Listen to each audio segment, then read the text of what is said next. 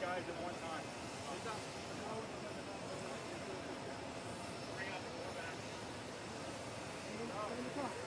סדר יעבור לנוח, מות נוח.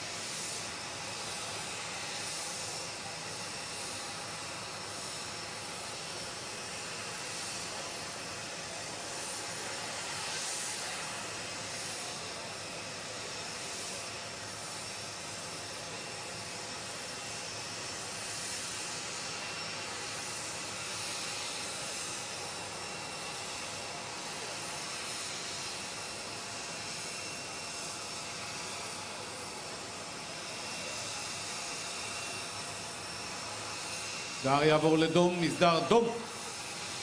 סדר יעבור לנוח, מות נוח.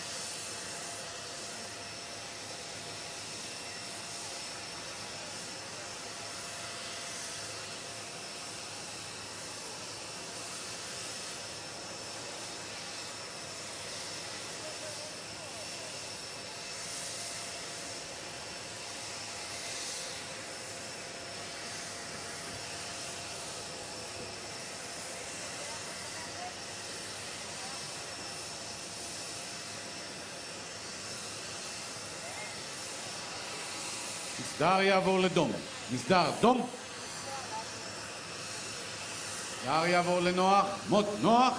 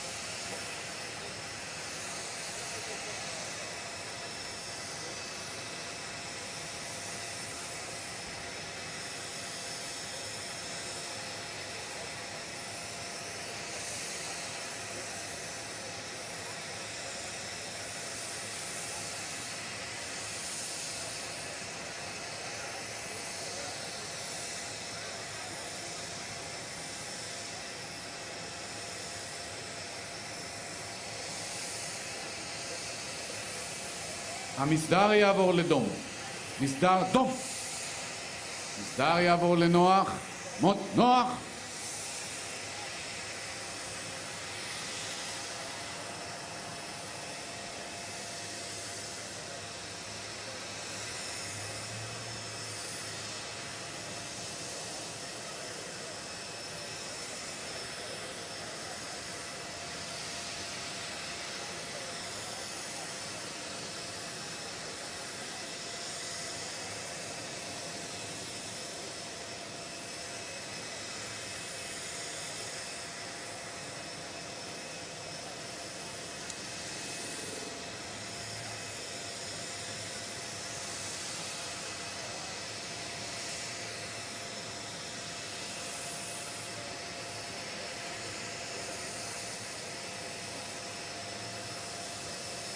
המסדר יעבור לדום. מסדר דום. המסדר חוצה. נה.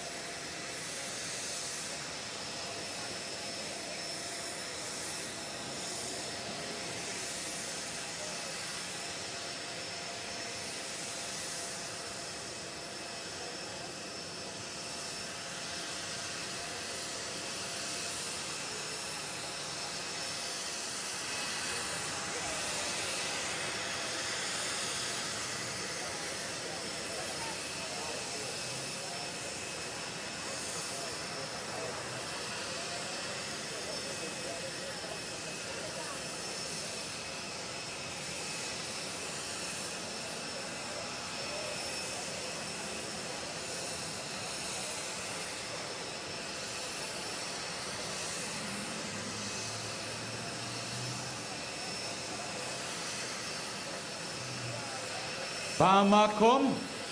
רוב.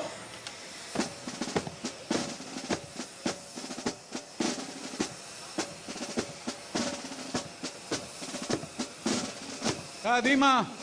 עד.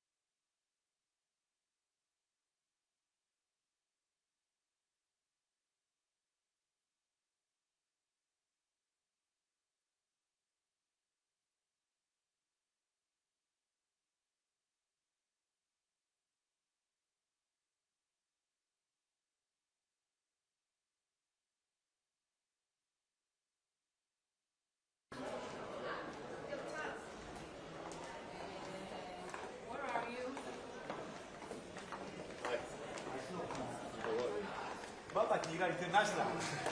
טוב, בזמנך אם אתה הולך לאוטו, כי אני...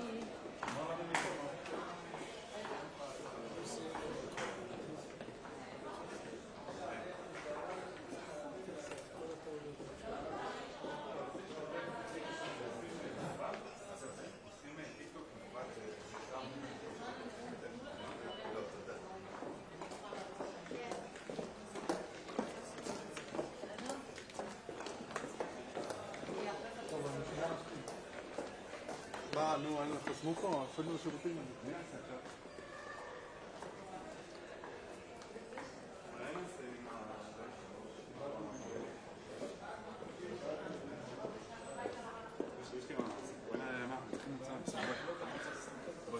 בואי, זה יהיה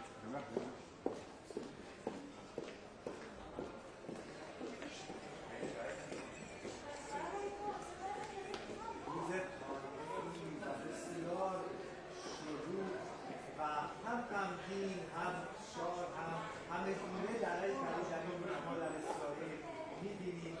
از سوی گروگان‌ها در حال آزاد شدن هستند. پس از 738 روز بیش از 2 سال که در خانه‌های حماسی‌زن این گروگان زنده در حال آزاد شدن هستند. همین ما با هم صحبت می‌کنیم. پس از اینکه 7 گروگان ساعت 8 صبح آزاد شدن، حدود 7-8 گروگان دیگر هم قرار است که همکنون آزاد بشن. صلیب صلح اونها را قرار است که همکنون تحویل بگیره. در کنار اون قرار است که پیکرهای گروهی از گروگان‌ها هم تحویل اسرائیل داده بشه که این هم مسئله بسیار غمگین هستش برای اسرائیل. زندانیان فلسطینی آزاد میشن امروز در مقابل این گروگان‌ها و از سوی دیگر جناب ترامپ هم به اسرائیل میاد و در پارلمان این کشور صحبت کنه و مثلا به شرم الشیخ میره تا در اجلاس بسیار بزرگی و مهمی که در اونجا هستش شرکت بکنه. اما اول از گروگان‌ها باید شروع بکنیم. میدان گروگان‌ها را ببینیم. از شب گذشته پر از جمعیتی هستش که شب را در این میدان گذراندن تا صبح شاهد آزادی گروگان‌ها باشند و بالاخره همونطور که گفتم 8 صبح 7 از گروگان‌ها آزاد شدن. بیش از این حماس از طریق تلفن‌هایی که خود حماس به اونها داده بود اجازه داد که با خانواده‌ها تماس بگیرن. پس از این 7 گروگان توسط صلیب صلح به ارتش اسرائیل سپرده شدند. ارتش اسرائیل را به پایگاهی در کنار مرز آورد و پس از این حمل‌ها همکنون از مرز پس از اینکه با خانواده‌ها دیدار کردند به سوی بیمارستان‌ها خواهند اومد و باید منتظر بود تا بقیه گروگان‌ها هم آزاد بشن و از دیگر این آتش بس که همچنان ادامه داشته باشه و مراحل قانونی اونها انجام بشه. این در حقیقت امید هم مردم اسرائیل و هم مردم غزه هستش. هر آتشی هست طرحی هستش که چند مرحله هستش. مرحله اول آزادی گروگان‌ها هستش. مرحله بعدی که شاید مهمترین مرحله باشه مرحله خلق سلاح حماس هستش و بازسازی غزه و حکومتی دیگر در غزه حاکم باشد. آنچه که در شرم الشیخ در رابطه با اون گفتگو بشه. اما آنچه که ما از چند روز گذشته و پس از آتش‌بس در غزه دیدیم این مسئله بسیار جور به نظر میاد. حماس خودش را برای کنترل موارد غزه آماده میکنه. دست به اعدام‌های علنی در میادین شهر غزه مخالفانش قبایلی که با اون مخالفت کردند با اونها درگیر شده، بسیاری از آنها را کشته و به گفته خودش نظم را به غزه باز گردونده و می‌بینیم که سربازان حماس که بدون اونیفرم در مقابل اسرائیل می‌جنگیدند اکنون پس از جنگ اونیفرم خودشون لباس سربازی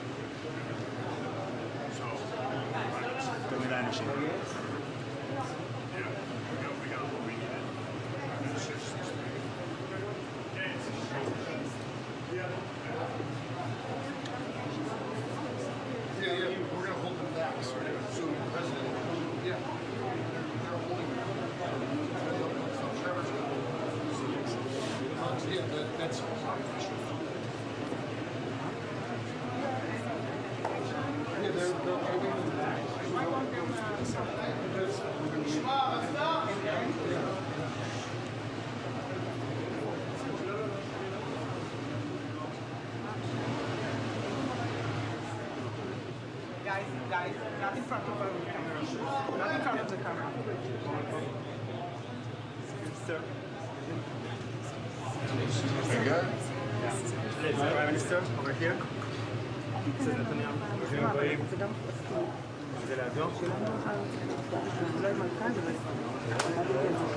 רגע, זה לא טוב. אפשר חצי צעד אחורה?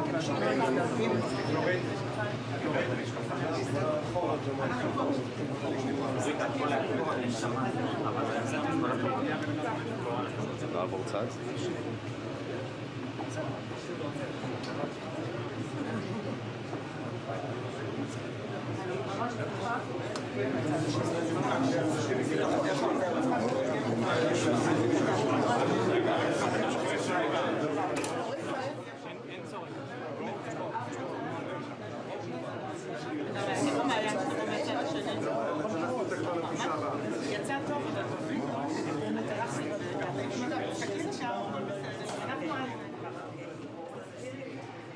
אמרתי, לא עם הגב.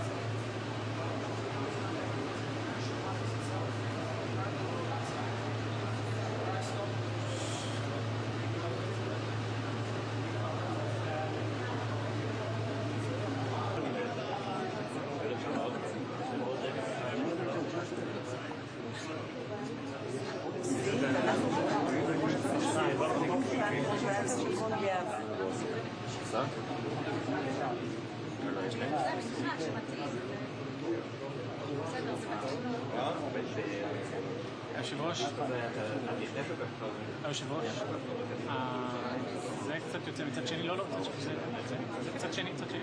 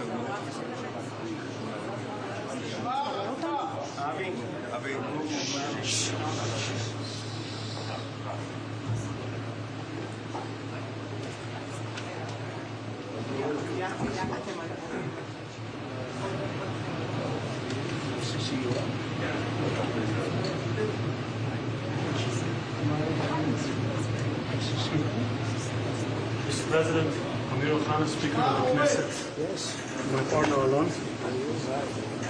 Welcome to Jerusalem. Welcome to the Knesset. We've been longing for this day. Great honor. Thank you. It's our honor. Pleasure. Thank you very much.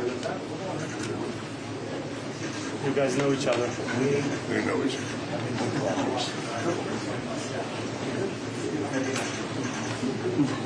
Good. Yes, please. This way, Mr. President.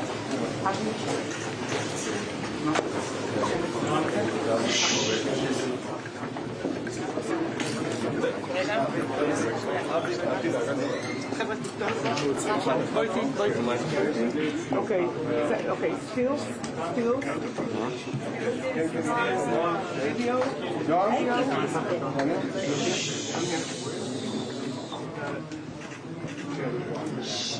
Let's start with one here. Let's look here first. Now this one. Then here. This one, Avi. And please here. Let's try again.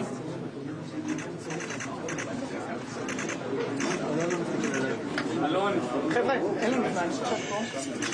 Now here, please, to Avi, everyone. And White House photographer, please. Daniel?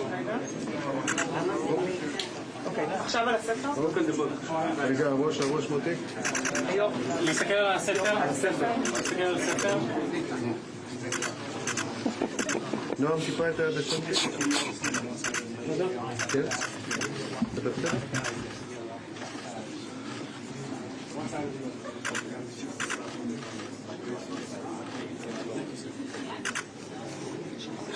היד. Amen to that. We'll be here. Danny, okay? I'm perfect. You want to lift it? I'm good. You're going to show it around? Yes, sir.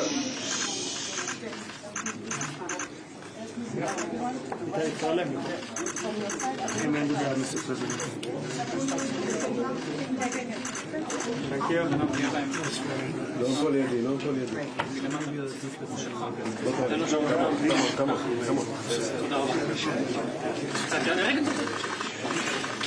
אתה מלחיץ פה את כולם. אל תתערב. Thank you very much.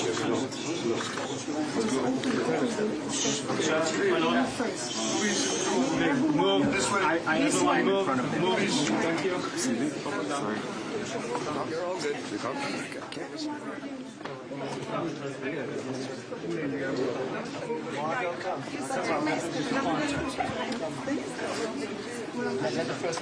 Daniel, White House Council.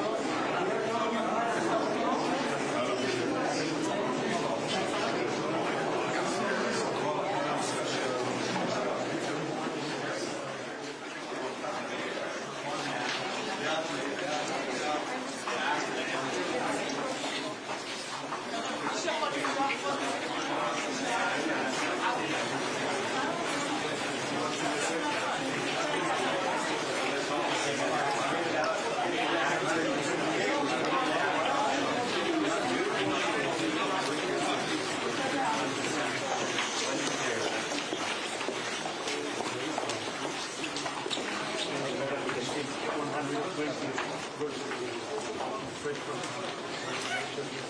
him. You did? Yes, once.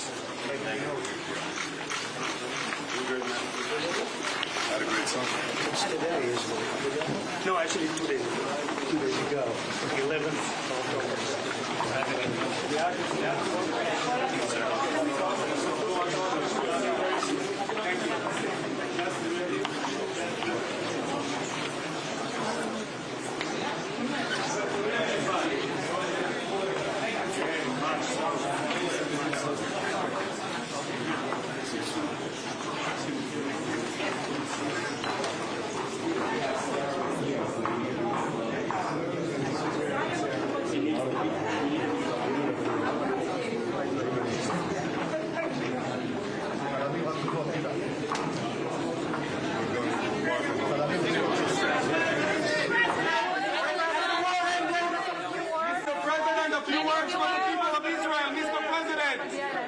Mr. President, will Israel be able to renew the war if Hamas isn't disarmed?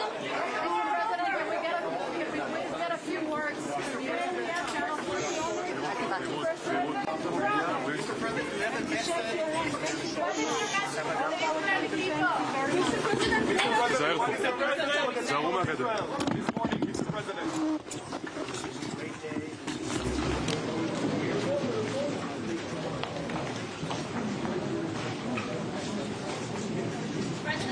What would happen if Hamas does not comply with the...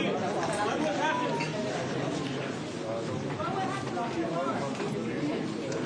What would happen if Hamas does not comply with your plan, with this army?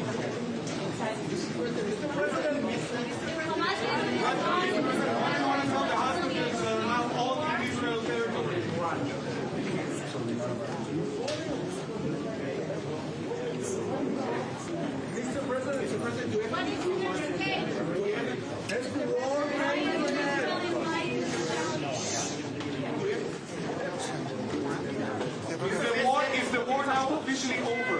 Yes. Do you have any message, Mr. Will Israel not be able to renew the war if Hamas isn't disarmed? Thank you.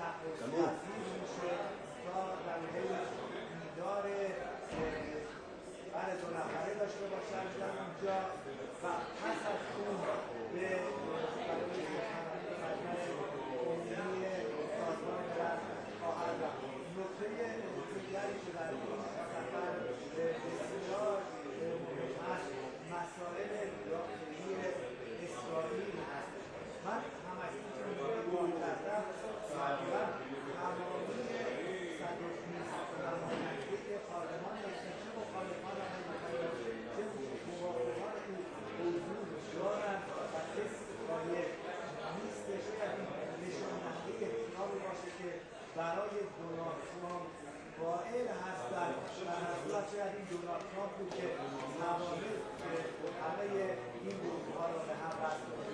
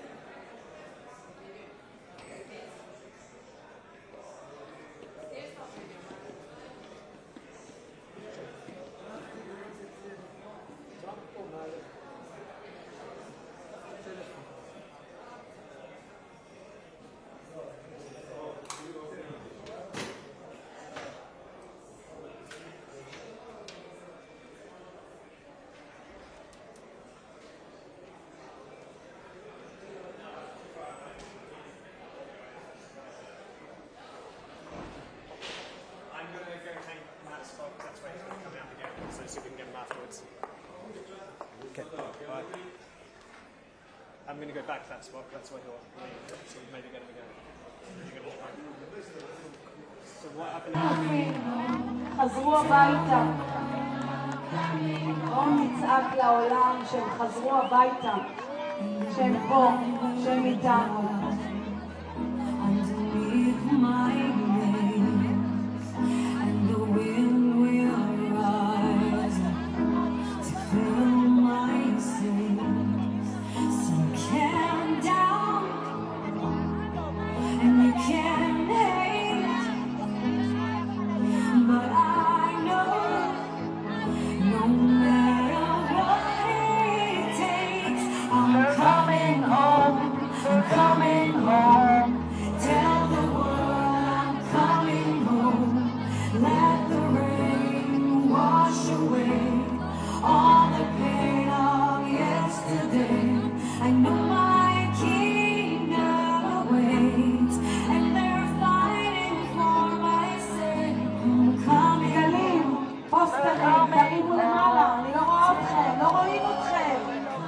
בכל הערוצים מראים את הכיכר הזה, אפילו באל-ג'זירה.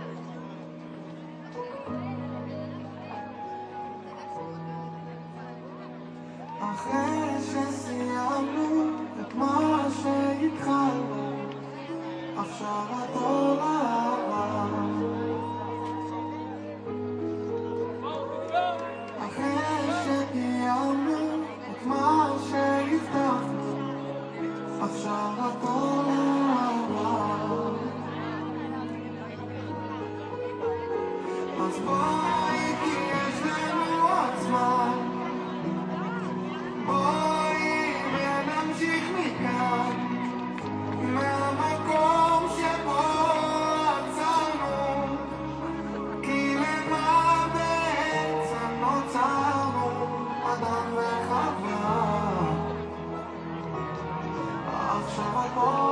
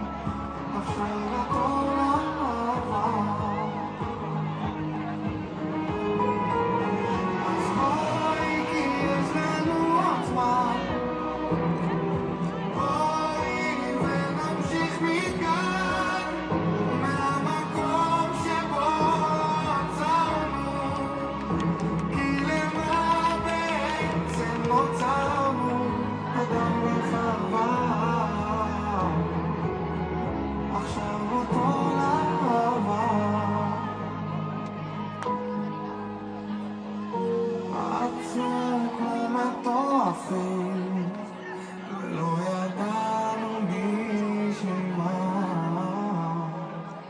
לב שבור מסתכים ודוקר על הנשמה עכשיו אנחנו עייפים וחזים במה שבא את ראשך הניחי על כתפי עכשיו הכל עבר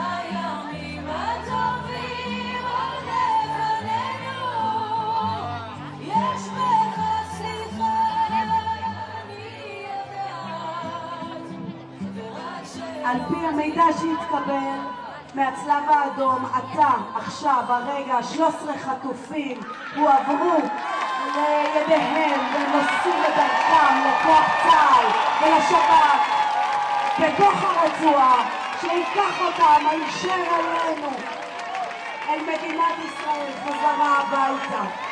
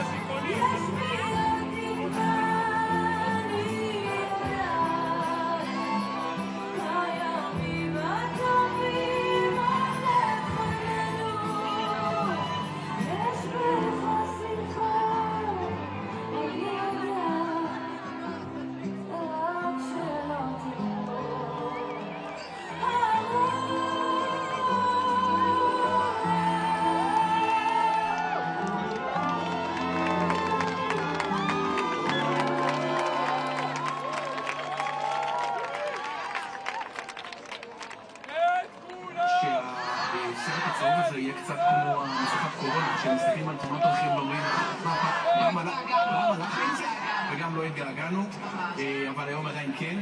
פורום גבורה, נציגיו עומדים...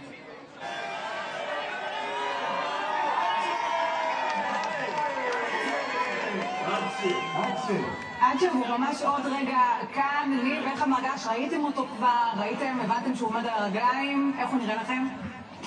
הוא נראה הרבה יותר טוב ממה שחשבנו, אבל מה זה יותר טוב ממה שחשבנו? הוא בן אדם מאוד חזק, הוא תמיד היה לו את הסנטר המרכזי הזה שהוא היה בליבו... תגיד, תעזור לו, אתם בהתרגשות מאוד גדולה. אמרתי, עובד שייסרים. אם הוא לא היה ככה זה לא היה שווה כלום. אבל כן, אנחנו מאוד מאוד מתרגשים, רוצים כבר לשמוע שהם באמת כבר אצל צה"ל ושהם לא אצל הצלב האדום כבר, ורוצים לראות אותו כבר בבית ולא בתמונות, נמאס לנו לראות אותו בתמונות. ואיך הוא נראה בכל זאת בסרטון מעכשיו? הוא נראה טוב, הוא יהיה בסדר. מחכים כבר לדבר איתו? מאוד מחכים. אנחנו נגיע לזה בקרוב. לי בפעם האחרונה שראית אותו פנים מול פנים, זה היה במסיבה, בנובה, אתה הצלחת לברוח והוא נחטף. נכון, את צודקת, זה היה הפעם האחרונה שבאמת ראיתי אותו. היה לקראת אפילו 6:30 בבוקר שהתכנסנו כולם בקנטה קוראים לזה, במקום ישיבה שאיפה שישבנו, ושם החלטנו בעצם שצריכים להתקפל, ואחר כך גיליתי, כמו שאנחנו תמיד מדברים על הסנטר המרכזי שלו, אז הוא בן אדם מאוד מאוד רגוע, אז מה שהוא עשה, הוא ישב גלגל לעצמו סיגריה, הישן אחר כך, ועוד מעט אולי תגלגלו ביחד סיגריה, תפגשו אותו, הסיגריה הבאה, אז אנחנו ממשיכים פה לחגוג איתם, ממתינים לשבוע ומחזירים אליכם את השידור. תודה רבה, אנחנו רוצים לעדכן אתכם שהביקור הזה של טראמפ הוא... נזיר.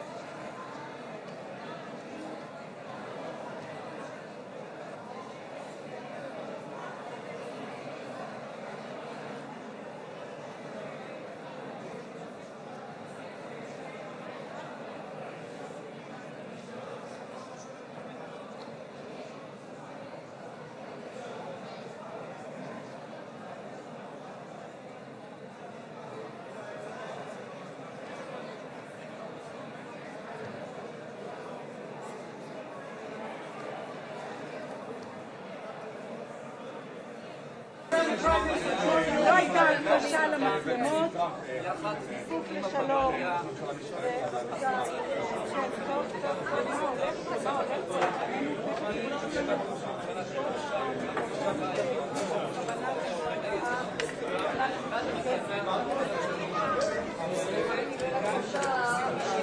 לא, רבותיי, הייתה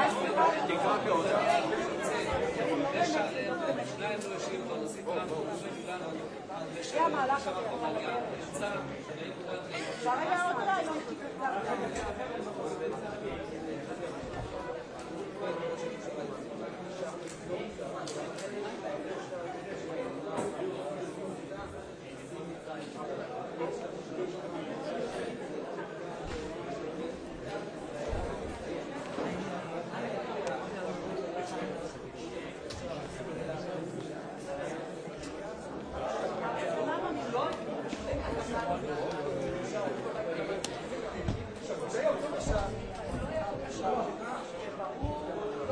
הנה יופי של עבודה, יופי של עבודה. דדי, גם אתה. ולא חלילה תרגיש...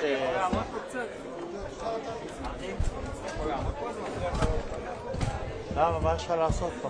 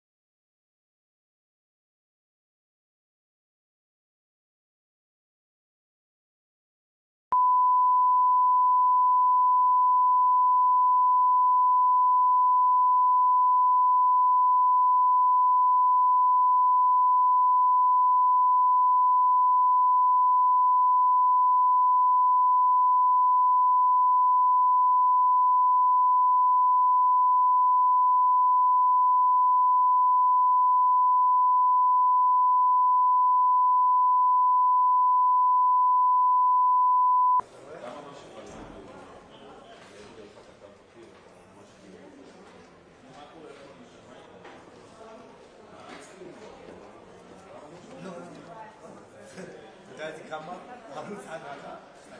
לא,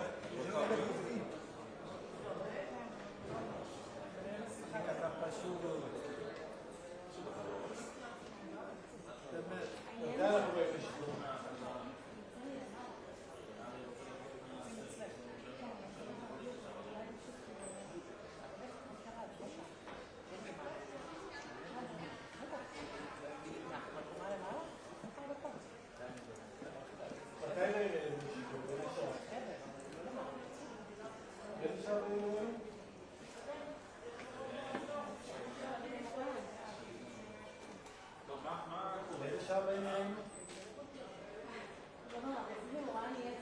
בסדר, שקיבל שעה, אז אני אגיד לו שיש בשעה כזו ותקופה, אז אני צריך...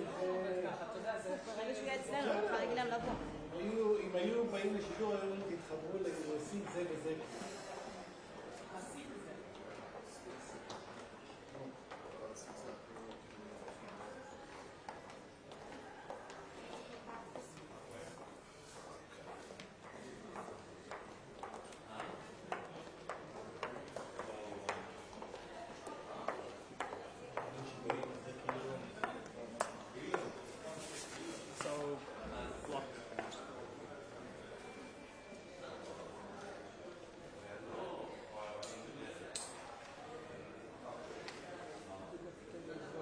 No, the cafeteria is blocked, but then when you go up, you can't go back to the... You can only go to the exit that's there.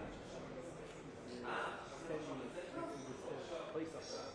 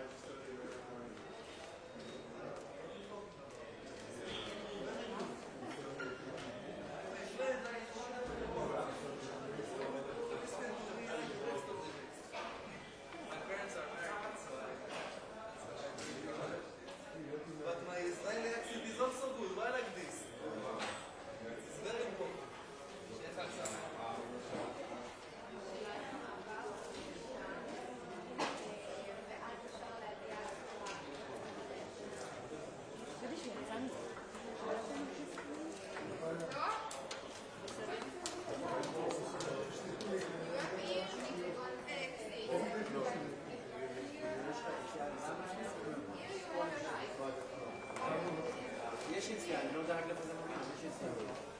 אבל נראה לי שרוצים לצאת מה... עשרת את הכל הזה שם או שהסתירו לך? כן,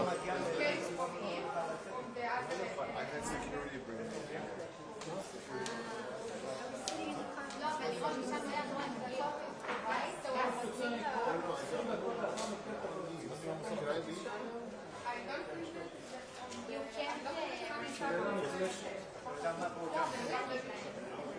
נכנסת את ההוא לזה או לא? משהו פה, לא יודע.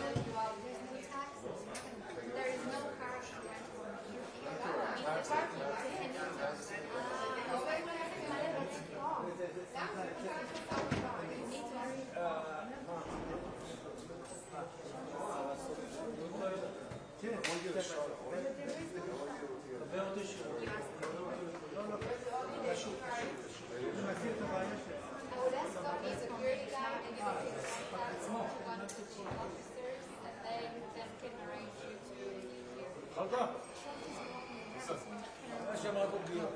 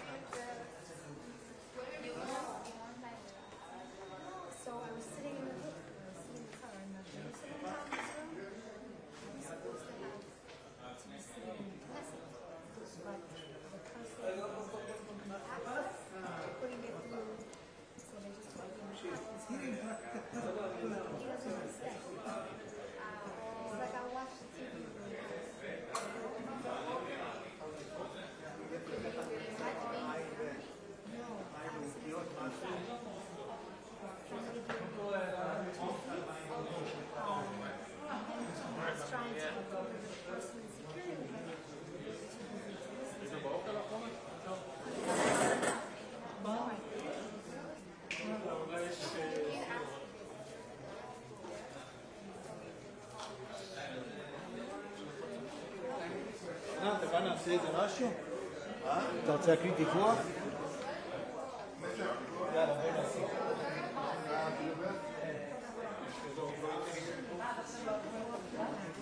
גם לא יעברו.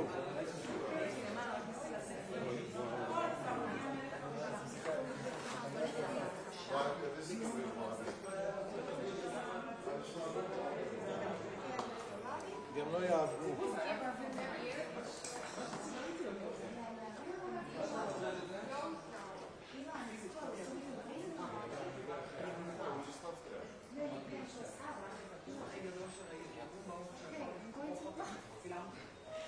שאני... לא.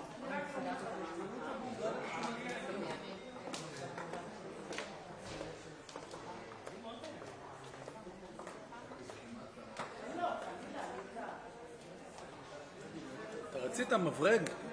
תראה מה מצאתי שם על הרצפה. איזה מברג.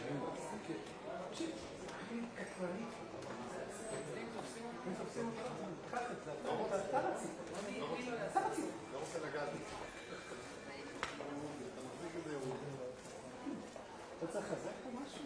לא. לא? זה תיגע. הם הציעו מצלמה דרך אגב, חדשה, שכחתי את הסרט, נדמה לי 200 או 300. זה כמו, בצורה שכמו המצלמות האלה, כן? זה כמו שלי. קטנה יותר, חשבתי את זה.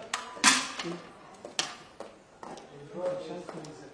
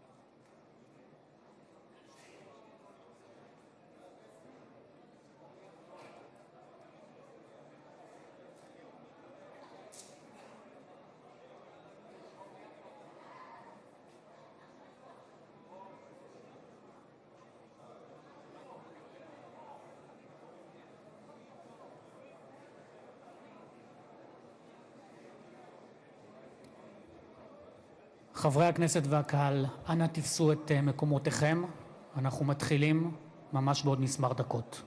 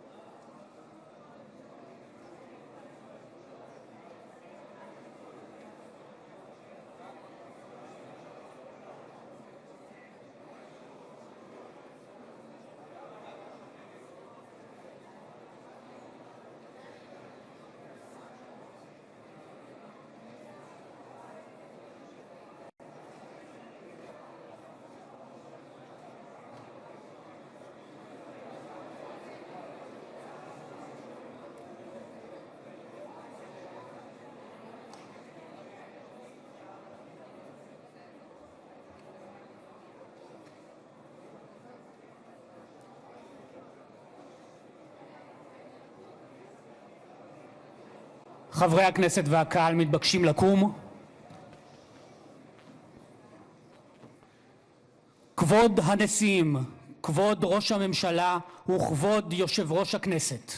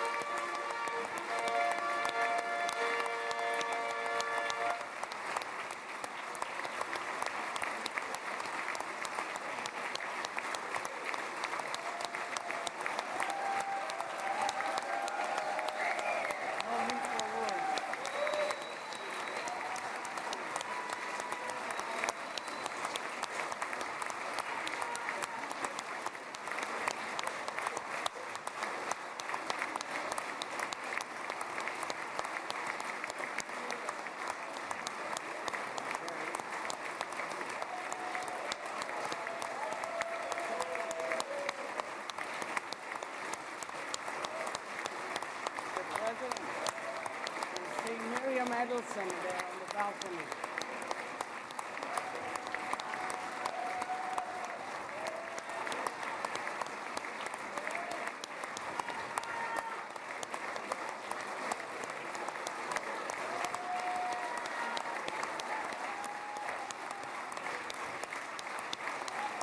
See how much they love you.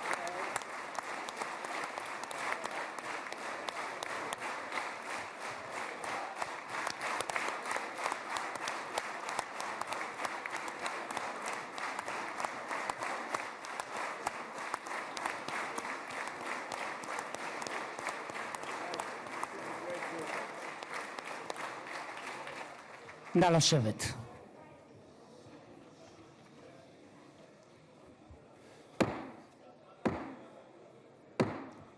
חברות וחברי הכנסת, היום יום שני, כ"א בתשרי התשפ"ו, 13 באוקטובר 2025, ואני מתכבד לפתוח את הישיבה המיוחדת של הכנסת לכבוד נשיא ארצות הברית של אמריקה, מר דונלד ג'יי טראמפ.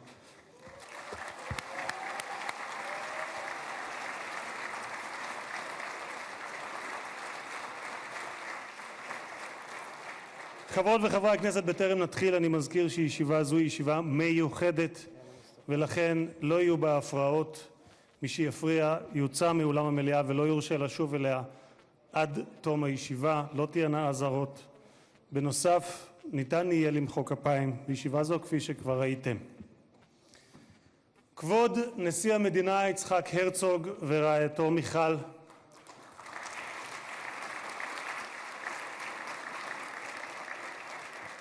כבוד ראש הממשלה בנימין נתניהו ורעייתו שרה,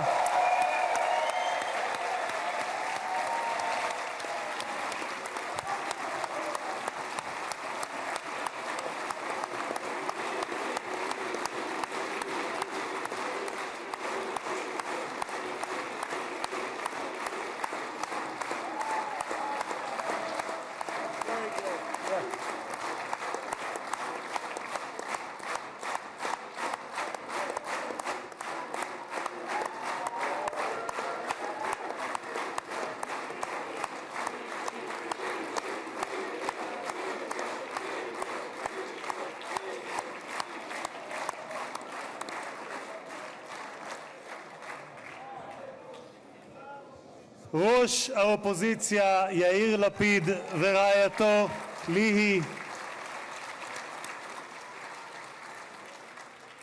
שרים וחברי הכנסת, special recognition to Minister Ron Dermer, who led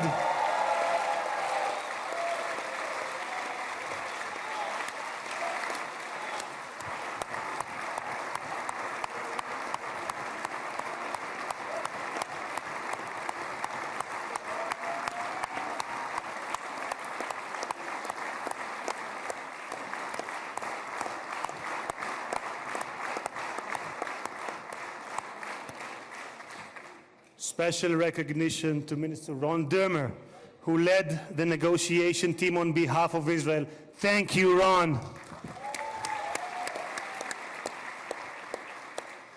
Secretary of State Marco Rubio.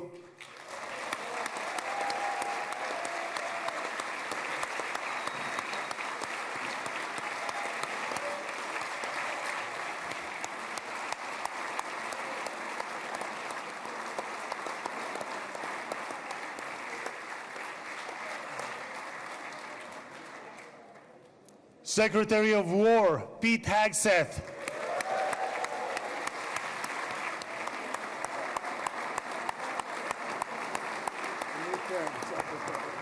Secretary of War, I like it. I love it. Chairman of the Joint Chiefs of Staff, General Dan Kane.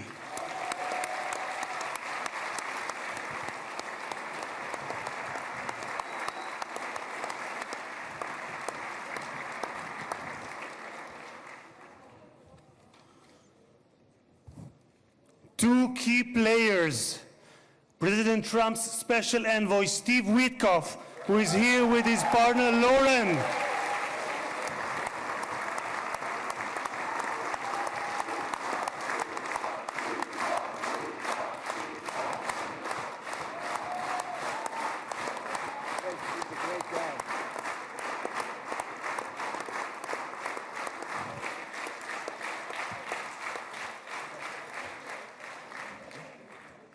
And Jared Kushner, who is here with his wife, Ivanka.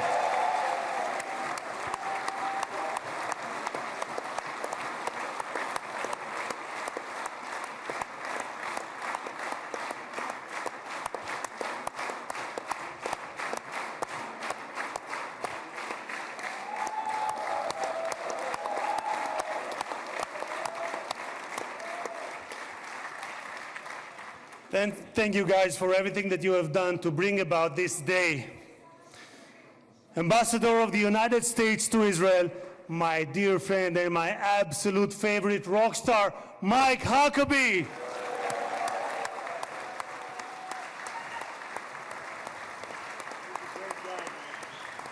we have Janet? I don't see Janet. No, Janet's not in. Janet's not here. Okay. Okay. שגריר ישראל בארצות הברית, יחיאל לייטר.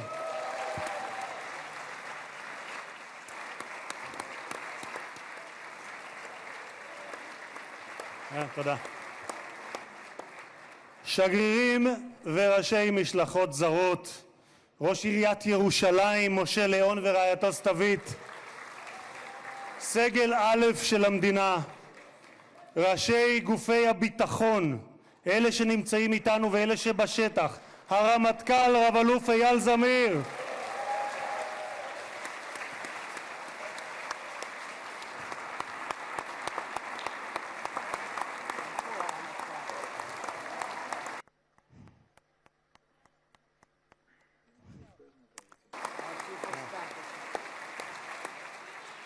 המפכ"ל רב ניצב דניאל לוי,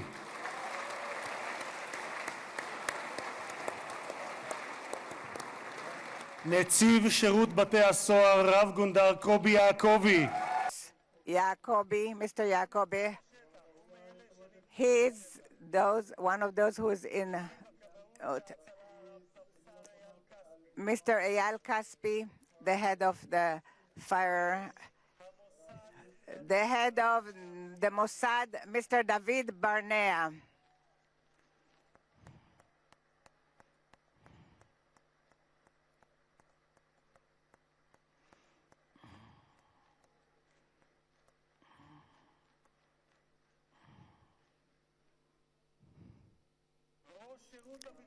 The head of the General Zini, the head of the General Security.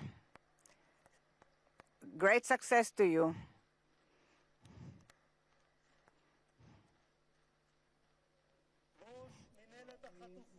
The head, Mr. Gal Hirsch, the head of the headquarters for the abductees.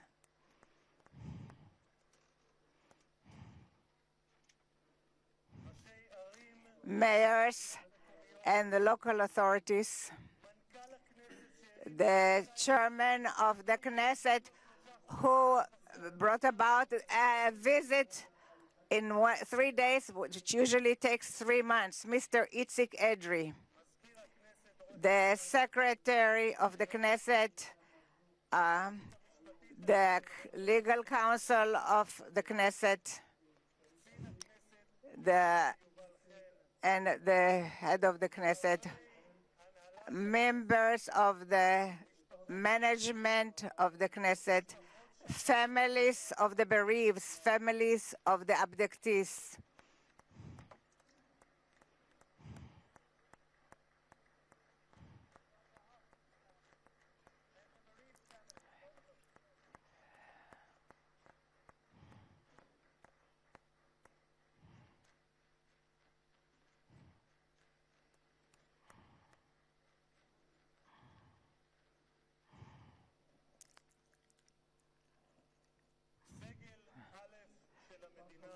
The head great honoraries, and I am exempt the others from mentioning them, dear and the citizens of Israel. I had the special honor to bless together with you the best friend of that Israel ever had in the White House.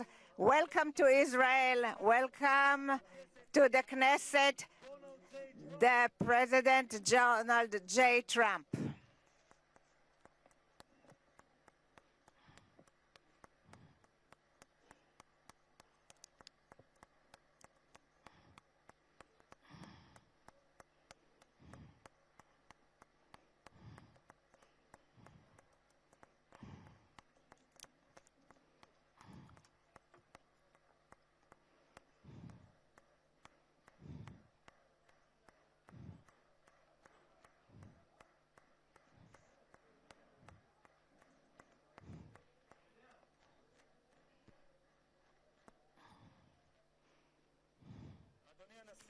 Mr. President, I would like to thank you that you granted the Knesset the honor that it is the first parliament that you are visiting in your present term.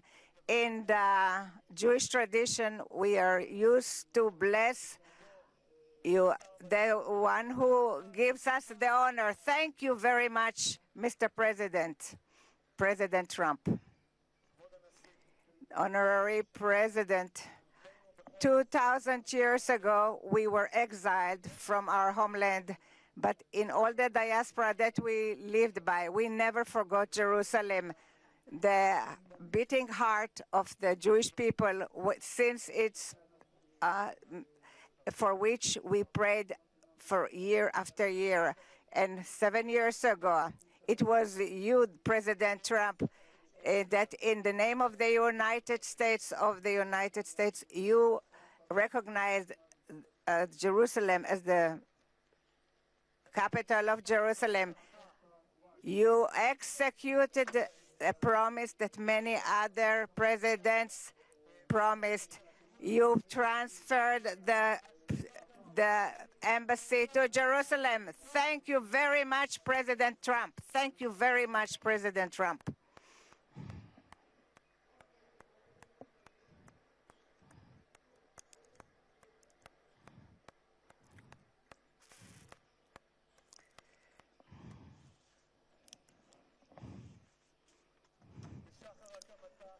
In the dawn of its establishment, Israel was forced to fight, but it always extended its hand to peace.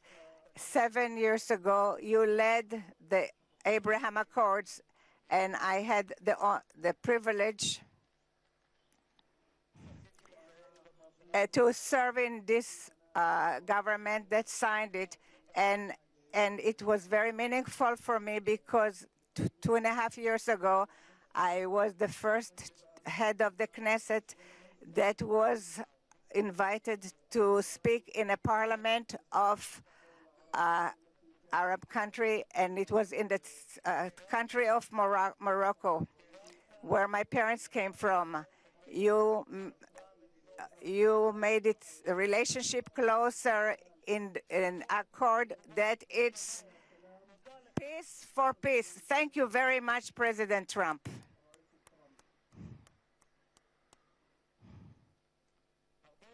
Many years before your first term, already in 2011, you identified this danger of nuclear Iran. Our nation's national security interests. We can't allow Iran to go nuclear. איום על ארצות הברית משמעו איום על העולם החופשי כולו. העקבית ששמה את Your continued that you put America first, but not alone, but not America alone. You brought with you to the White House in your 2 terms 4 months ago, after Prime Minister started Rising Lion, you started the Midnight Hammer, which was a very brave action that there was nothing like it until you arrived at the White House. Thus, Mr. President, you prevented a nuclear holocaust that Iran wanted to bring about to the world. A country in its parliament, its elected officials cry death to America and death to Israel. And today we can say to the Ayatollahs, rule in Iran will not have nuclear power. Thank you, President Trump.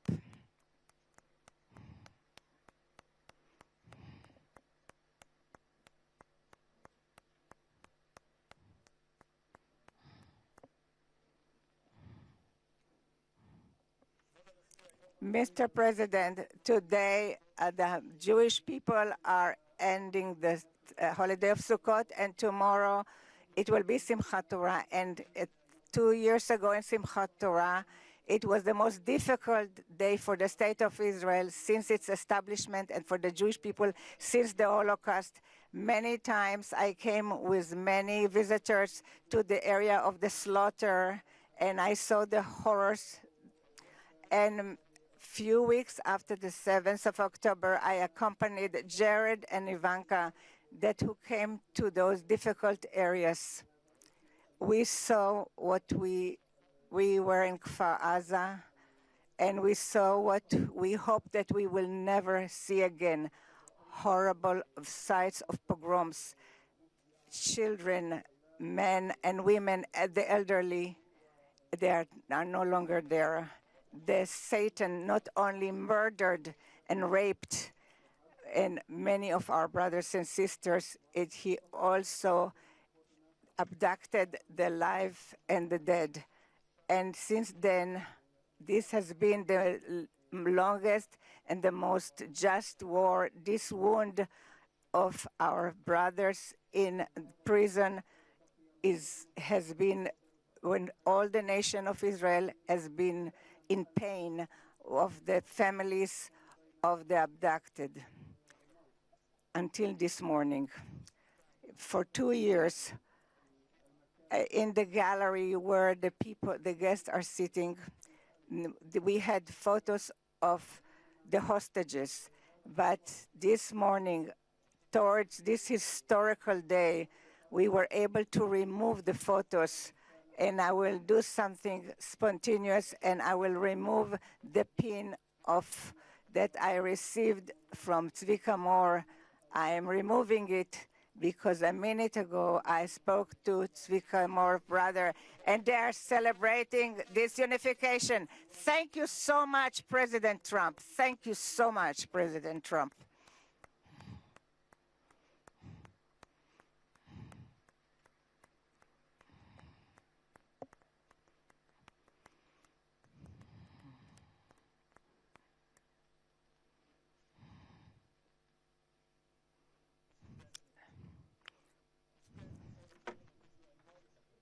Other American president, but as a giant of Jewish history, one for whom we must look back 2.5 millennia into the mists of time to find a parallel, Cyrus the Great.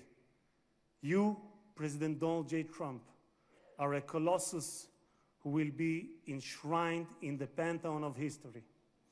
Thousands of years from now, Mr. President, the Jewish people will remember you. We are a nation that remembers.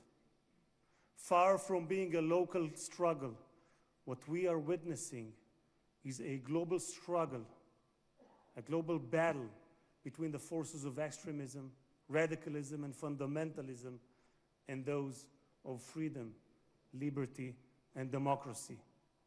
What the world needs now is not appeasers who feed the crocodile in the hope that they will be eaten last, like the kind we have seen recently at the UN General Assembly. And by the way, President Trump, your team has checked the teleprompter. It is working beautifully. What the world needs now are more leaders who are brave, resolute, strong, and bold. The world needs more Trumps.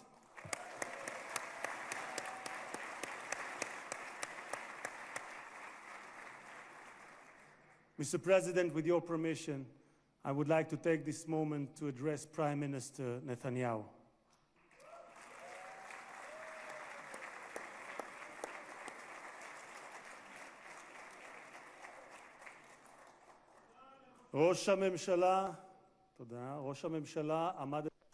Mr. Prime Minister,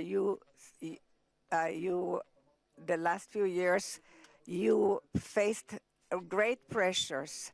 Steve Witkoff, the special envoy that fought along with you to return the hostages, said about you, the most difficult work was that of the Prime Minister. It was the Prime Minister who had to take hard decisions, how much we have to be hard towards Hamas and when we have to be more moderate.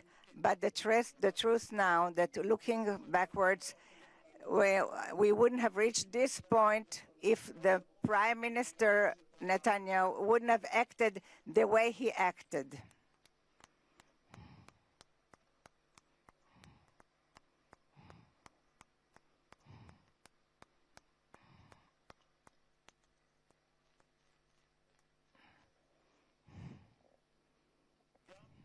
Also, my President Trump believes that the Prime Minister Netanyahu made hard decisions, and there were people who would have been less brave who wouldn't have made these decisions. We are here today because the Hamas did not have an alternative. So says Witkoff. The pressure was great, and therefore we progressed immensely, and this is what brought about this agreement. This is what the envoy Witkoff has stated.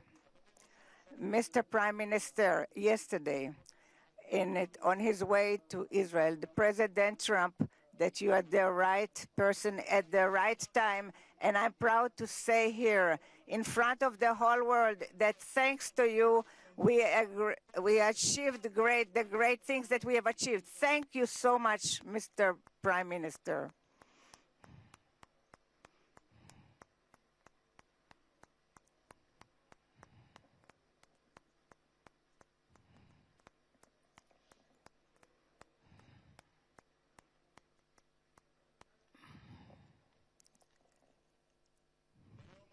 This day, today, and we will thank from the depths of our heart to the brave soldiers of the IDF, of the Israeli Defense Forces,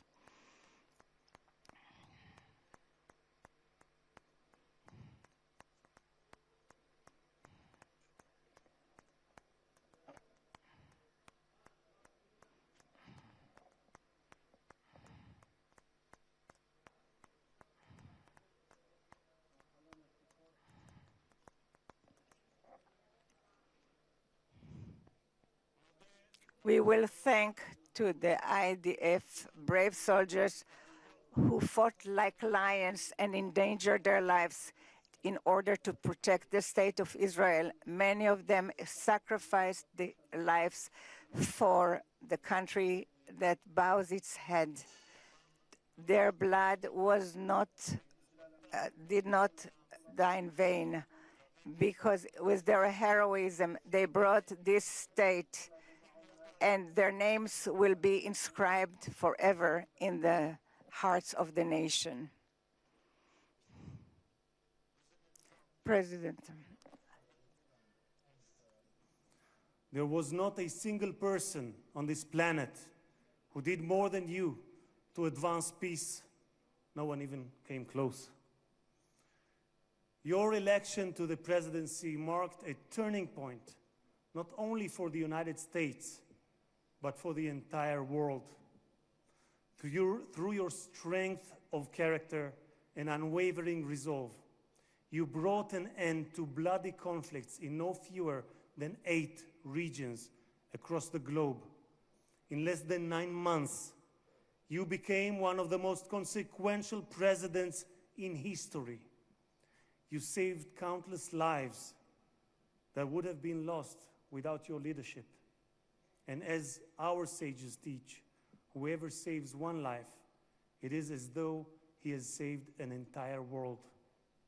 You have proven that true peace is achieved through strength, and that only those who are prepared to use force in the present can prevent the need to use it in the future. Mr.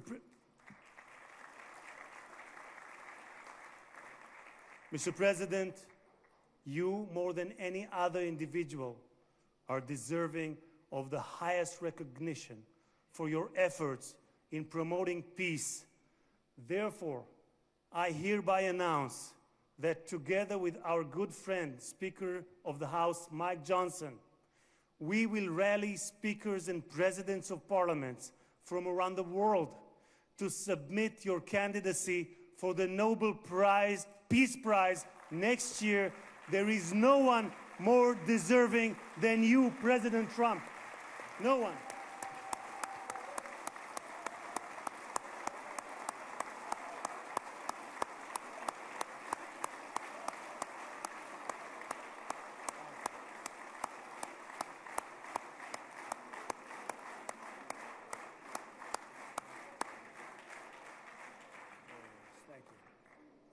אדוני הנשיא, אנחנו ניצבים בפני ההיסטוריה ברגע... Mr. President, we are confronting history. It is a very exciting day for the citizens of Israel, a day that we all wished for. In the Jeremiah, it says that from when we hear your cry, there will be a wage for your and they will return from the country of the enemies, and the sons returned to their borders, to their land. The book of Jeremiah. I want to wish all the hostages how happy we are and how good it is that you're back home. The President Trump, who will give us that the God Almighty will bless you, your family, your country, and all those who are dear to you, and will make America. And may God bless the state of Israel. תודה רבה וחג שמח.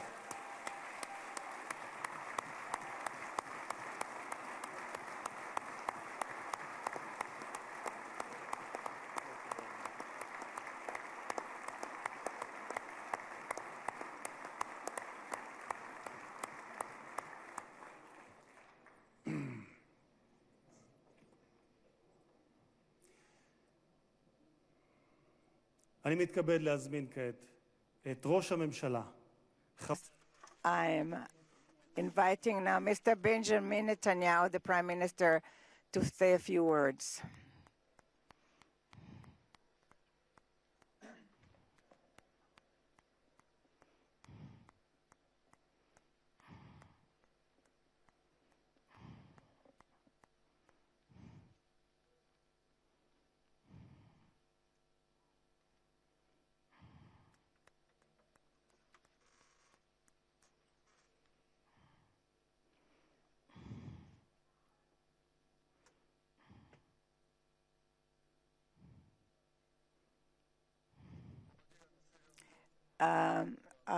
President Herzog and his wife Michal, and the great honorary guests, and headed by our great friend, the President of the United States, President Donald J. Trump.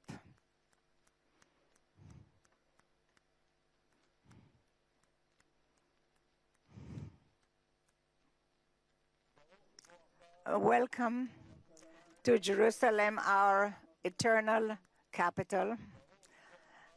Welcome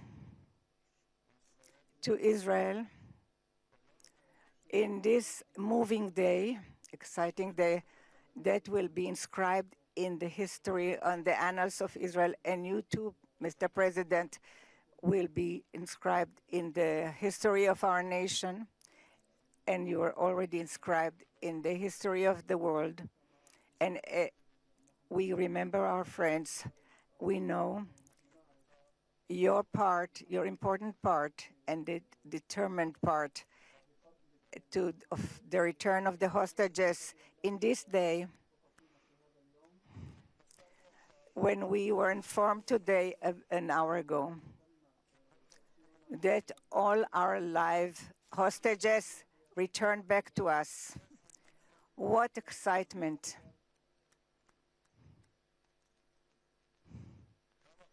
How long we've waited for this moment, and we have committed to return everyone. And I want to thank you personally and on behalf of the whole nation.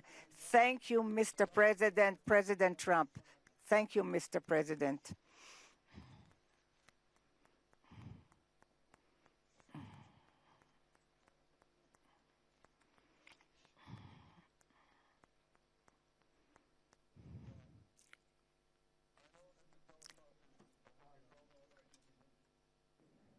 But I'm not sure about the translation. So I'll say words in English. President Trump, the Knesset welcomes you and your distinguished delegation to Jerusalem, our eternal capital. This is your first visit to Israel since you recognize Jerusalem as our capital and moved the embassy here. Thank you, President Trump, for that.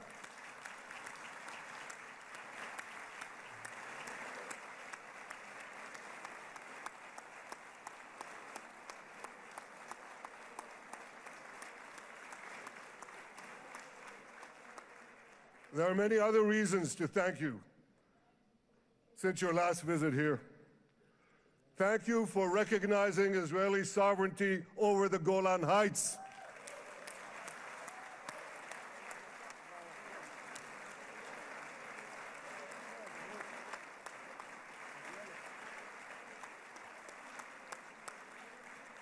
Thank you for standing up to the lies against Israel in the United Nations.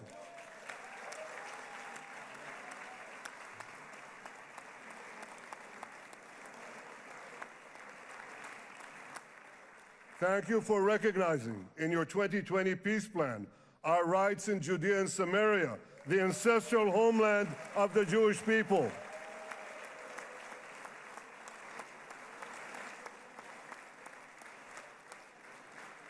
Thank you for brokering the historic Abraham Accords. Abraham, Eskemei Avraham.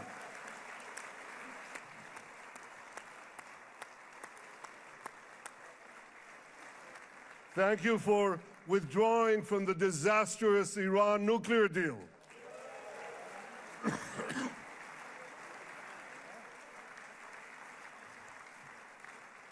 Thank you for supporting Operation Rising Lion and for your bold decision to launch Operation Midnight Hammer. Boy, is that, you got to hear this.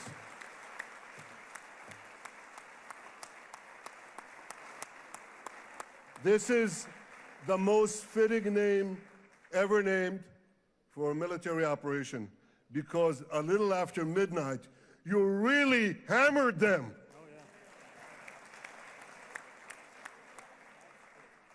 My friends, this is only a partial list.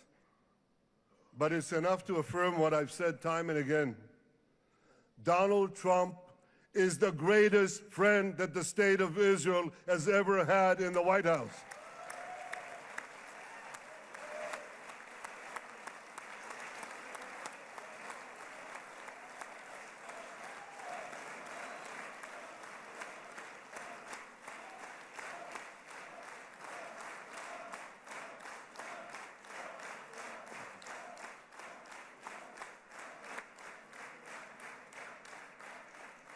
No American president has ever done more for Israel. And as I said in Washington, it ain't even close. It's really not a match. Mr. President, today we welcome you here to thank you for your pivotal leadership in putting forward a proposal that got the backing of almost the entire world. A proposal that brings all our hostages home.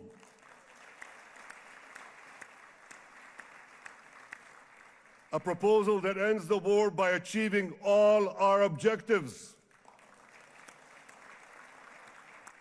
A proposal that opens the door to an historic expansion of peace in our region and beyond our region. Mr. President, you are committed to this peace. I am committed to this peace. And together, Mr. President, we will achieve this peace. We've done it before. We've done it before in the Abraham Accords, and we'll do it again. Mr. President, today the Jewish calendar marks the end of 2 years of war. That war began on October 7th, on the Jewish festival of Simchat Torah. You always tell me, and you tell the world, remember October 7th. Mr. President, we remember.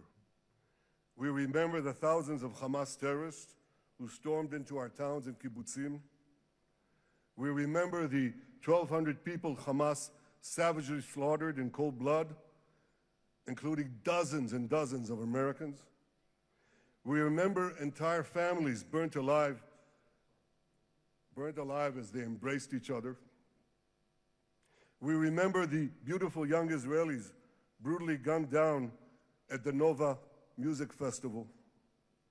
We remember the hundreds of our citizens who were dragged into the dungeons of Gaza, including 12 Americans, men and women, young and old, babies, and elderly Holocaust survivors. My friends, Mr. President, Donald, these monsters take babies as hostages. In response to this barbaric attack on October 7th, Israel did what it had to do. With indomitable courage, we set out to defend our people, to defeat our enemies, and to release our hostages. Our heroic soldiers fought like lions. They fought on the front lines of civilization and barbarism. Israel achieved amazing victories over Hamas and the entire Iran terror axis. Sinwar, Dev, Hania, Nasrallah, Assad, they're all gone.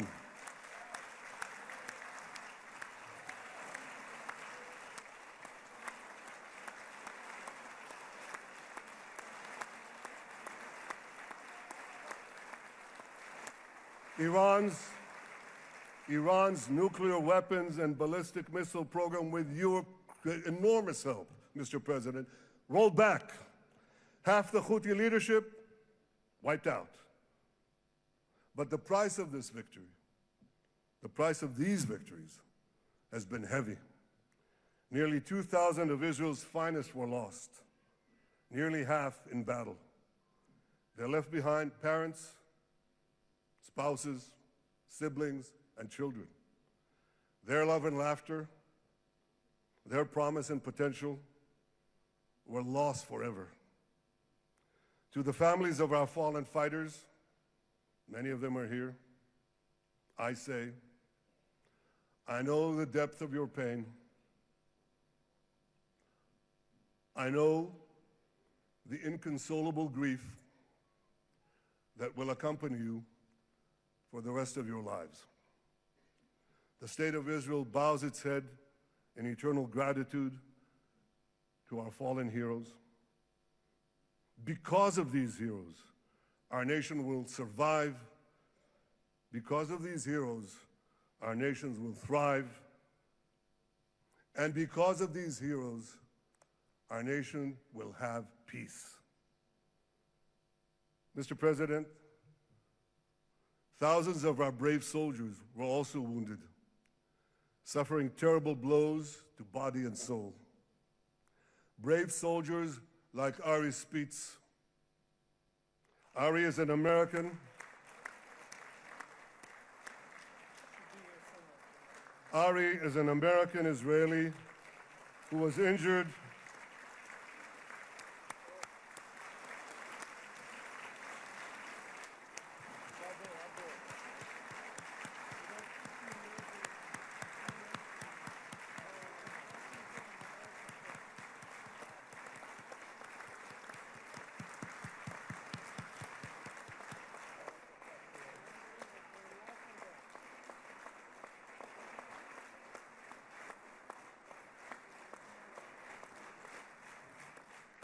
Ari is an American Israeli who was injured in Gaza while searching for Hamas terrorists and weapons. 2 of Ari's comrades were killed in this action, and 10 were injured. Ari was presumed dead, but made a miraculous recovery despite losing 3 limbs. Ari, stand up for a minute alone. Stand up. There you go. There. Ari, you are the spirit of Joshua. You are the spirit of David. You are the spirit of the Maccabees. You are the spirit of Israel. I salute you. We all salute you.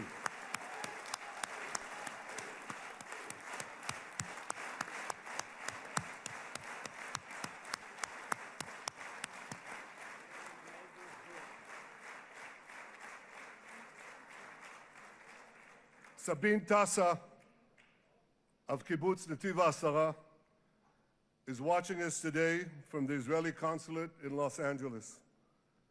Sabine lost her husband and her oldest son on October 7th. She is the mother of 3 other boys. 2 of them, Koren and Shai, witnessed their father jump on a Hamas grenade to save his 2 sons. We all saw the film of those 2 boys crying out in pain, "Father is dead. Why? Why did God save me?" Mr. President, my friend Donald, I've seen some very tough things in my life. But I couldn't bring myself to watch those boys suffering again. So I didn't see this film except once. Yet Sabine, their mother, has had the strength and fortitude to show this film across the world. And my wife Sarah and I asked her, "Sabine, how do you do it? Why do you do it?" And she answered, "I do it to show the entire world the monsters Israel is fighting and the justice of our cause." This is what she's doing once again in Los Angeles. Sabine, you can hear me now, so I want to tell you on behalf of all of us, you embody the spirit of our biblical heroines, Deborah, Ruth, and Esther. You too are the spirit of Israel, and we all salute you.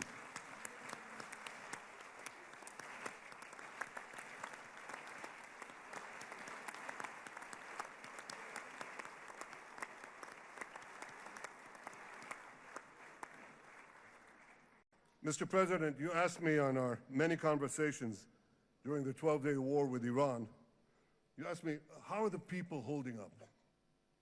And I said to you, our people are strong. Israelis are a nation of lions with unlimited resolve to defend our country and secure our future. The people give strength to our soldiers, and the people give strength to me and to my colleagues. The Jewish people have risen from the ashes time and again, but when we formed the State of Israel and the Army of Israel, we pledged never again would be defenseless against our enemies.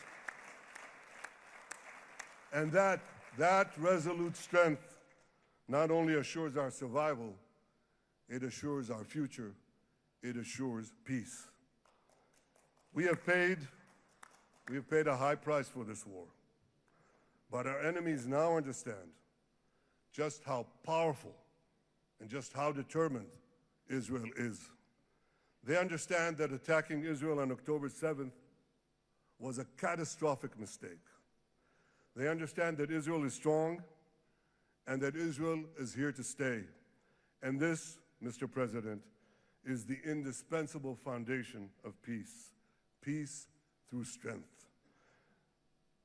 Ladies and gentlemen, this is a momentous day, a day of great joy as the remaining hostages come home. My wife Sarah and I have met with the hostage families many times. There were no words to describe their agony, only tears of bottomless sorrow and unimaginable pain. At the beginning of the war, I promised to bring all the hostages home. Today, with the indispensable help, the determined and focused help, the unremitting help of President Trump and his team, and with the incredible sacrifice and courage of the soldiers of Israel, we are fulfilling that promise.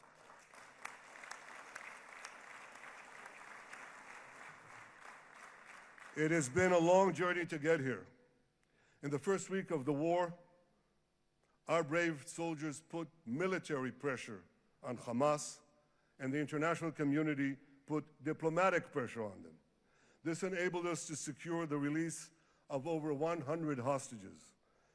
In heroic rescue attempts behind enemy lines, Israel's special forces rescued 8 live hostages and brought back the remains of dozens more.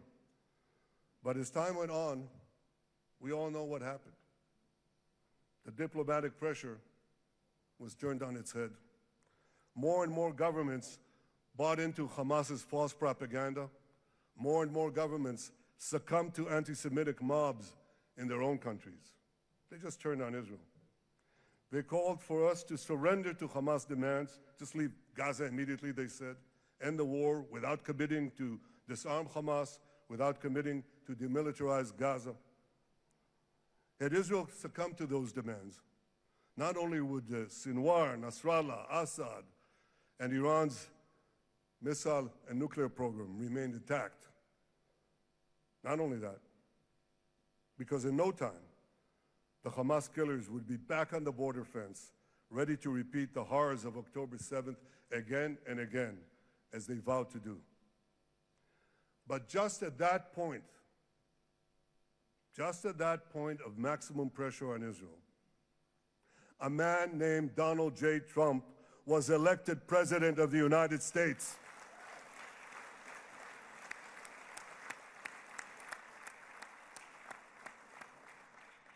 And ladies and gentlemen, overnight, everything changed. Everything. We felt it right here. Mr. President, thanks to your unequivocal backing of Israel, we secured a second hostage deal within weeks of your election. And in the months that followed, we worked closely together to forge a path to bring the remaining hostages home and end the war. End the war in a way that ensures the disarming of Hamas, the demilitarization of Gaza, and that Gaza would never again pose a threat to Israel. 2 months ago, you fully backed my decision to send the IDF into the last Hamas stronghold in Gaza City. You shared my view that this military pressure would help free the hostages. And despite all the criticism, all the naysayers, we were right. Hamas caved in. And 2 weeks ago, you succeeded in doing something miraculous. You succeeded in doing something that no one believed was possible. You brought most of the Arab world, you brought most of the world behind your proposal to free the hostages and end the war. I want to thank Steve Witkoff, Jared Kushner, and Ron Dermer for their great contribution to this effort.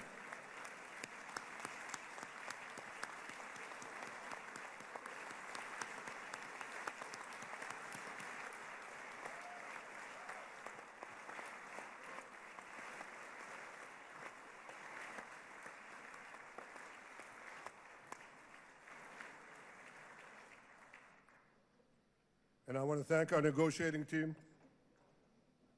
I believe that the close cooperation between the two of us, between our two nations, combining Israel's military pressure and President Trump's unmatched global leadership. I have to tell you, I've seen a lot of American presidents.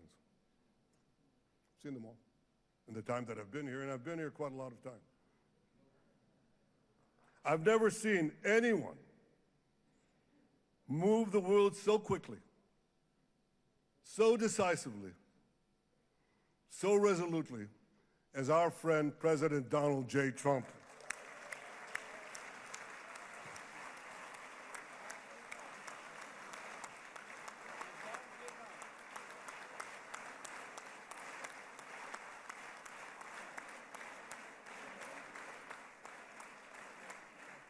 With our military pressure and President Trump's global leadership, we achieved this historic moment. It's a moment of indescribable joy as our nation embraces our sons who are coming home. Mr. President, this week, Jews around the world are going to read the book of Ecclesiastes, Kohelet, in the Bible. The Bible has many miraculous moments. One of them was your decision to bomb Fordo. I think it was a pivot of history because it wasn't meant only to bomb Fordo. That action and your previous action of taking out Qasem Soleimani, the architect of death, I think that changed the balance of power in the world. You brought America back again to the driver's seat.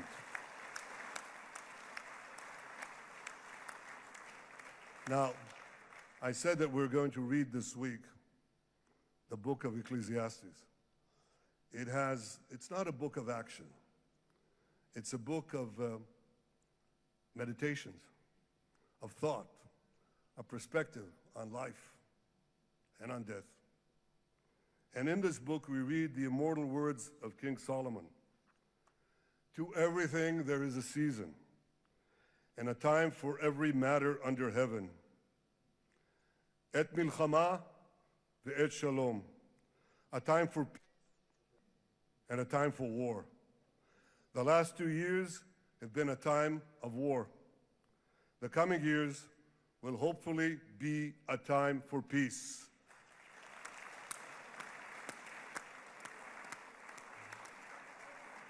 Peace inside Israel and peace outside Israel.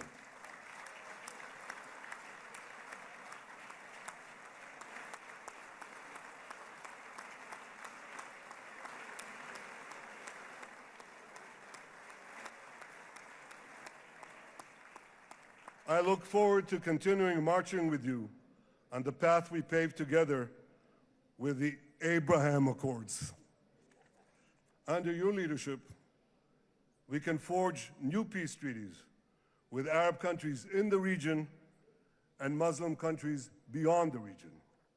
Abraham's children will work together to build a better future, a future that will unite civilization against barbarism, light against darkness, and hope against despair. And my friends, I believe that with President Trump's leadership, this will happen a lot faster than people think.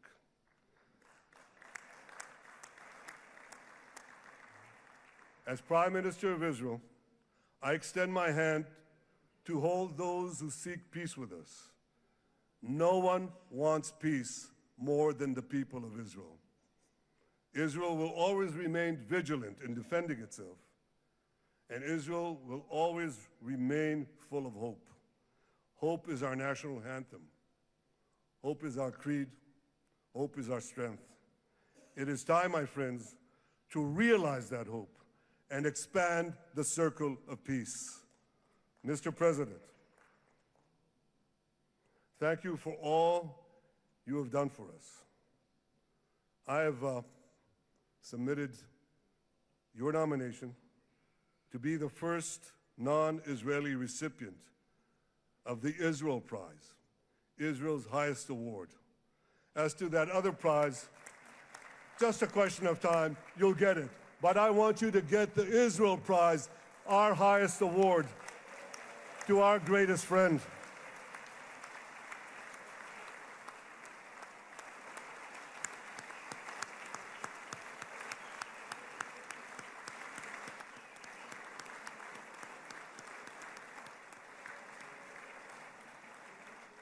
When others were weak, you were strong. When others were fearful, you were bold. When others abandoned us, you stood by our side. On behalf of the government and people of Israel, I thank you for your extraordinary friendship. Thank you for helping bring our hostages home. Thank you for supporting Israel's march to victory. Thank you for paving a path to peace. מכובדי נשיא ארצות הברית, ידידי דונלד. Honorary President, welcome to Israel. Welcome to Jerusalem. Welcome in this exciting day that brought us to this day.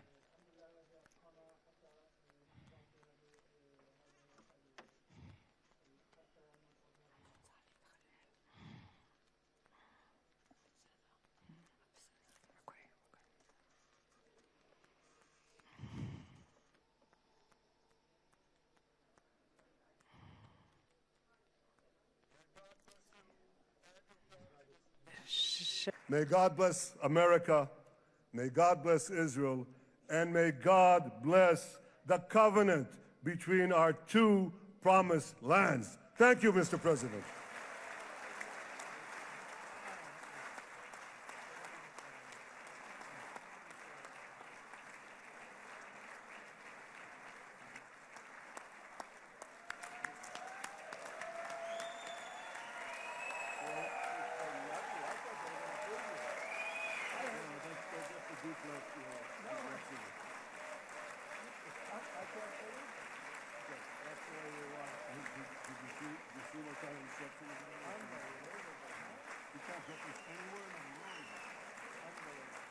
But you'll get it in the morning.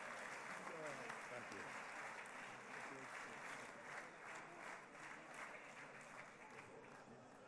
The president. Where?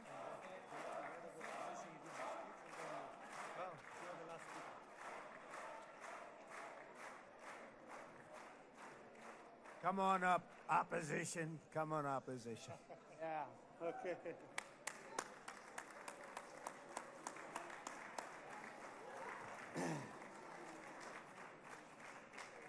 אני מתכבד להזמין כעת את ראש האופוזיציה, חבר הכנסת יאיר לפיד.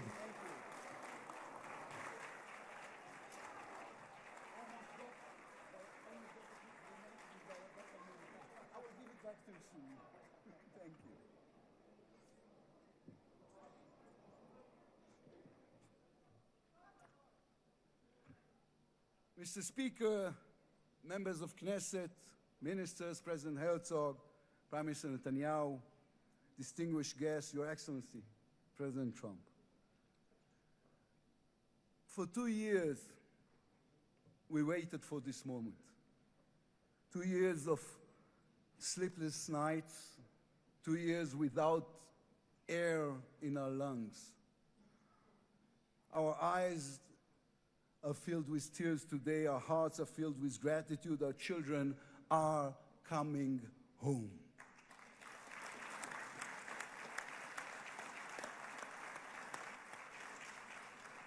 In the Babylonian Talmud, a sacred book of the Jewish people, it is written, whoever destroys one life, it is as though he destroyed an entire world, and whoever saves one life, it is though as he has saved an entire world. Mr. President, you have saved the lives of our hostages.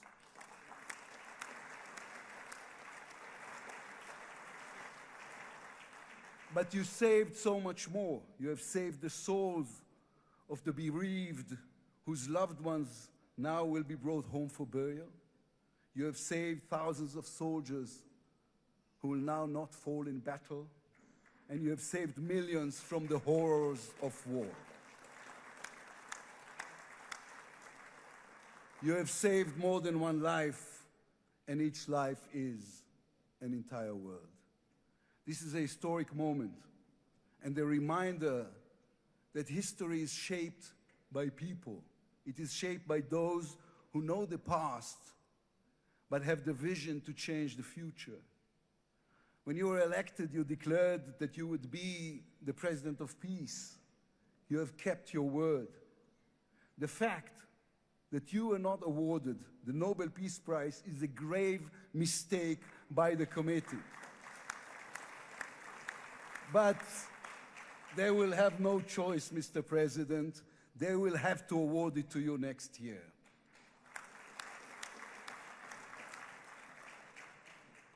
Peace will not come by waiting. It will come by building, by reaching out, and by daring once again to believe. You, Mr. President, have done the unimaginable. We will be eternally grateful. But we also need to take responsibility. The destiny of Israel will always be written by the people of Israel. We must now prove ourselves worthy of what has been achieved. From its founding, Israel has said to the world that our strength, our power, rest upon our values. Israel is the strongest country in the Middle East because we are the only democracy in the Middle East. Because we believe in the principles laid in our Declaration of Independence, which says Israel will ensure complete equality of social and political rights to all its inhabitants, irrespective of religion, race, or sex. It will guarantee freedom of religion, conscience, language, education, and culture. It will safeguard the holy places for all religions.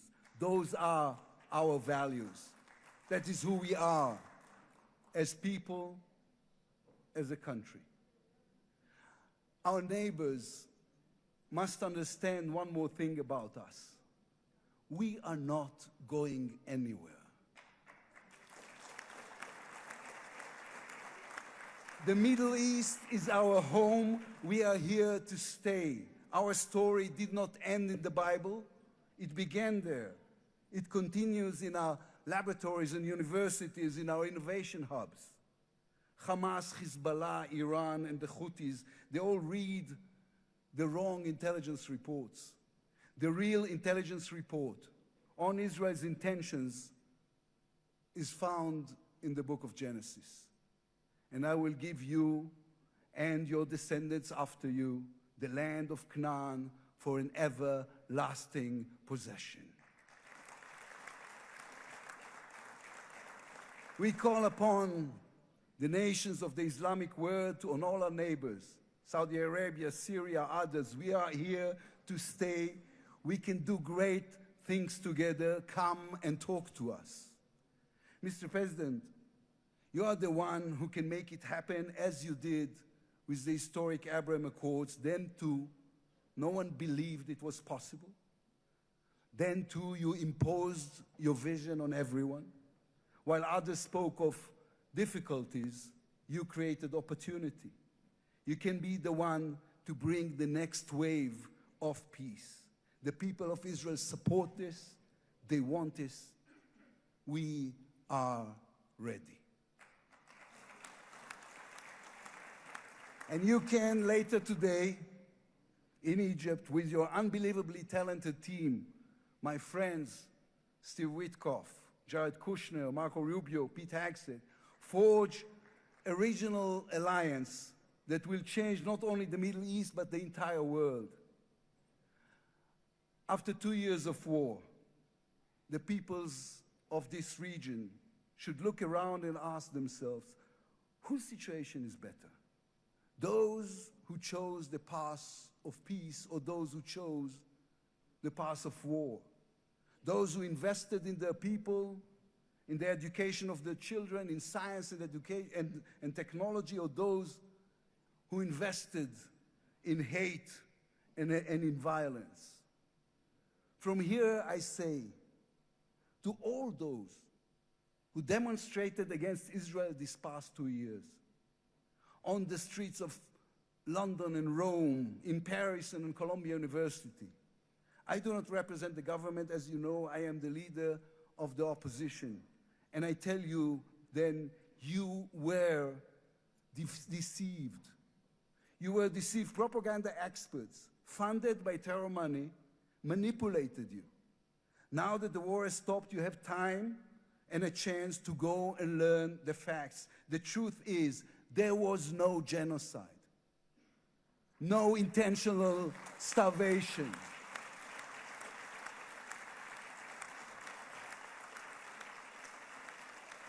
The truth is, there was an army and a country fighting in the most complicated conditions imaginable against terrorists who send their own children to die for a follow-up, who use their own children as human shields. The truth is that a democratic state was attacked by a fanatical terrorist organization. 1,200 people were killed in one day, women were raped, babies were burned alive. And all that, on all the while, they played with your minds, selling you the absurd idea that supporting Islamic terror is somehow a liberal value. There is good and evil in this world. When you stand with Hamas, you stand with evil. When you stand with Hezbollah, you stand with evil. When you stand with the Iranian regime, you stand with evil. When you stand with Israel, you stand on the side of justice.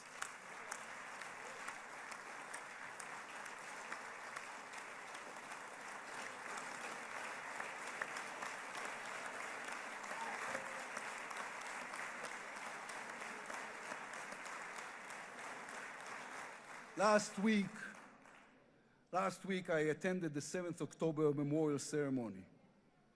An inspirational woman called Galit Dan spoke on stage.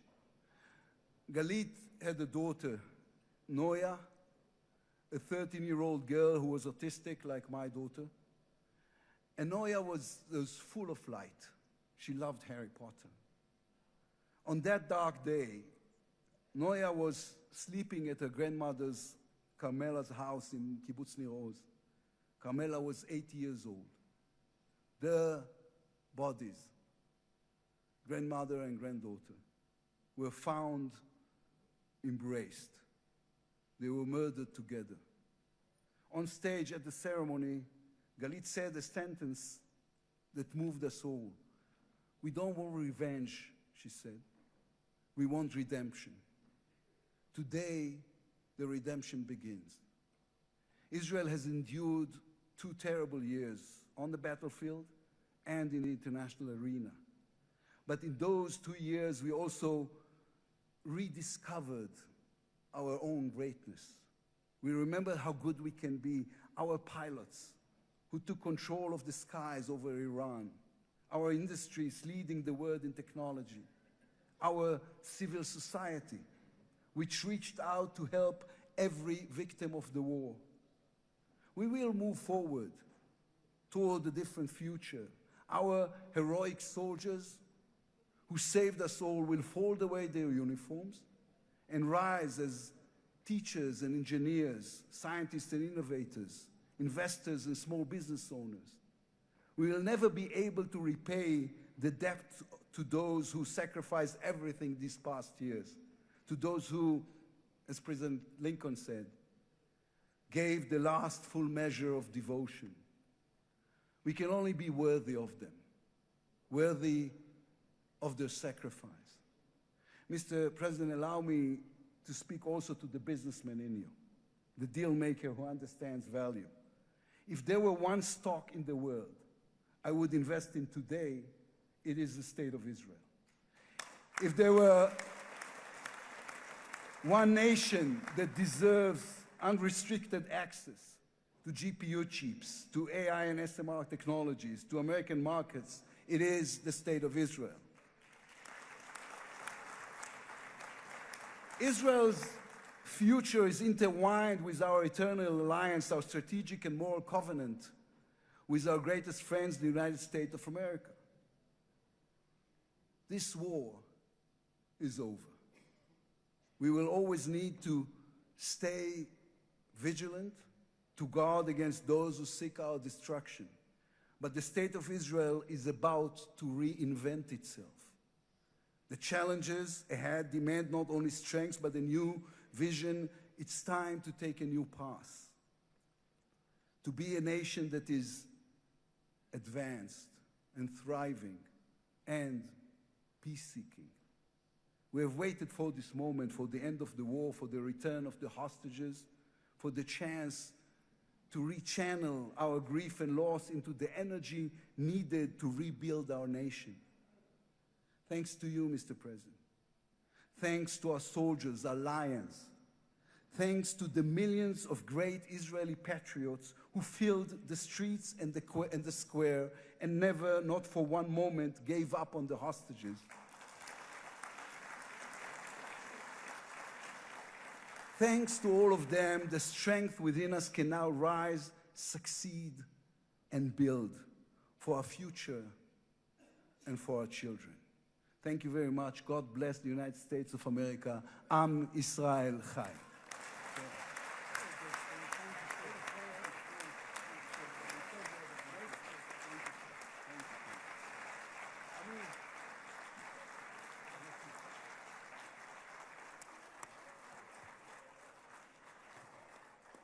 אני מודה לראש האופוזיציה. I would like to thank the head of the opposition, members of the Knesset, President of the United States of America, His Excellency Donald J. Trump, to address the Knesset.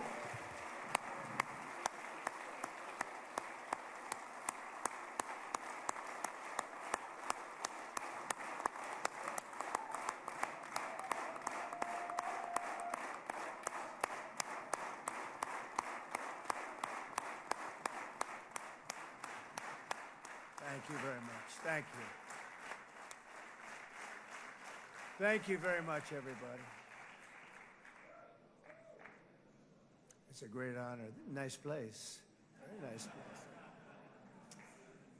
Mr. President, Mr. Prime Minister, Mr. Speaker, esteemed members of the Knesset and cherished citizens of Israel, we gather on a day of profound joy, of soaring hope, of renewed faith, and above all, a day to give our deepest thanks to the Almighty God of Abraham, Isaac, and Jacob.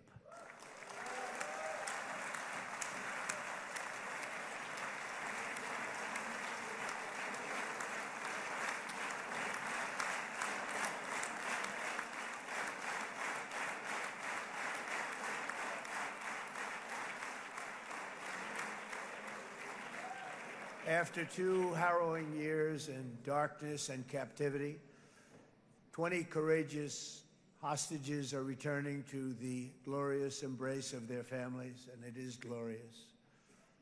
28 more precious loved ones are coming home at last to rest in this sacred soil for all of time.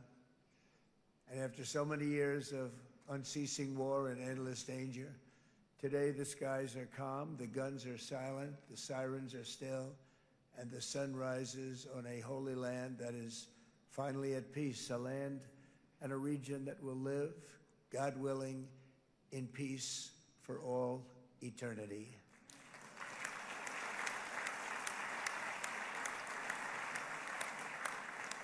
This is not only the end of a war, this is the end of an age of terror and death and the beginning of the age of faith and hope and of God. It's the start of a grand concord and lasting harmony for Israel and all the nations of what will soon be a truly magnificent region. I believe that so strongly. This is the historic dawn of a new Middle East. I want to express my gratitude to a man of exceptional courage and patriotism whose partnership did so much to make this momentous day possible. You know who I'm talking about. There's only one, Prime Minister Benjamin Netanyahu. Bibi, please stand up.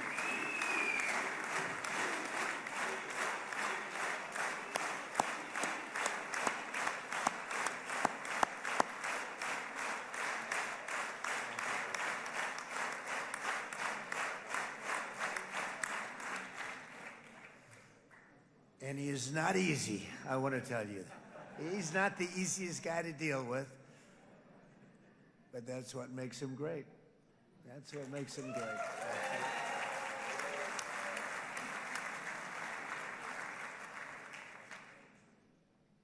Thank you very much, baby. Great job.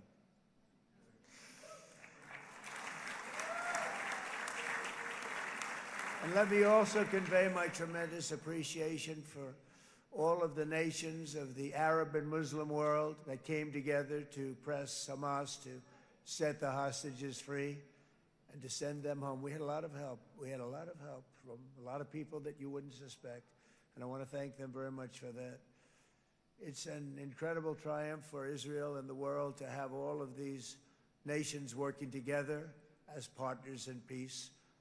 And it's pretty unusual for you to see that, but it happened in this case. This was a very unusual point in time, a brilliant point in time. Generations from now, this will be remembered as the moment that everything began to change, and change very much for the better.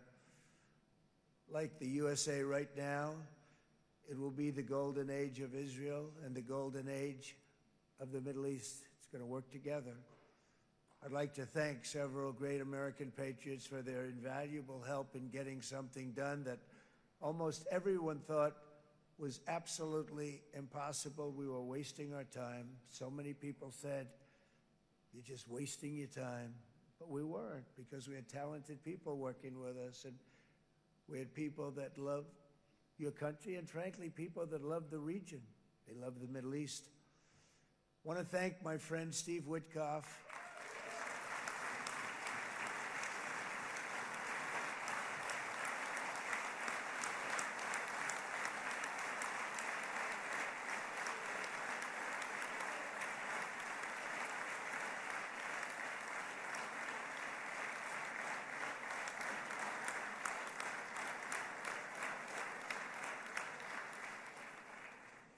You know, Steve was chosen by me.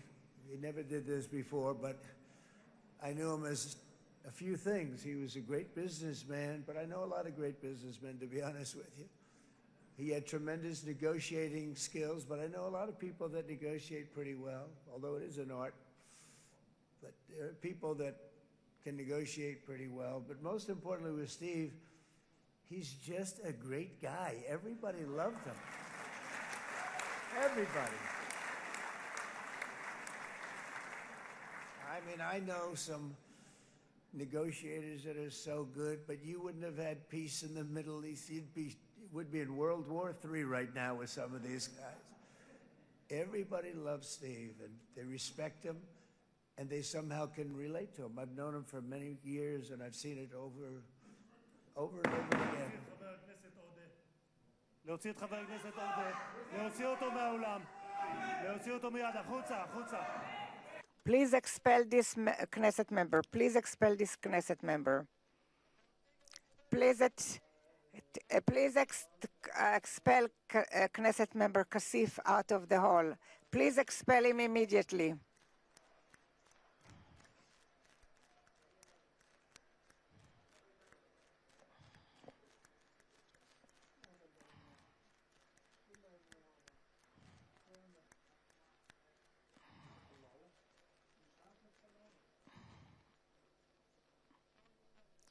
And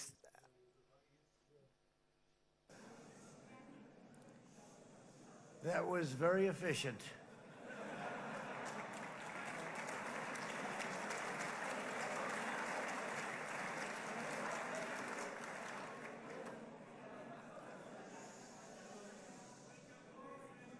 So back to Steve. He's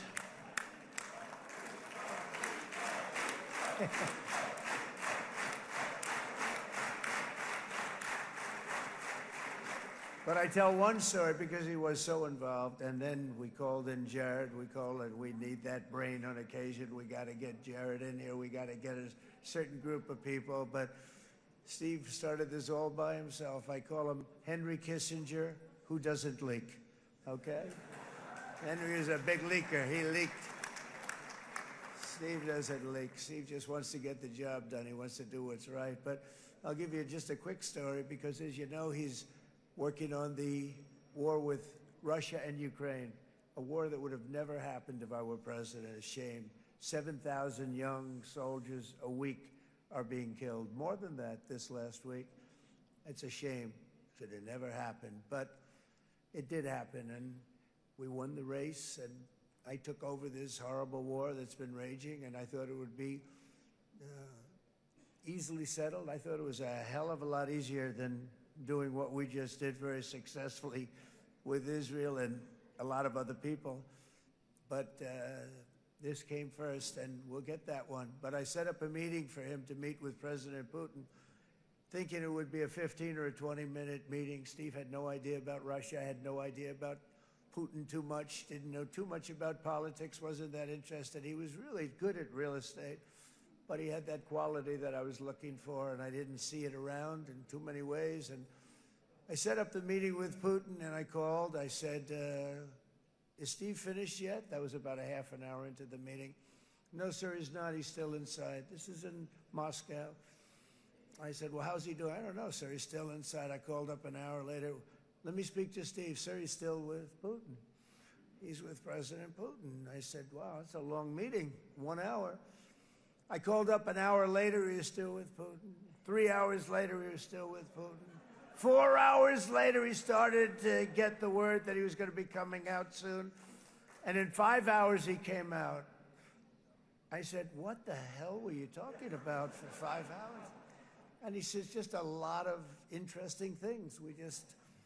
We're talking about a lot of interesting things, including what he went in there for, but you can't talk about it for 5. You can talk about it for a certain period of time, and you know what you're getting. But that's a talent.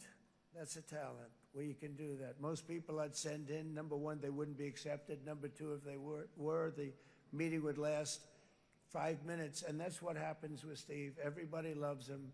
They love him on this side. They love him on the other side. And he really is. He's a great negotiator because he's a great guy. So thank you very much, Steve, very much.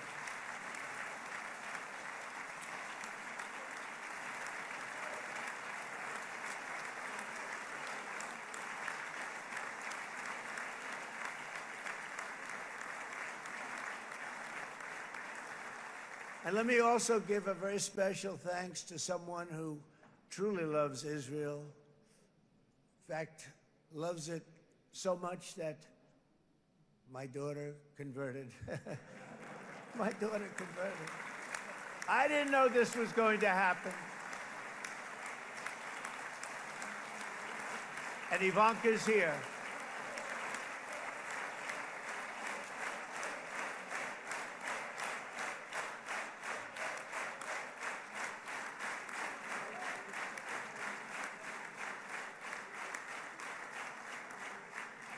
And Bibi, you do know this was not in the cards for me. You understand that. And she is so happy, and they are so happy. At least I think they're happy. If they're not, we have a big story, right? No, they have a great marriage, and they get along great. They're best friends. They have a very special relationship. But Jared has been so helpful. He really did something very special. He established the Abraham Accords with a group of very wonderful people. I like calling it the Avraham Accords, because people that, right? Avraham. It's so cool. It's so much sort of nicer, you know, the Abraham versus the Avraham.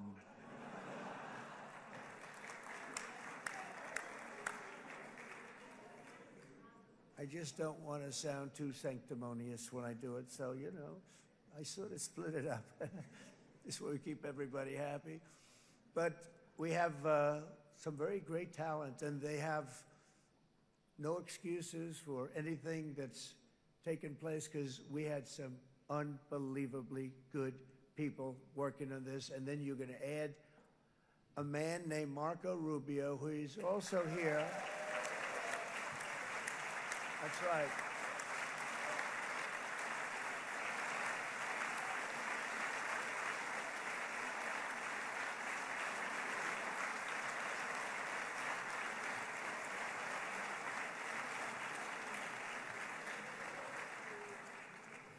And I have a prediction that Marco will go down, I mean this, as the greatest Secretary of State in the history of the United States. I believe that. I believe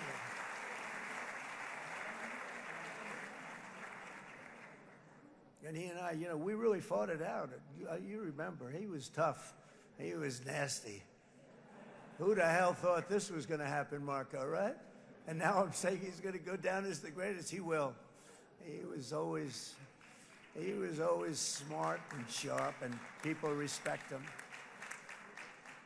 And then we have somebody who's young, but an unbelievable leader. I saw it a long time ago, and he's turned out to be even better than we thought. Right, Susie? I think even better. And that's Pete Hegseth, who is our Secretary of War, formerly Secretary of Defense.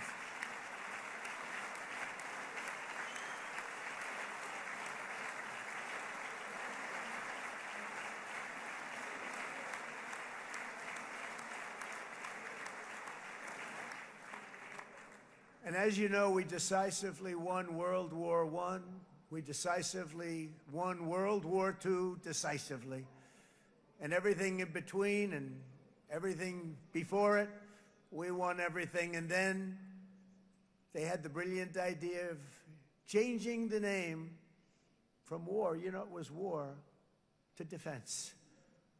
And with that went a certain thinking.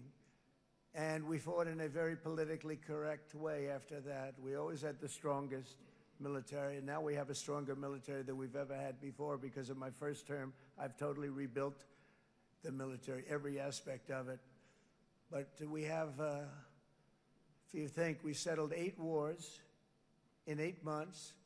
I'm now including this one, by the way, if that's okay. They may say, well, that was quick. Because yesterday I was saying 7, but now I can say 8. The hostages are back.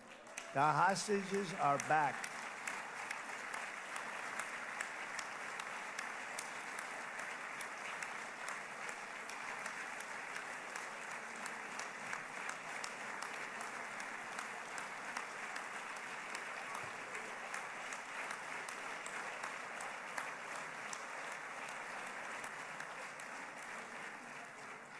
It is a good feeling. Isn't that nice to say? You know, I just said the hostage. First time I said the hostages are back. It feels so good to say it. But when you settle 8 wars in 8 months, that means you don't like war. Everyone thought I was going to be brutal. In fact, I remember Hillary Clinton during a debate, she said, look at him, he's going to go to war with everybody. And actually, she said, he's got a personality that's all about war. No, and my personality actually is all about stopping wars, and it seems to work. Seems to work.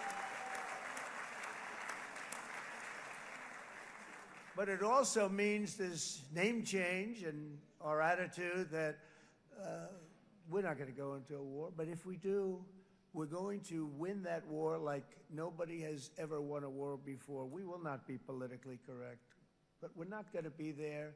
And I think, you know, as you mentioned, Bibi, before, peace through strength, and that's what it's all about. The United States has the greatest and most powerful military in the, right now, history of the world. I can tell you we have weapons that nobody's ever dreamt of. I only hope we never have to use them. I rebuilt the military. I was proud to do it, but some of the things I hated to do. I hated certain of the weapons because the level of power is so enormous. It's so dangerous, so bad. But we have to do what we have to do. We make the best weapons in the world, and we've got a lot of them. And we've given a lot to Israel, frankly. And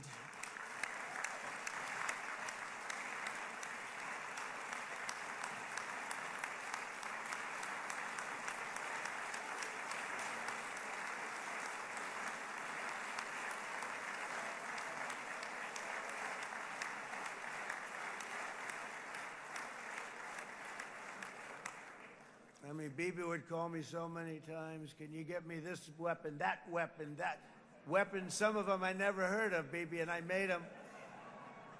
But we'd get them here, wouldn't we? And they are the best. They are the best. But you used them well. It also takes people that know how to use them. And you obviously used them very well. But so many that Israel became strong and powerful, which ultimately led to peace. That's what led to peace.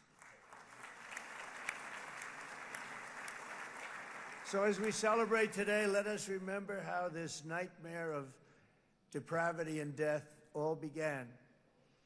2 years ago, on the eve of the Simchat Torah holiday, thousands of innocent Israeli civilians were attacked by terrorists, and one of the most evil and heinous desecrations of innocent life the world has ever seen, the worst slaughter of Jews since the Holocaust.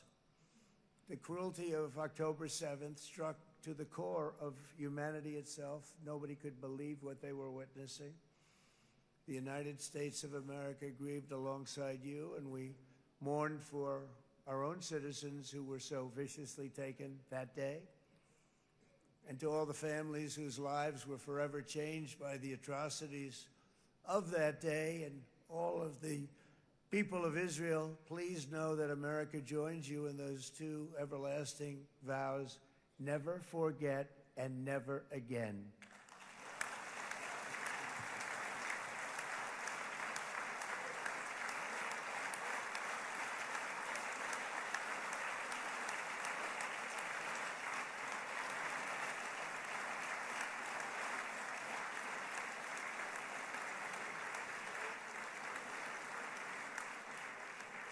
From October 7th until this week, Israel has been a nation at war, enduring burdens that only a proud and faithful people could withstand.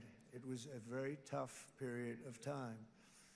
For so many families across this land, it has been years since you've known a single day of true peace. But now at last, not only for Israelis, but also for Palestinians and for many others, the long and painful nightmare is finally over.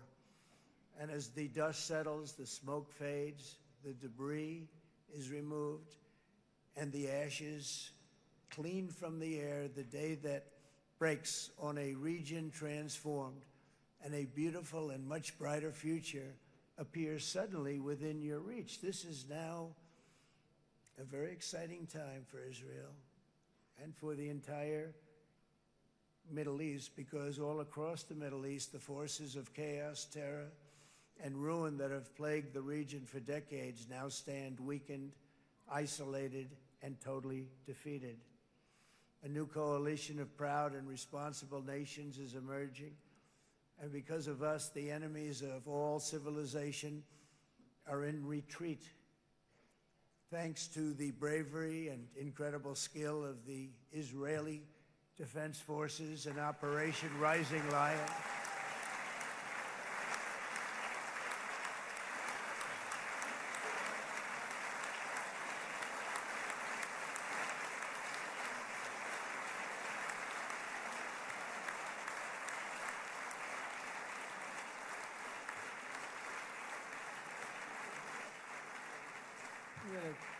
Guy's central casting. Let's put him in a movie. Look at him. Great job. And my people loved working with you. Loved it. They worked so well together. But many of Iran's top terrorists, including nuclear scientists and commanders, have been extinguished from this earth. And with Operation Midnight Hammer, boy, that's a great name for that, what we did. Last June, the United States military flew 7 of those beautiful B-2 bombers. They look so beautiful all of a sudden. They were always, I thought they were pretty planes. I had no idea they could do what they did. In fact, we just ordered 28 more of them. A little updated version. We ordered a whole pile of them. And almost 100 other planes went with them, including fighter jets. And we had 52 tankers, big, beautiful, brand new tankers that were loading them up 4 or 5 times. They've traveled 37 hours back and forth, think of that. But we had tankers all over the sky for all the other planes. We had the F-22s, the F-35s, F-16s. We had a hell of a lot of planes.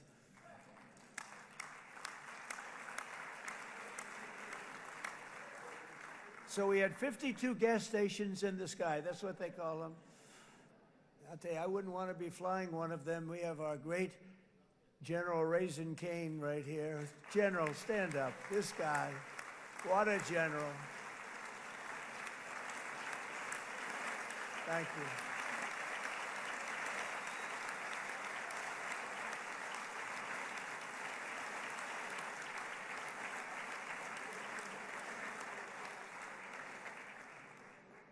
I asked General Cain, I said, you know, we're having problems with ISIS, and I was in Washington, and I asked, how long would it take to defeat ISIS? And my Washington generals told me, 3, 4, maybe 5 years, sir. I said, I don't get it. We got the best equipment in the world. Why? So I flew to Iraq, and I met with a man named Cain. He said, what's your first name? He said, they call me Raisin, sir. I said, wait a minute, your name is Raisin Cain? I've been looking for you for a long time. You gotta be kidding. So they told me 3, 4, 5 years to defeat ISIS. And I sit down with him and I say, why is it?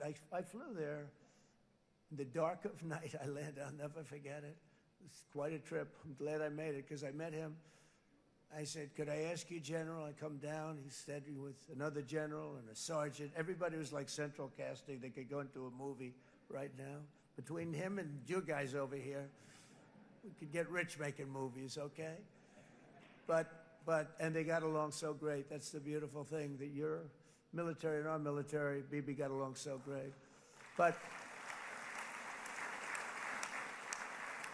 what I was told by the television generals in Washington, we have the best equipment in the world. Why is it taking so long?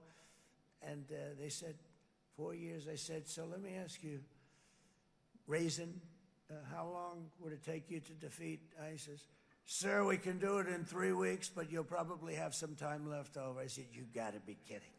What the hell are you talking about? They said 4 years. I said, well, sir, look, it's not my place to say, but you're asking me the question.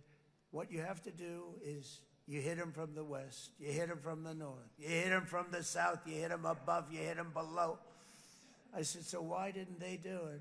And he didn't want to speak badly of his superiors, which is hard to believe they were his superiors. Should have been the other way around a long time ago, because he's the one that did Operation Hammer. It was flawless. It was flawless. It was absolutely flawless.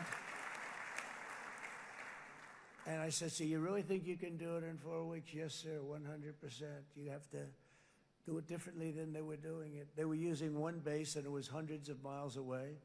And he says, we have all these portable bases all over the Middle East. And they didn't want to use them because they didn't want to offend the country where the portable, they wouldn't have even known what the hell the planes were going up, right? They wouldn't have known, but he said, no, they didn't want to defend anybody, offend anybody, and but we can do it in 4 weeks. I said, you sure about that? I'm going to call you back.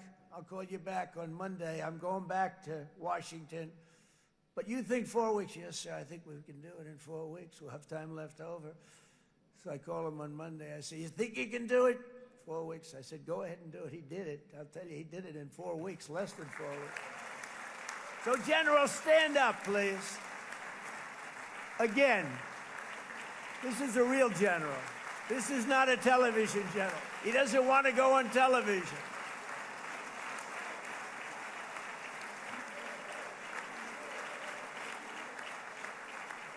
He doesn't want to go on television. I said the other guys love being on television. So we dropped 14 bombs on Iran's key nuclear facilities, totally, as I said originally, obliterating them. And that's been confirmed, and everybody understands it. Together we stopped the #1 state sponsor of terror from obtaining the world's most dangerous weapons.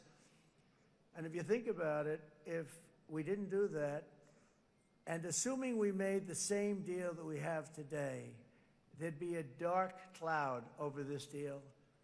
And #1, it wouldn't happen because the other Arab and Muslim nations really wouldn't feel comfortable making the deal that we have now, right?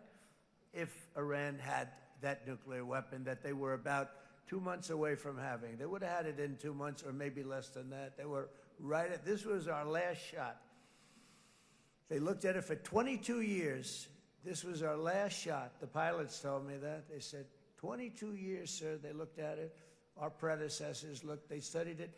3 times a year would do drills on that exact attack.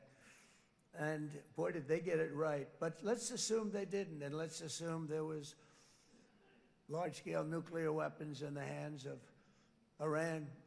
We couldn't be here today. Even if we signed the deal, which we couldn't do because a lot of people would not want to have anything to do with it, we took a big cloud off of the Middle East and off of Israel.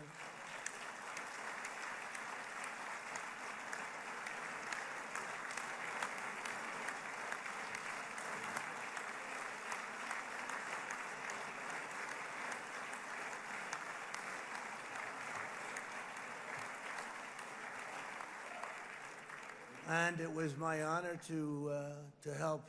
But it isn't it true, though, that can you imagine the same, let's assume, Bibi, the same documents, we had everything the same, but you had somebody out there that was, in the opinion of everybody, all-powerful in the Middle East.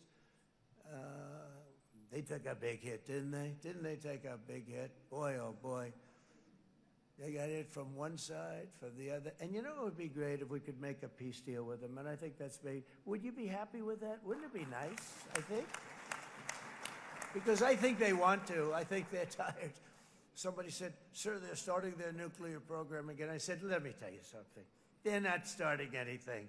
They want to survive. The last thing they want to do is start digging holes again in mountains that just got blown up and start. They're not doing it. They want to survive, okay? But I think we have a chance. Steve, you, and I think Jared, come on, I'll call you back for another one. We always bring Jared when we want to get that deal closed. We bring Jared, but Steve, you and Jared and the General and Pete and Marco, you'll get that deal done easy. I think that'll be easy. But first we have to get Russia done. We got to get that one done. If you don't mind, Steve, let's focus on Russia first, all right? We'll get it done. In Lebanon, the dagger of Hezbollah, long aimed at Israel's throat, has been totally shattered. My administration is actively supporting the new president of Lebanon in his mission to permanently disarm Hezbollah's terror brigades. He's doing very well. And build a thriving state at peace with its neighbors, and you're very much in favor of that, I know, and it's good things are happening there, really good things. And with this week's ceasefire, we've achieved the most challenging breakthrough of them all, the most challenging breakthrough maybe ever. I mean, I've never seen anything like it. I've been involved in a lot of success. I have never seen anything like what's going on today all over the world. People are dancing in the streets, not just in Israel. They're dancing in the streets of countries that would have never danced in the street about what's happening today. They're dancing in those streets. So this long and difficult war has now ended. You know, some people say 3,000 years, some people say 500 years, whatever it is. It's the granddaddy of them all. And in an unprecedented achievement, virtually the entire region has endorsed the plan that Gaza will be immediately demilitarized, that Hamas will be disarmed, and Israel's security will no longer be threatened in any way, shape, or form.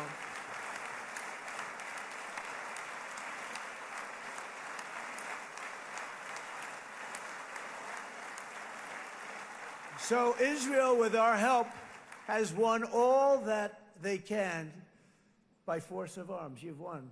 I mean, you've won. Now it's time to translate these victories against terrorists on the battlefield into the ultimate prize of peace and prosperity for the entire Middle East. It's about time you were able to enjoy the fruits of your labor. Mr. Opposition Leader. I said he's a very nice opposition leader. I think... No, he's a nice man. Bibi, he's a nice man. Good. He knows what he's doing, right? No, a very nice guy. Well, see, now you can be a little bit nicer, Bibi, because you're not at war anymore, Bibi.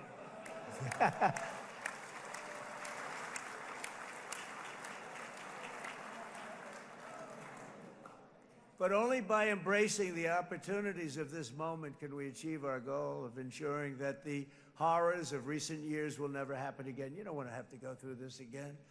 8 years ago, I came to this region on a very special first trip abroad as the President of the United States. I came here very early at your request. I addressed the leaders of the Arab and Muslim world gathered in Saudi Arabia and said that it was time to build a future free of the grip of extremism and terror. And interestingly, right now, as soon as I'm finished, I'm quite late. You've kept me quite late between opposition leaders and Bibi's brilliant but very long speech. I thought I was going to run up here, make a speech, and then head to Egypt. It didn't work out, though. And you made a pretty long one, too, Sarah.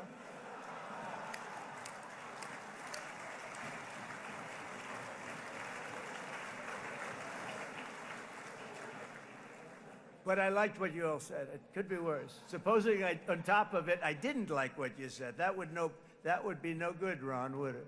Ron, you did a great job, by the way, Ron.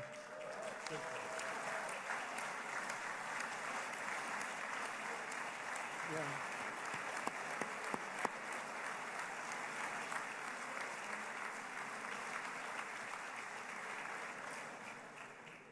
So I'm going to be meeting, actually, in a little while, I'm going to be meeting with the most powerful, the richest nations, really, in the world, although now, with the tariffs, the United States is by far the richest nation in the world, as you probably have been reading. But the richest nations, most powerful nations, you know, tremendous, headed by some tremendous people in many cases. Some cases I wouldn't say necessarily I would endorse, but I will tell you, some incredible people that really helped us make this all possible. So I'll be going there. I'll be quite late. They might not be there by the time I get there, but we're going to give it a shot. But the journey we started back then led to the crushing defeat of the ISIS caliphate, to the monumental Abraham Accords, and ultimately to the historic ceasefire this week, in which many of those same nations really played a very pivotal role, I have to tell you. Steve will tell you that. Jared will tell you that. Together, we've shown that peace is not just a hope that we can dream about. It's a reality we can build upon day by day, person by person, and nation by nation. And because of that, the Middle East is finally ready to embrace its extraordinary potential. You have extraordinary potential in this region. It should now be clear to everyone throughout the region that decades of fomenting terrorism and extremism, jihadism and anti-Semitism have not worked. They haven't worked. They've been a disaster. They've just killed. They've killed. They've backfired completely and totally. They've just totally backfired. Everything that you thought, take it worst case, it's turned out to be worse than that. They have not worked. From Gaza to Iran, those bitter hatreds have delivered nothing but misery, suffering, failure, and death. They've served not to weaken Israel, but to annihilate the very forces that did the most to foment this hatred. And it's really, I mean, everybody that's tried it has become irrelevant. Meanwhile, we've seen those nations that set aside their differences, reached across ancient divides, and pursued engagement are now among the most successful in the region. They're getting along with Israel, and they're doing great. And I can tell you the 4 nations that joined the Abraham Accords early on, and you'd all be doing me a favor, and I'm going to be saying this in a little while to some other friends, would love you all to, is this right, Jared? Join up in the Abraham Accords. We have to join up and get together. You can have that whole thing filled out. We had a very weak administration, worst president in the history of our country by far. And Barack Obama was not far behind, by the way.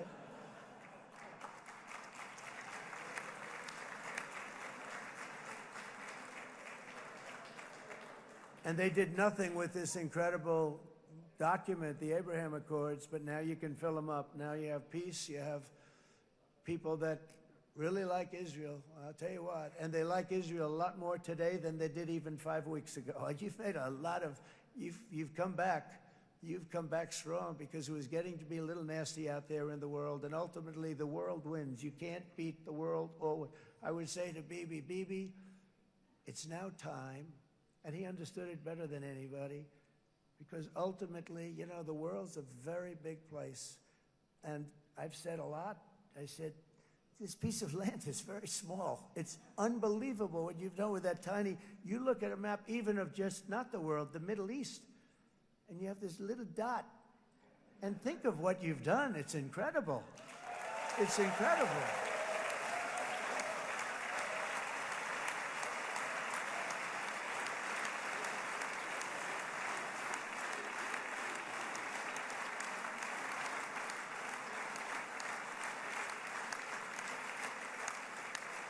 But the world is loving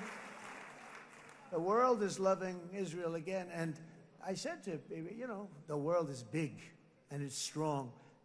And Ron, ultimately, the world wins. And we don't have to worry about that now. But there was getting to be a period of time over the last few months, you know, the world wanted peace and Israel wanted peace. Everybody did. Everybody did. And what a victory it's been, right? What a victory it's been. If you would have gone on for 3, 4 more years, keep fighting, it was getting bad. It was getting heated. The timing of this is brilliant. And I said, Bibi, you're going to be remembered for this far more than if you kept this thing going, kill. It would be it would not be the same. And I just want to congratulate you for having the courage to say, that's it, we've won. And now let's enjoy our lives and let's rebuild Israel and make it stronger and bigger and better than it's ever been before. We're going to do that. Took a lot of guts. And the choice for Palestinians could not be more clear. This is their chance to turn forever from the path of terror and violence. It's been extreme, to exile the wicked forces of hate that are in their midst, and I think that's going to happen. I've met some people over the last couple of months that want to see it happen very much, and after tremendous pain and death and hardship, now is the time to concentrate on building their people up instead of trying to tear Israel down. We don't want that to happen again.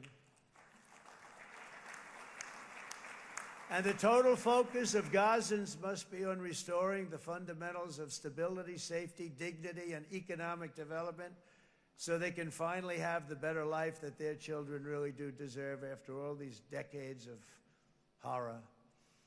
I intend to be a partner in this effort in the sense that we're going to help and we're going to do something that became unbelievably popular. Everybody wants to be on it.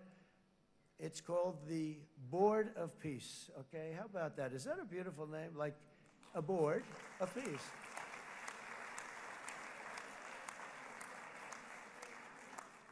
The only bad thing from my standpoint, every single nation involved has asked me to be the chair, and I'll tell you, I'm very busy. I didn't count on that, but you know what? If we do it, we'll do it right, and we have unbelievable power and wealth, because you're going to need wealth. You're going to need wealth to rebuild things, and they have wealth like few people have wealth. I want to thank the Arab and Muslim nations for their commitment as they've made to support a safe rebuilding of Gaza and beyond. I have many Arab countries, very wealthy countries, that came up and said, we'll put up tremendous amounts of money to get rebuild Gaza, and I think that's going to happen. The power, they want dignity, they want to come forward, and they want to say, and I want to say who they are, because what they're doing is going to be, I think, something that you're going to be very impressed with, Bibi, and you need that. You need the kind of economic power that they have, and they want to see it work, and they want to see it be safe, and they want to see it be good for Israel, too. And as much money as it will be, and it's a lot, as you can see, it's a lot. For these countries, it's relatively little relative to their worth. It's really a lot of money like most people could never even conceive, but for these countries, it's not that much, especially because it ensures success and stability in the Middle East, which is what they want to see. So many of them will be with us in Egypt in a little while, I think. I'm not sure. They may be gone. They may have taken their Boeing 747s and left. I said, what kind of a plane do you fly? 747. I said, that's a large plane. No, they may have. Steve, do you think they've left on their their brand new Boeing 747s? Or I don't know. We're going to find out soon. It's going to be a big story. There'll be 2 people left. And they'll be the 2 poorest ones.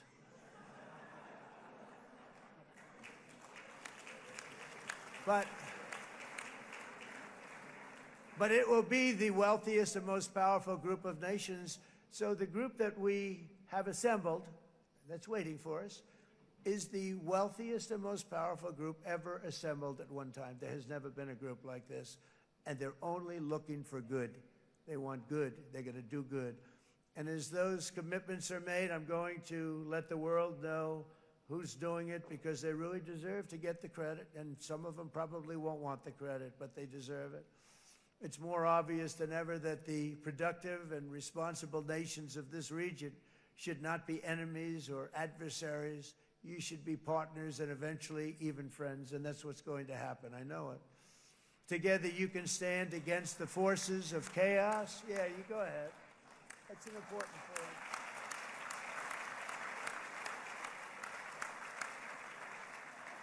Because you can stand against the forces of chaos that threatened all of your interests, and it's always a big threat, and unleash incredible prosperity and opportunity for all the people of these lands, and that's what's going to happen. You're going to unleash numbers and success, the likes of which Israel has never been able to think of, because you're so firm, and you should be, and you've done the right thing in defending yourself. You're not going to have to worry so much about it. You've won, and now you can build, and you can do things that you never even thought possible. When you put that genius into doing something else, it's going to be something it's going to be a miracle. The miracle in the desert, it's going to be amazing. And it already is in a true sense. But it'll be wonderful when you can spend time thinking about other than war and defense and offense also. To that end, it's my firm hope and dream, frankly, that together the Abraham Accords will turn out to be everything that we thought they would. Those 4 countries were very, very brave in doing it. They did it at a very early point, and every single one of them benefits unbelievably financially. And if you noticed, even in this bad period that we just went through, they all remained a member of the Abraham Accords. They've done unbelievably well. And you know who you are, and I want to thank you. And they've stayed because of loyalty, but they've also stayed because it was really good business. They've made a lot of money being members, and you're going to all, I hope that every one of the countries that we're seeking, Jared, I hope they join quickly. No games, no nothing. Just join, get it. It's going to be a great peacemaker. It's really going to bring it together beyond anybody's wildest dream. So instead of building fortresses to keep enemies at bay, the nations of this region should be building infrastructure to weave your commerce closer together, because you've got to compete with the big world out there in commerce now. It's a different kind of competition.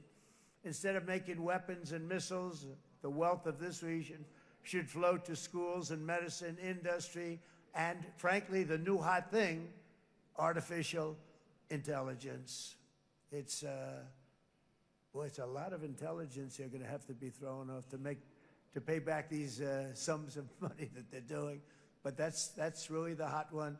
And I might say that the United States, a year ago, was a dead country. I say it to people.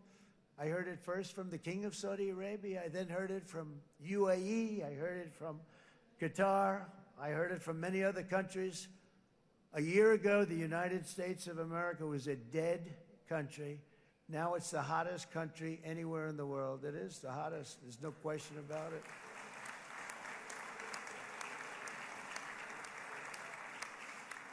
In fact, if you go back a year ago, before the election, although once we had November 5th, we became hot because people got it. I would say November 5th was a time that we became really hot.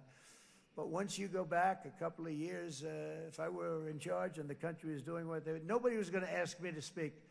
Nobody asked Joe Biden to come up and speak, I guarantee you that. And if they did, he would have turned them down, I promise you. He didn't speak. He didn't speak, and he didn't speak well. But all of the countries in the Middle East, it could have, what we're doing now, it could have happened a long time ago, but it was strangled and set back almost irretrievably by the administrations of Barack Obama and then Joe Biden. There was a hatred toward Israel. There was an absolute hatred. The setbacks really started when President Obama signed the Iran nuclear deal. This was a disaster for Israel, and it was a disaster for everyone. And I remember that Bibi Netanyahu came to the United States and worked so hard to try and get Obama not to do that deal.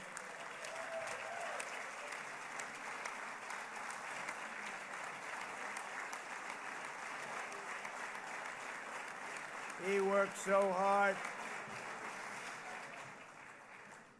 But it was like talking to a wall. I remember him telling me it was like talking to a wall. They wanted to go with Iran. They chose Iran, frankly, over a lot of other good nations, but specifically Israel. And that was the beginning of a very bad period of time. You had Obama go out, and the Iran nuclear deal turned out to be a disaster. And by the way, I terminated the Iran nuclear deal, and I was very proud to do it.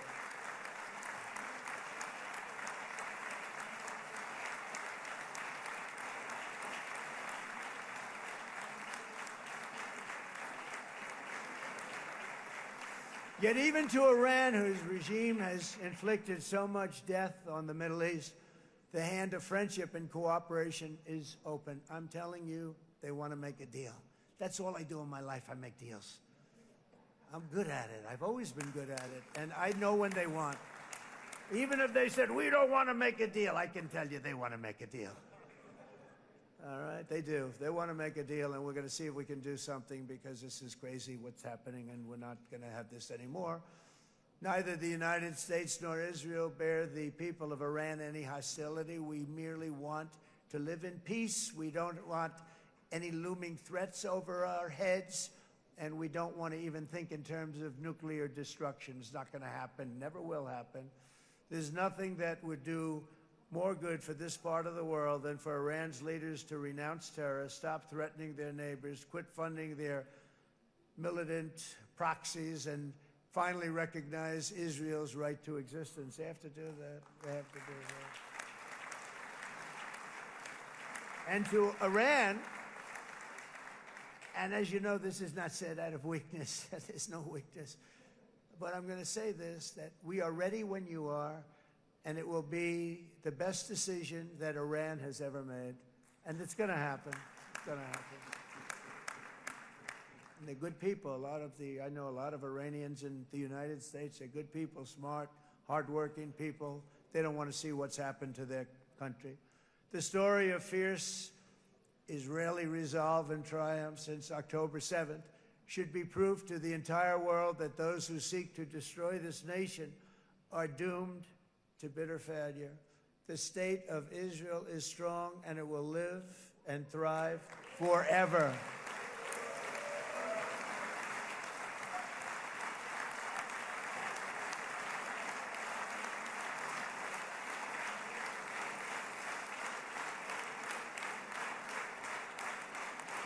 And that is why Israel will always remain a vital ally of the United States of America. Israelis share our values, field one of the world's most powerful militaries. You really do. You have an amazing, what a job you've done. And have one of the most innovative economies on earth. Those are just a few of the reasons why I'm proud to be the best friend that Israel has ever had. And they all say it. In the White House. They all say it. I guess it's true because everybody says it, baby. You said it today. Thank you. But as president, I terminated the disastrous Iran nuclear deal, and ultimately I terminated Iran's nuclear program with things called B-2 bombers. It was swift, and it was accurate, and it was a military beauty. I authorized the spending of billions of dollars, which went to Israel's defense, as you know. And after years of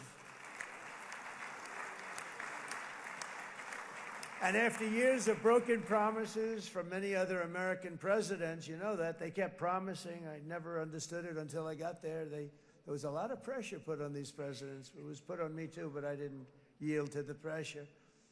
But every president for decades said, we're going to do it.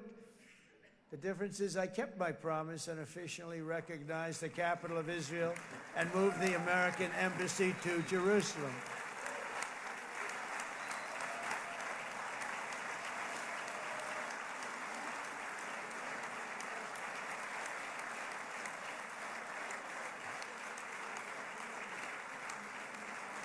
Isn't that right, Miriam? Look at Miriam. She's back there. Stand up, Miriam. Stand up.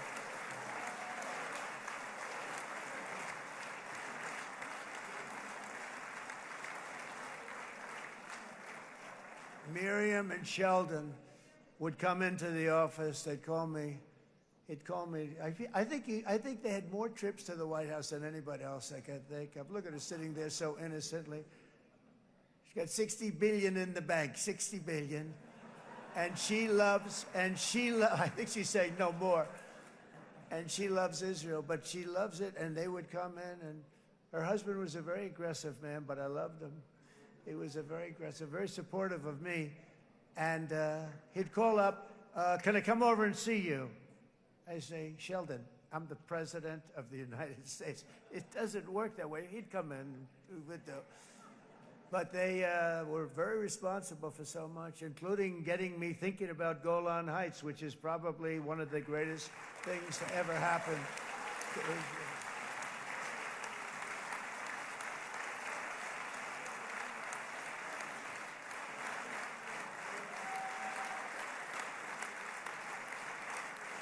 Miriam, stand up, please. She really is. I mean, she loves this country.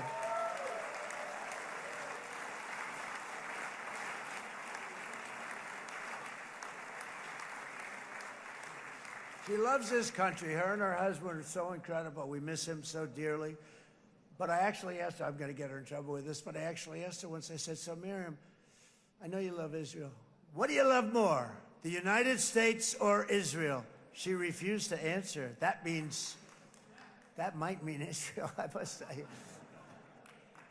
We love you. Thank you, darling, for being here. That's a great honor. Great honor. She's a wonderful woman. She is a great woman. I've always stood for the people of this community, and I always will. I'll always be with you. I'm always going to be with you. I guess maybe something could happen to change my mind. Somebody that's really stupid gets into office and wants to do really bad things, but that's about it. We don't think we're going to have that happen. I hope we're not going to have that happen. And this man is a good man right here. These two men are good men right here.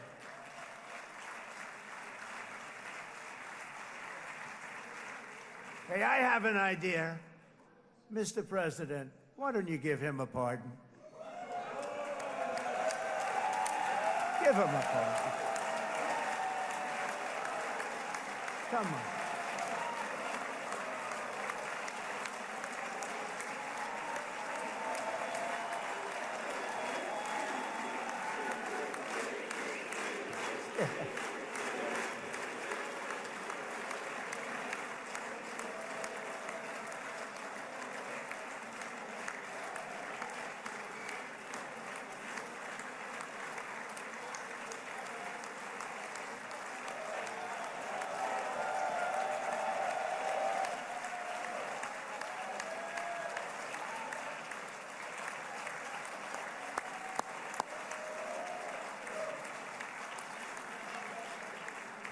By the way, that was not in the speech, as you probably know. But I happen to like this gentleman right over here, and it just seems to make so much sense. You know, whether we like it or not, this has been one of the greatest wartime presidents. This has been one of the greatest wartime presidents. And cigars and champagne, who the hell cares about that?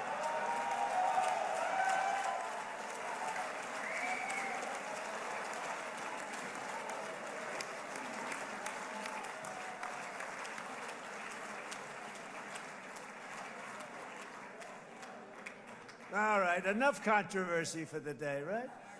It's actually, I don't think it's very controversial. So, you know, I mean, I see so popular. You are a very popular man. You know why? Because you know how to win.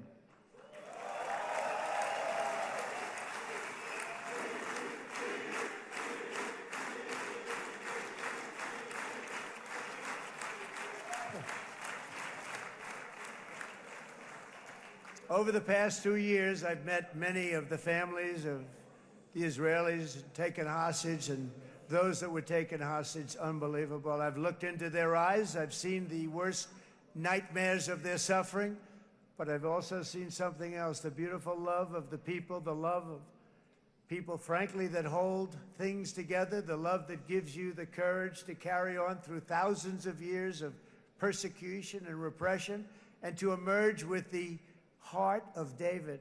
It's the heart of David. It's that love that's defeated the enemies of civilization, built this incredible country and this unbelievable economy, and forged one of the great democracies of the world.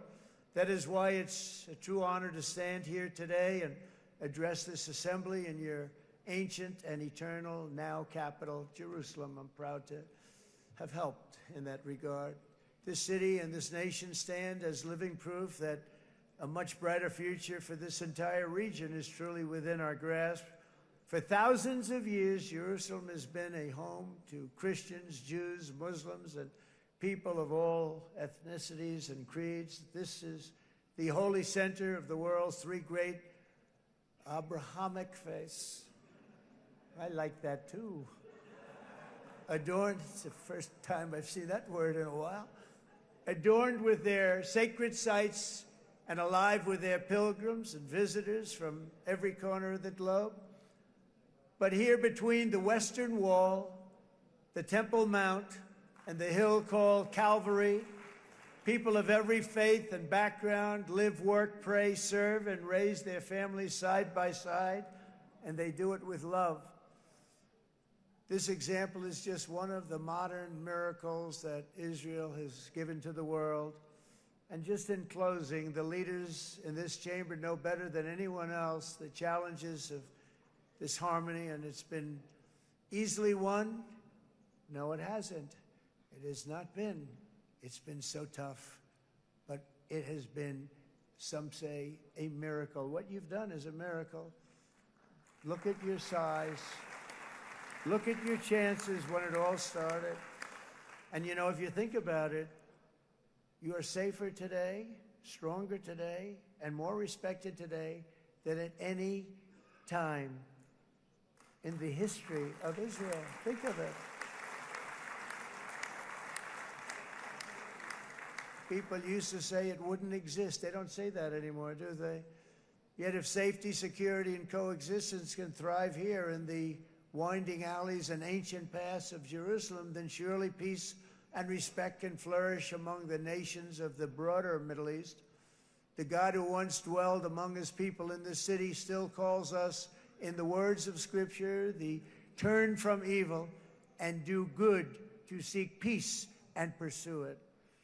So he still whispers truth into the hills and knolls and valleys of his magnificent creation, and he still writes hope into the hearts of his children all over the world.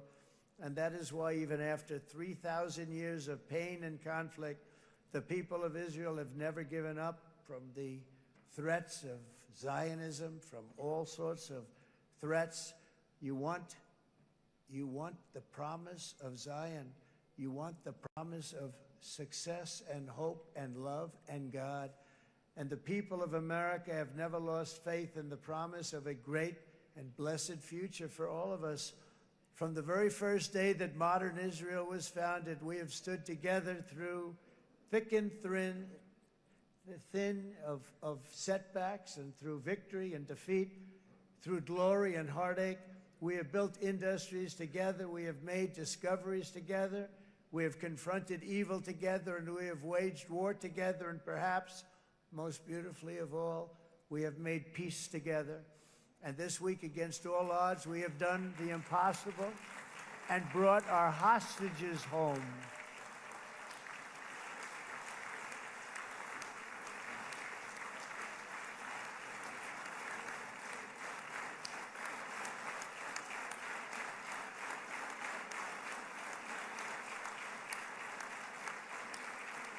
So now we're going to forge a future that is worthy of our heritage. We're going to build a legacy that all the people of this region can be proud of. New bonds of friendship, cooperation, and commerce will join Tel Aviv to Dubai, Haifa to Beirut, Jerusalem to Damascus, and from Israel to Egypt, from Saudi Arabia to Qatar, from India to Pakistan, from Indonesia to Iraq, from Syria to Bahrain, Turkey to Jordan, the United Arab Emirates to Oman, and Armenia to Azerbaijan, another war that I just settled. We are going to have hope, harmony, opportunity, and happiness here in the spiritual and geographic center of the entire world. That's what you are. Israel, America, and all of the nations of the Middle East will soon be safer, stronger, greater, and more prosperous than ever before.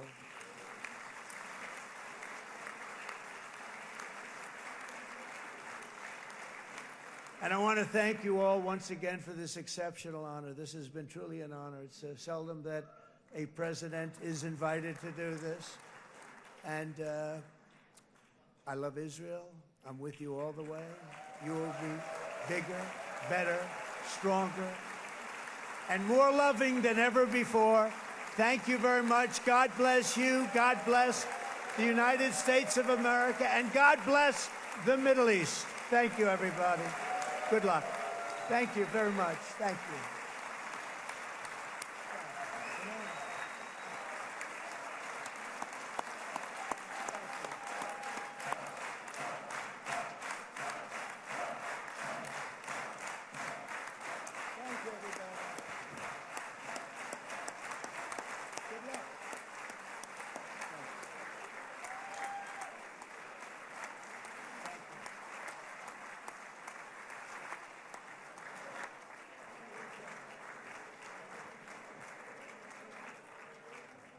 אני מודה לנשיא ארצות הברית של אמריקה. I'm thanking the the President of the United States. The session is over.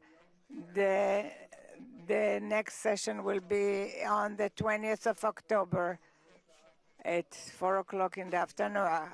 Happy holiday and good. This session is finished.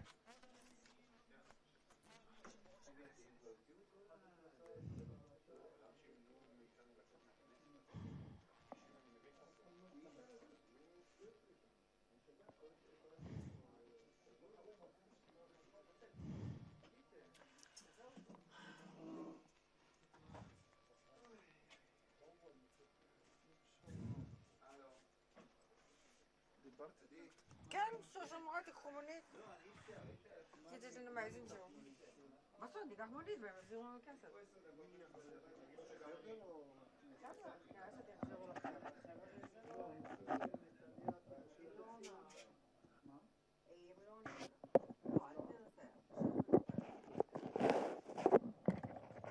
איזה בוא, עכשיו נראה את הגבול לא, והיא גם תדבר על עניין הכסף, על זה שזה היה. כאילו, אז מה, כאילו... Lovely meeting you, especially under those circumstances. כאילו, נשלח לה את ה... So Shosh will be discussing all that. I don't understand Arabic, but I get it.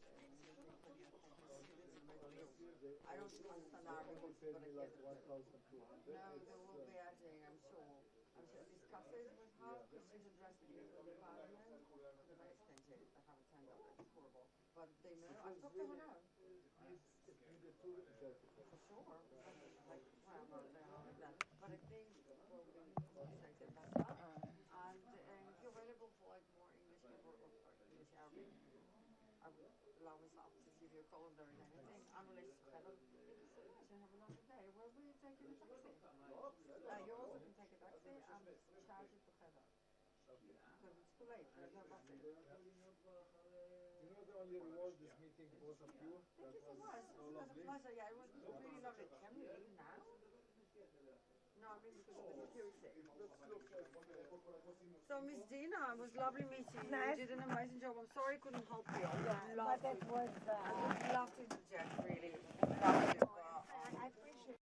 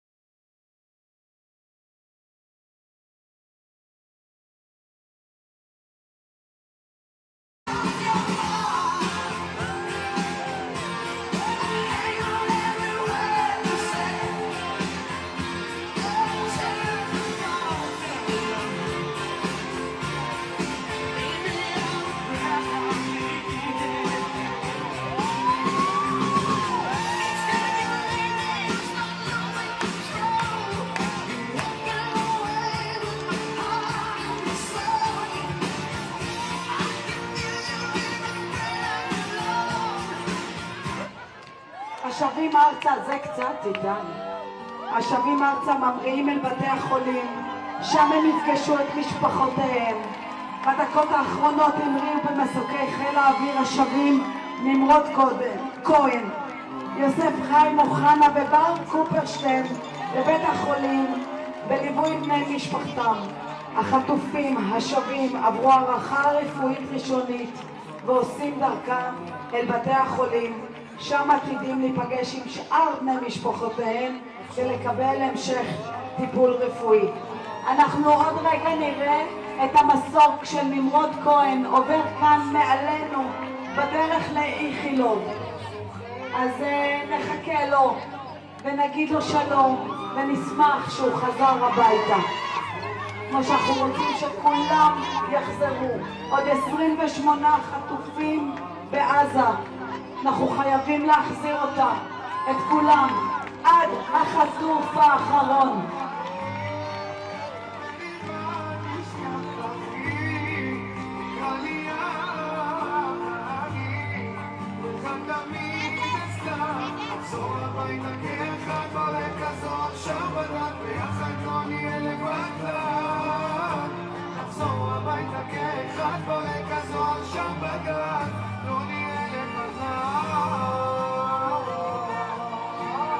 את הר דוד, בארץ, בבית.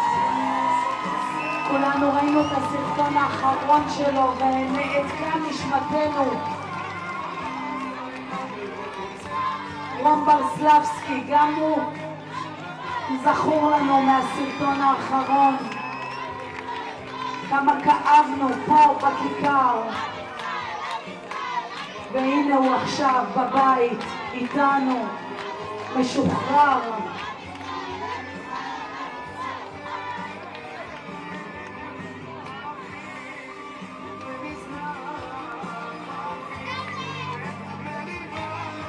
שגב כלפון יורד מהמכונית של הצלב האדום לידיים האוהבות החמות של צה"ל.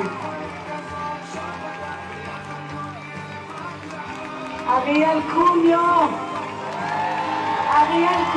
שהרבן שלו חזרה לפני חצי שנה. איזה כיף. והנה דוד ששרון זעקה, קראה, התחננה, בכתה, רצתה לפגוש את דוד שלה שיחזור לשתי בנותיהם. מקסים הרקין מחבק את אמא שלו סוף סוף. ובר קופרשטיין עם אבא טל, עם אמא ג'ולי, עם האח דביר ועם סבתא פאולינה שחיכו לו כל כך הרבה, שעבדו קשה כדי שאבא טל יוכל לעמוד על הרגליים ולחבק אותו ולהגיד לו כמה טוב שבאת הביתה.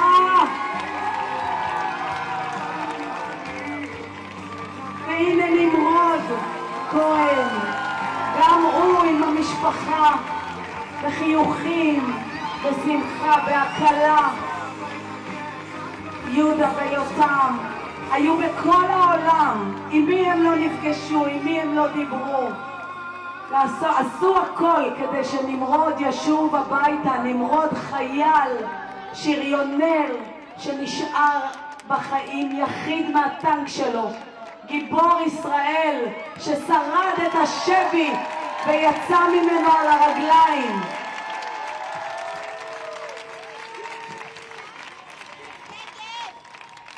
הנה איציק הורן, הנה הוא שהופרד מיאיר לפני איתן הורן, סליחה, איציק זה אבא, סליחה, איתן הורן שהופרד מיאיר לפני חצי שנה.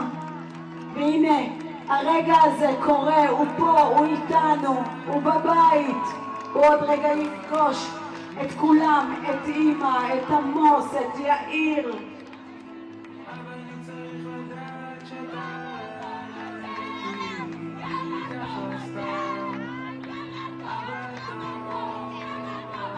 זה נמרוד כהן, לפני שהתלבש, התקלח, התארגן, רק ירד מהמכונית של הצלב האדום.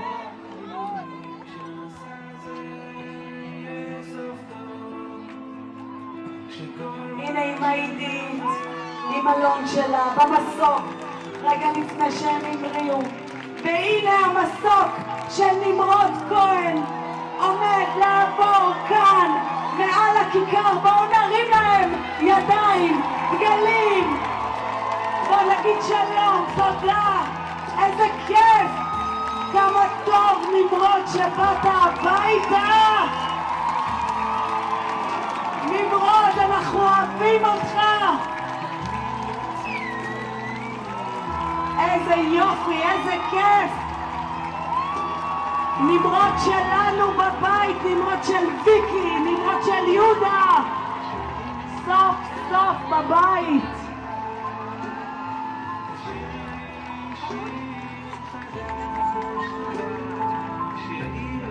הנה הוא הולך למנחת איכילוב, הוא עוד רגע ינחת והם יקבלו את המנועים ואנחנו נזעק בקול גדול שלום לנמרוד, והוא ישמע אותנו עד לשם.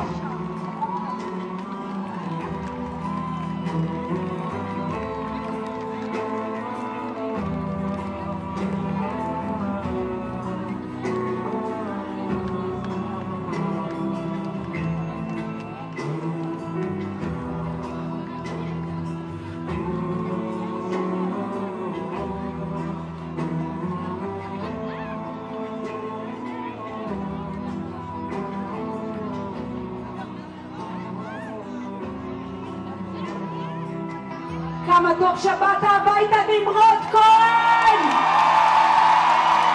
שלום, שלום, שלום! אנחנו כל כך שמחים! אנחנו מרוגשים, איזה כיף, תודה! הנה אבינתן עם המשפחה שלו, עם אמא דיצה, בפעם הראשונה! אבינתן, שלום! תודה שבאת, כמה טוב שבאת! שלום, שלום, בוא נגיד שלום! לאיתן הון! הנה הוא איתן! שלום! כמה טוב שבאת!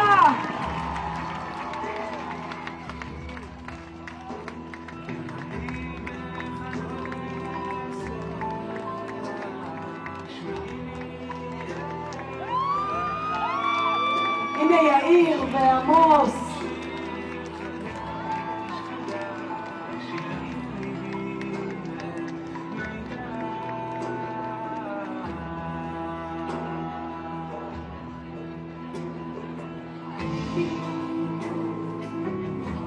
זה כמובן היה מפגש ברעים, כן? אבל הנה המסוק, תכף נוחת. פה, באיכילוב.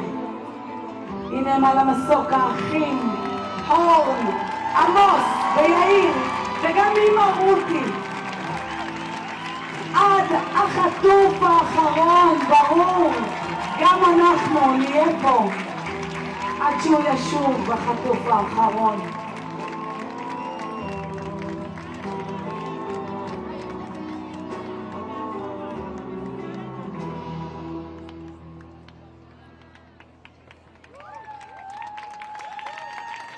יוסף חיים אוחנה מתחבק עם אבא, איזה רגע, תודה שחזרת אלינו, תודה ששרדת.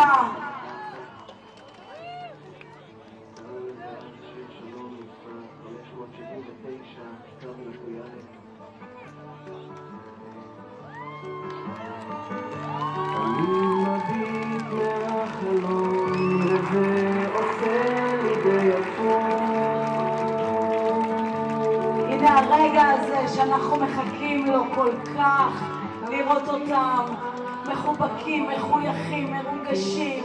זה מחמם את הלב, זה מרגש גם אותנו.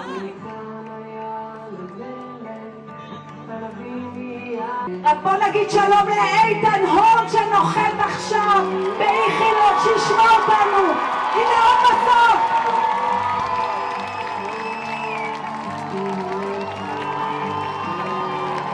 שלום, שלום.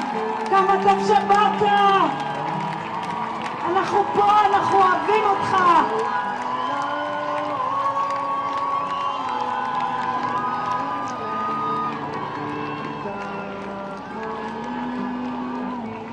אנחנו לא יודעים מי זה, אבל הוא רואה אותנו.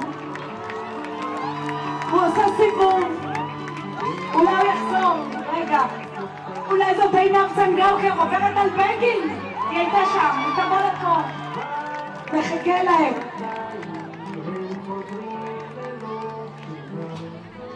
אנשים חיים במתח, מחפשים סיבה לשמור, ובין שמחה לרצח, מדברים על השלום, ויהיה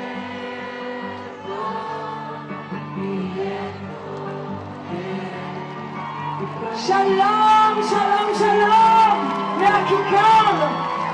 כמה רצינו שתחזור. אנחנו אוהבים אותך. כמה טוב שבאת הביתה.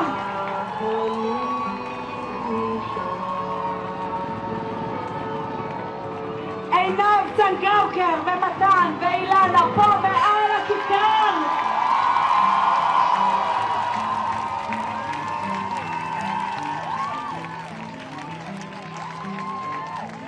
עוד סיבוב, עוד אחד, תחזור אלינו.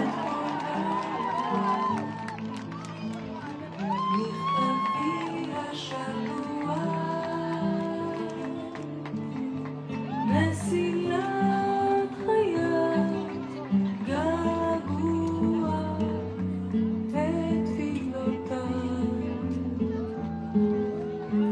סיבוב שני מעל בגין, עושה לופים, בוא תראה איזה יופי היה פה, כל השלטים, כל האנשים, כל האהובים שנלחמו עבורך שנתיים, צעקו, זעקו, בכו, כעסו. פה הדלקנו אבוקה, פה ציירנו על הכביש, מתן צנגאוקר בבית, זה כל מה שחשוב. והנה נמרוד שם, אתם רואים? נמרוד כהן, שומע? כמה טוב שבאת הביתה.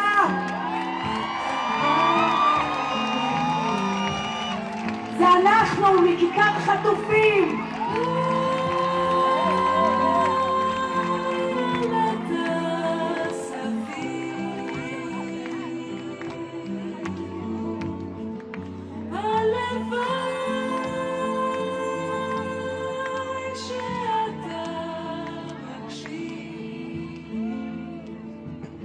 הנה אביתר, ואבישי, וגליה, דוד, משפחת דוד מתאחדת.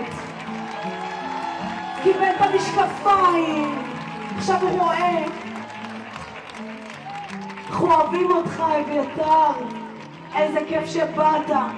כל יום חמישי הם היו מנגנים פה, החבר'ה שלו, הג'ם של אביתר היה כאן בכיכר. הם הבטיחו שהם ימשיכו לנגן בכל שבוע עד שהוא חוזר. והנה, הוא חזר, הוא כאן, הוא איתנו, הוא בבית. אחרי 738 ימים, אחרי שנתיים שנתיים שלמות. אני פשוט הראה מ4, כן? הנה, מי זה עושה לנו שלום? מי זה שם? נמרוד כהן! שלום נמרוד! הנה... שלום, שלום! כמה טוב שבאת!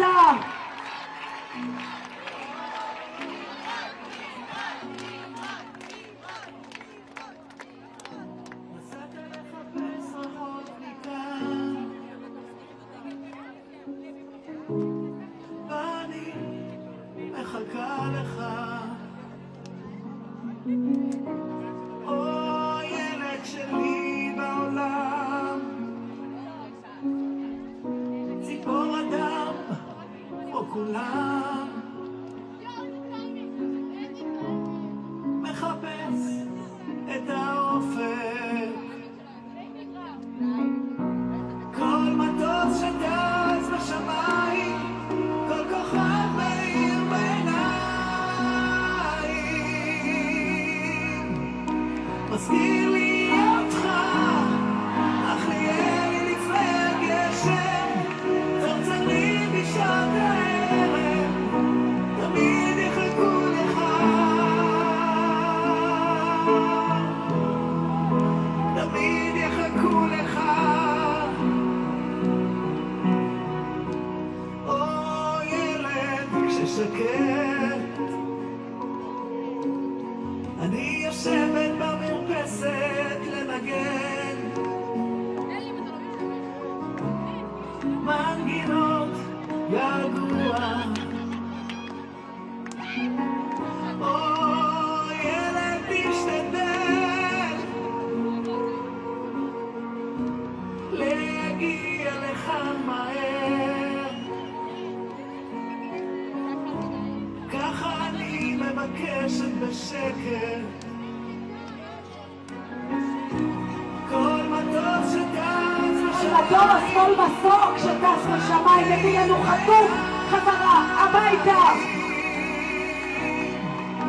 מזכיר לי אותך, אך נהיה לי לפני הגשם, צרצרים בשעת הערב, תמיד יחכו לך,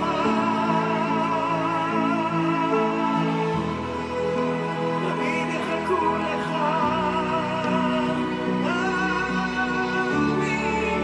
תמיד יחכו לך,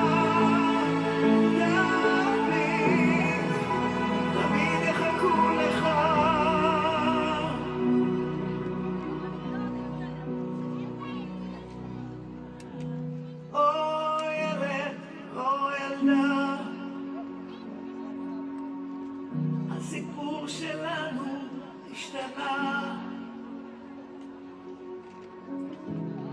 נסדקו השמיים.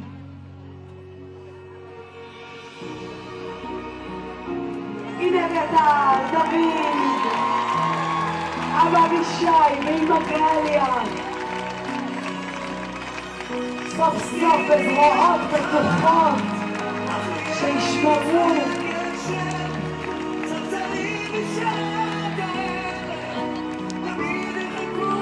איזה כיף, איזה כיף. אביתר, כמה טוב שבאת. כמה חיכינו, כמה דאגנו, כמה בכינו.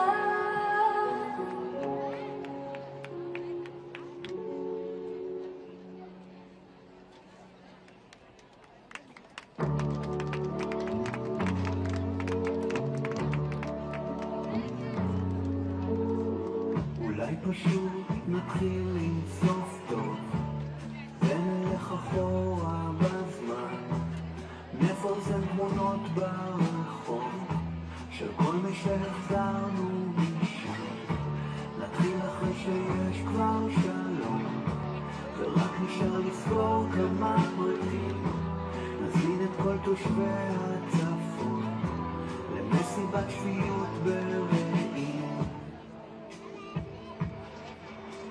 חוץ מזה אין מה לדבר, חוץ מזה זה לא יעזור, משהו אחד יסתדר ומשהו אחר יעבור, חוץ מזה אנחנו פה כבר ואין לנו לאן לעזור, אז גם אם לא נשיג שום דבר, לפחות נתחיל עם סוף טוב.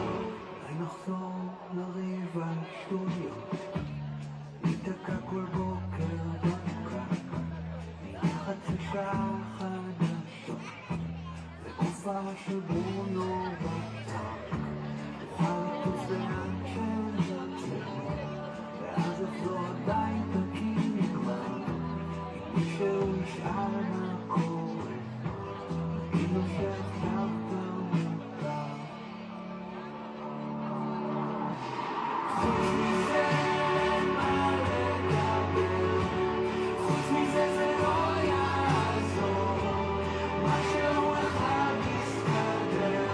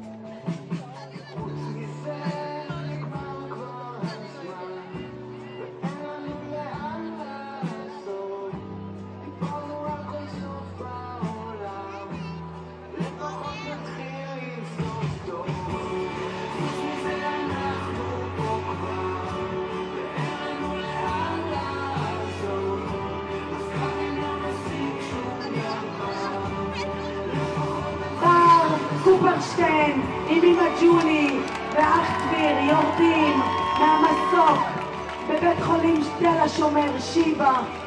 הנה הם עולים אל הרכב שיקח אותם למחלקה, שתבדוק אותו, שתטפל בו, שתרפא אותו, שתרפא את כל הפצעים. אני רק מזכירה לכולנו שאנחנו שמחים ומאושרים ומרוגשים, אבל יש לנו עוד 28 חטופים, חללים בעזה, שעדיין לא יצאו משם. אנחנו חייבים לעשות הכל כדי לא להשאיר אף אחד מאחור. אנחנו לא עוזבים, אנחנו ממשיכים, אנחנו פה עד החטוף האחרון. הנה טל קופרשטיין יורד מהמסוק ביחד עם הבן שלו.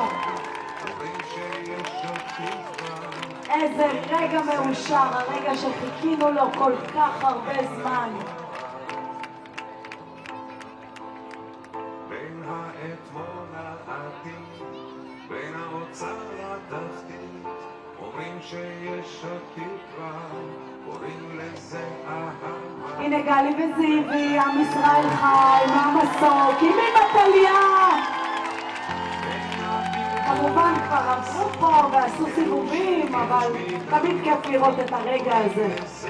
עברו מעל בלומפילד,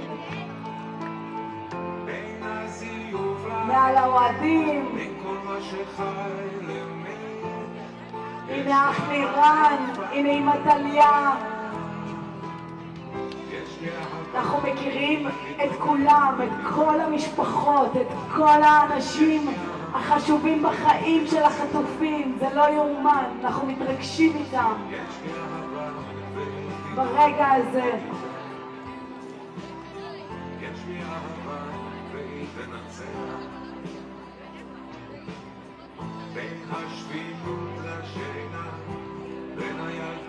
אבי נתן אור ברגע שירד מהרכב של הצלב האדום ופגש את הקצינה.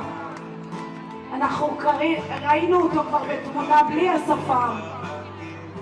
בין האוצר לתחתית, אומרים שיש עוד תקווה, קוראים לזה אהבה ומחכים לבואה. בין הבלבול האסון, תדעו שיש פתרון, קוראים לזה אהבה. בין הזיוף להם, כמו שכתוב על המסך, אחרי שנתיים אין חטופים חיים בשבי החמאס. הם כולם חזרו, 20 במספר, זה לפחות מה שאנחנו יודעים. אבל אנחנו לא עוצרים, לא נשקוט, לא נעצור, יש לנו עוד עבודה. כי אנחנו לא עוזבים באמצע, אנחנו לא משאירים חברים מאחור. הם כבר לא חברים, הם משפחה. 28 חטופים צריכים לחזור אלינו.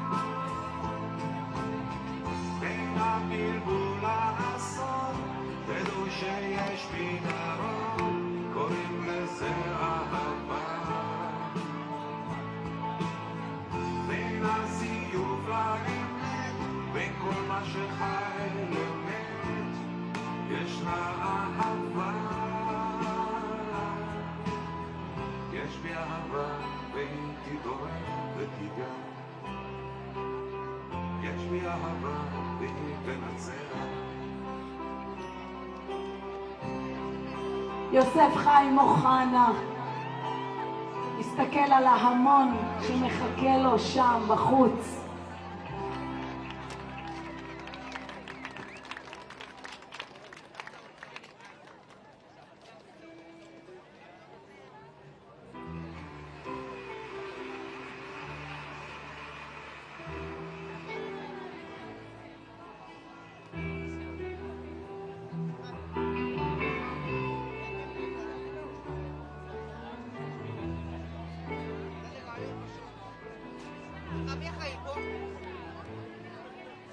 אני ואתה נשנה את העולם. אני ואתה אז יבואו כבר כולם. אמרו את זה קודם לפניי, זה לא תשנה. אני ואתה נשנה את העולם.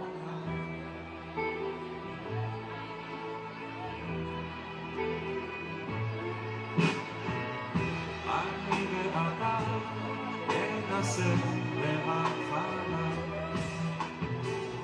יהיה לנו רע, אין דבר, זה לא נורא. אמרו את זה קודם לפניי, זה לא משנה. אני ואתה נשנה את העולם.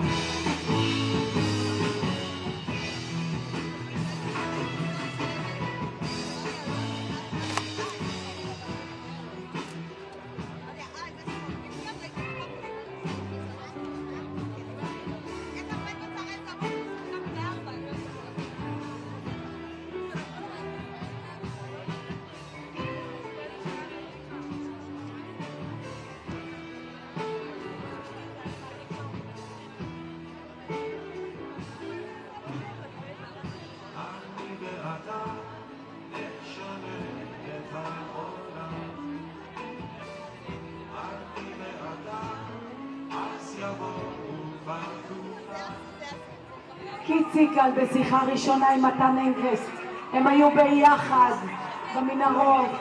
תרגיש טוב, אוהב אותך ממש מאוד. יש ביניהם קשר חזק שאי אפשר לתאר. קיט נלחם, מהרגע שהוא יצא נלחם על מתן. עשה הכל כדי שהוא יחזור, נסע לארצות הברית, נסע לכל מקום, דיבר, נאם בכיכר. כמה הקלה שמתן חזר, שמתן בבית עם ענת וחגי ואופיר, וואו, איזה כיף.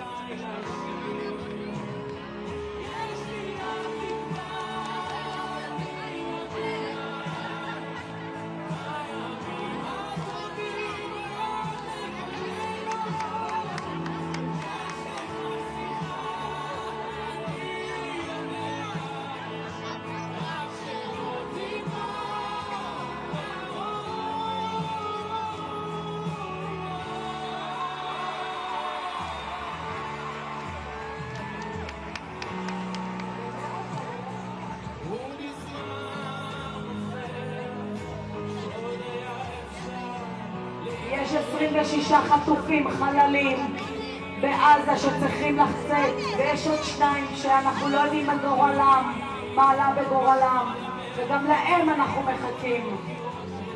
העבודה שלנו לא הסתיימה, אנחנו מחכים לכל חטוף וחטופה. לא נשקוט, לא נעצור, לא ננוח, עד שהחטוף האחרון יהיה כאן איתנו, עד שהוא יחזור הביתה למשפחה שלו.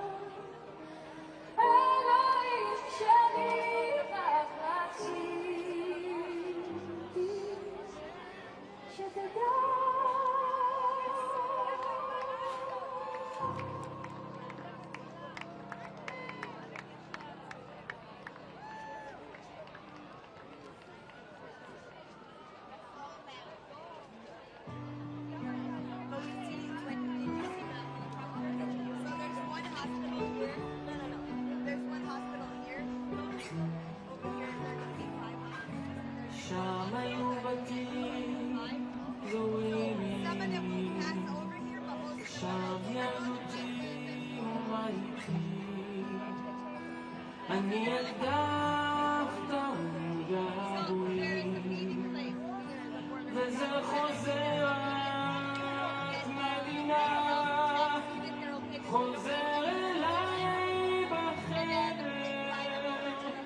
כל שיר הוא זיכרון בלתי נמנע.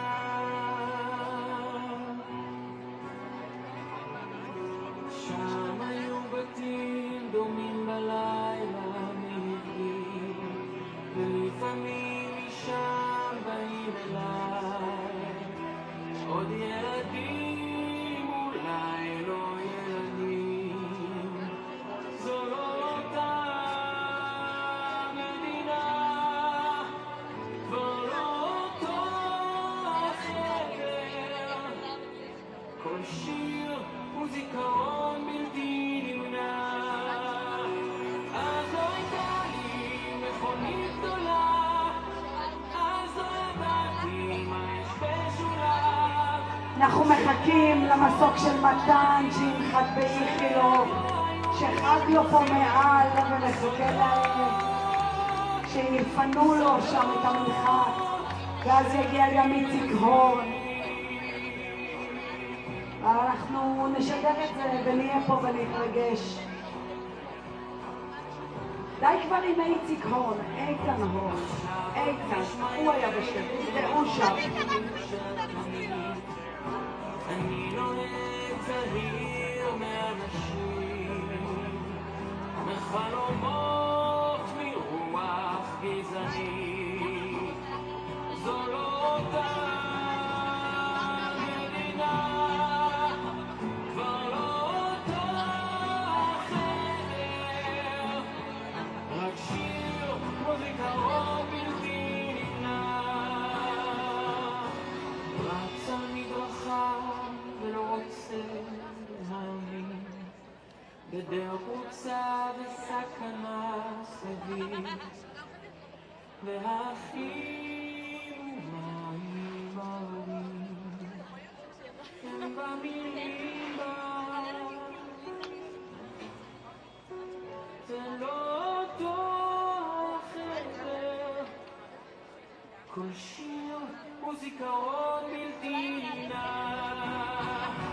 אז לא הייתה לי מכונית גדולה, אז לא ידעתי מה יש בשולה של הרחוב היחידי שבו היו עושים סודות, סודות.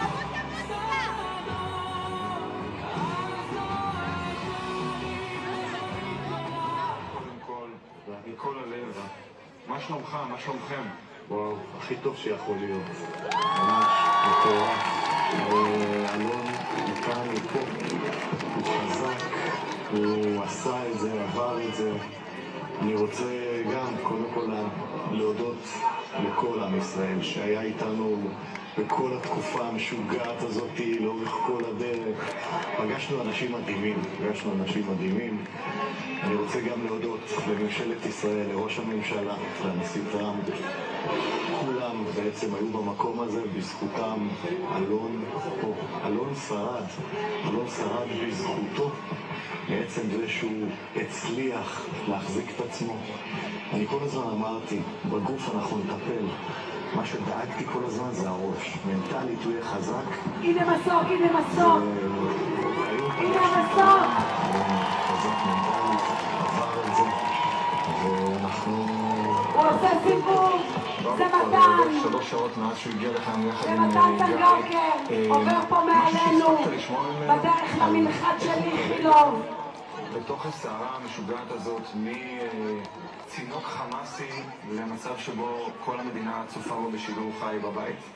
זה אחד הדברים הכי מדהימים, שהוא בעצם עבר את כל המסלול מרעים, כולל ברעים שכולם מחבקים ועוטפים, עד לפה לבית החולים, ואחרי זה גם ירדנו מהמסוק, והוא ראה את כל מי שהיה מסביבו.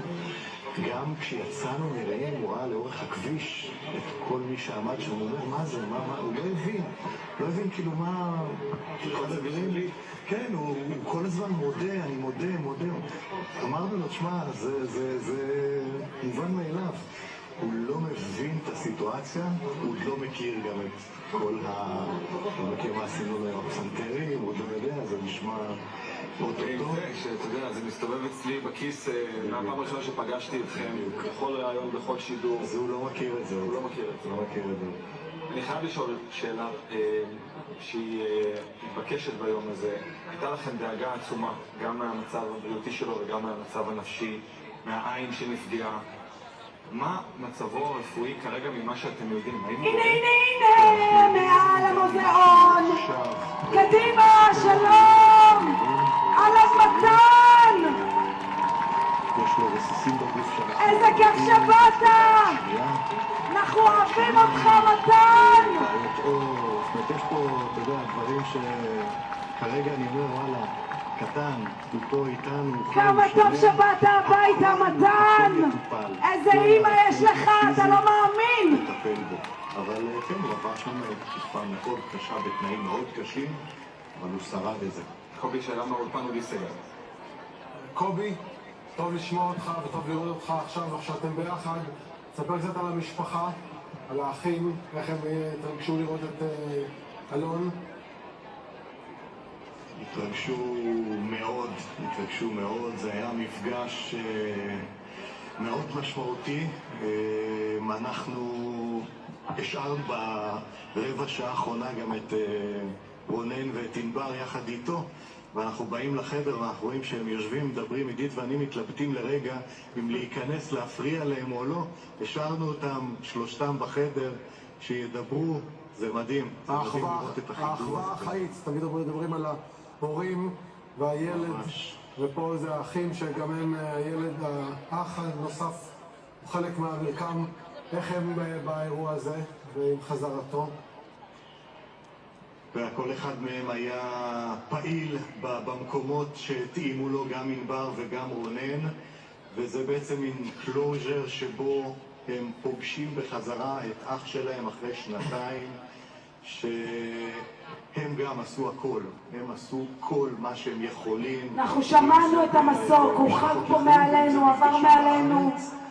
והם הגיעו לרגע הזה היום. הוא תכף ינחת, אנחנו נגיד לו שוב שלום גדול, כי הם שומעים אותנו, מדווחים לנו מאיכילוב שהם שומעים אותנו, אנחנו נשמיע להם אותנו. היו לו בקשות מיוחדות מכם לגבי דברים שהוא צריך איתו כרגע בבית החולים?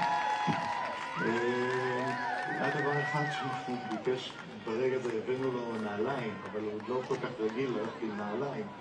אז הוא תמיד הלך עם טבע נאות, אז הוא ביקש טבע נאות, הביאו לו טבע נאות, עכשיו הגיע מטבע נאות, הם דאגו, תוך חצי שעה יש לו טבע נאות. ביום כזה שיש גם את תמונת המשקפיים שלו, כאילו הכי קול שיש בשדה, כאילו הוא נולד ברגעים האלה, פלוס טבע נאות, יש פה בקמפיינים בדרך, ממה שאני שומע. נראה מה הוא ירצה. אני אומר משהו כזה... הנה מתן, הנה המסוק שלו, אנחנו מחכים לו, תכף הוא יצא. ישר ככה, התרבו שנתיים, בוא נראה, בכל זאת דברים השתנו.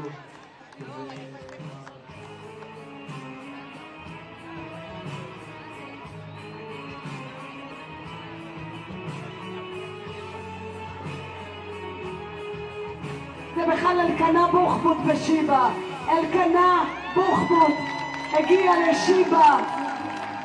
אנחנו כל כך מחכים למתן, אבל הנה אלקנה צועד לאט לאט עם רבקה לפגוש את אמא שלו, את רוחמה.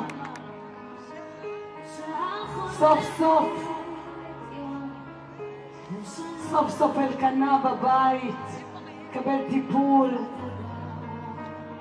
חום ואהבה.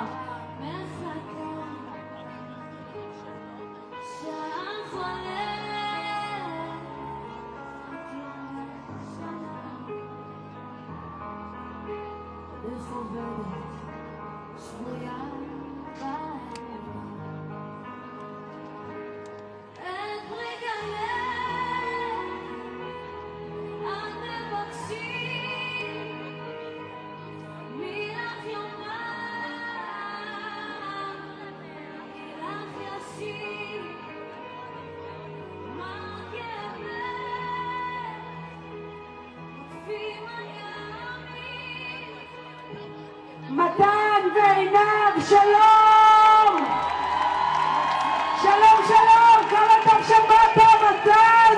חיכינו לך כך הרבה, חיכינו לך שנתיים, צעקנו, זעקנו, רצינו, התפללנו. איזה כיף שאתה פה. שלום מתן מכיכר החטופים.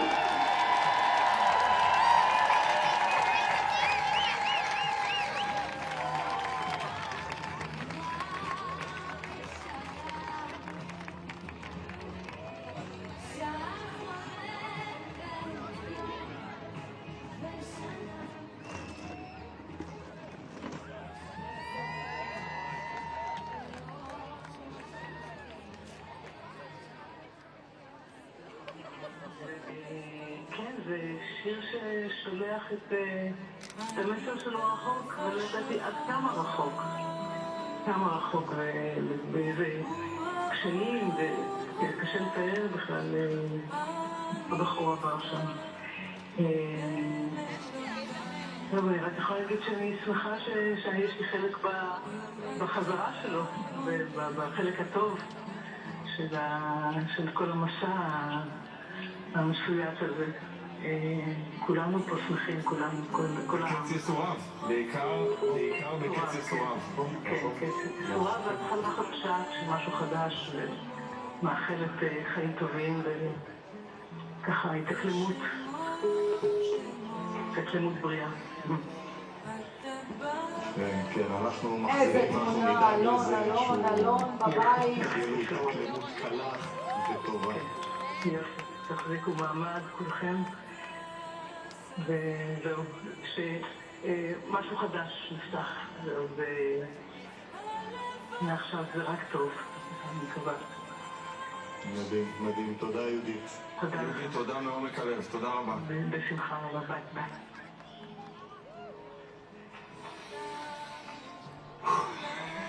כן, זה רגע מאוד ישראלי, אני חושב גם שהשיר הזה מלווה, ושמענו אותו גם בעצרת בפארק הירקון, וגם בכל כך הרבה הזדמנויות, ובכיכר, מילים שממש נוגעות ברגע הזה שלכם. כן, זה נהפך סוג של ההמנון שלנו, שהוא מחבר אותנו מכל הכיוונים. מחבר גם את כל העשייה שלנו במהלך כל התקופה הזאת, ואנחנו כל הזמן בעצם הסתכלנו על החיבורים בין אנשים, לראות בעצם איך אנחנו מסתכלים על התקווה, איך אנחנו מסתכלים קדימה, כשהתקווה היא זאת שהובילה אותנו כל הזמן. הסיטואציה היא לא פשוטה, קשה, אבל אנחנו עם הרבה אופטימיות וכל הזמן הסתכלנו קדימה, וקדימה זה בעצם להיות במקום עם התקווה, לא במקום הכועס, לא במקום הקורבני ולא במקום המאשים. וזה המקום שבזכותו אני חושב כולנו, כל העם, כל החברה הישראלית נצליח להתקדם קדימה ולצמוח מהרגע הזה. ורואים את זה על הפנים שלך קובי, חיבוק גדול גם מאיתנו, זה היה מאוד מרגש, ונשמח לראות את המפגשים הבאים של אלון, חיבוק גדול גם מאיתנו בקצב שלו. תודה רבה. תודה, תודה רבה. אודי, רק נתחיל שברבע שעה הקרובה אמור לנחות כאן המסוק הבא אחרי הפוגה של כמעט 3 שעות. אנחנו עדיין לא יודעים אם אבינתן יגיע ביחד עם אביתר או בנפרד, אבל אלה החטופים האחרונים שאמורים להיקלט בבית החולים בלינסון באגף שבו כמה דקות טובות, החינוך שלך מרוח על הפנים, גם התרגשות, אני מאמינה, גם אהבה גדולה. נפתח לך הלב סוף סוף אחרי 2 לאלון, איזשהו מסר ביום הזה ממך, מאלון? פשוט קודם כל באמת תודה. תודה. וביחד פשוט נמשיך הלאה. ביחד נמשיך ומשתכן, ממש צריך, בטוח. תודה רבה. רונן, תמסור חיבוק גדול בשמנו, בשם כולנו, לאלון, וכמובן שכמה שיותר ייקח הזמן שלו ויחזור על כל הדברים שהוא אוהב. תודה רבה לך על השיתוף. אז כן, מאיה, זה רונן והשיתוף שלו המרגש כל כך על הרגעים הראשונים עם...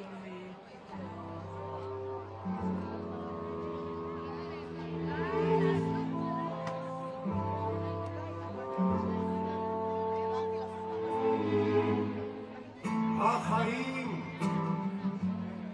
עוד לא חזרו למסלולם,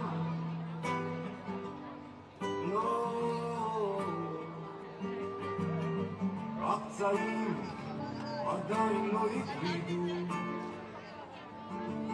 אולי זה יישאר כבר לעולם, אולי צריך לתת לזה עוד זמן, מה יהיה ימים ימים, אולי צריך לתת לזה עוד זמן.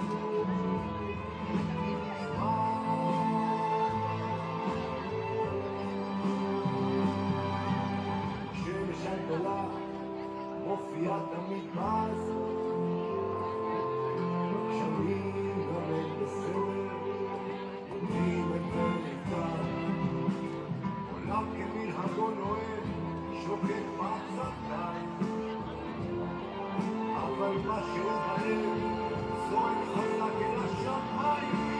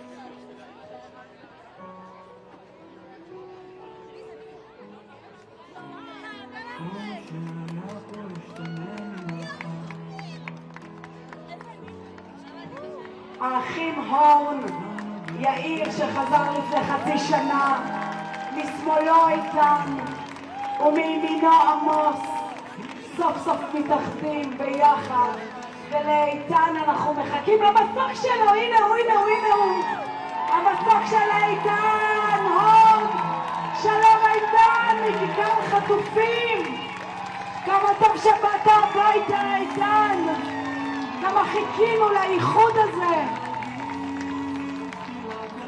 איזה כיף לנו שאתה פה.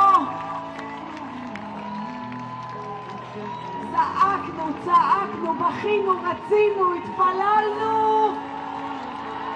איתן, שלום, אתה עושה סיבוב, איזה יופי. תמשיכו, איפה הדגלים, איפה הפוסטרים, איפה אתם? שלום, איתן הורן.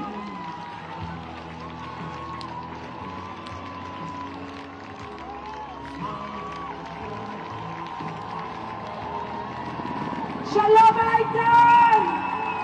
איזה כיף שאתה פה, תודה! כמה טוב שבאת הביתה! שהמסע שלך נגמר, שהסיוט שלך הסתיים. סוף סוף תחובק על ידי יאיר, מאוחד עם עמוס. הנה הוא בדרך למנחת, הוא עוד מעט ינחת. יקבו את המנועים בשבילנו, נוכל להגיד לו שוב שלום וניתן לו כוח, כוח להחלים, כוח להשתקם. והנה בר קופרשטיין פה במסך.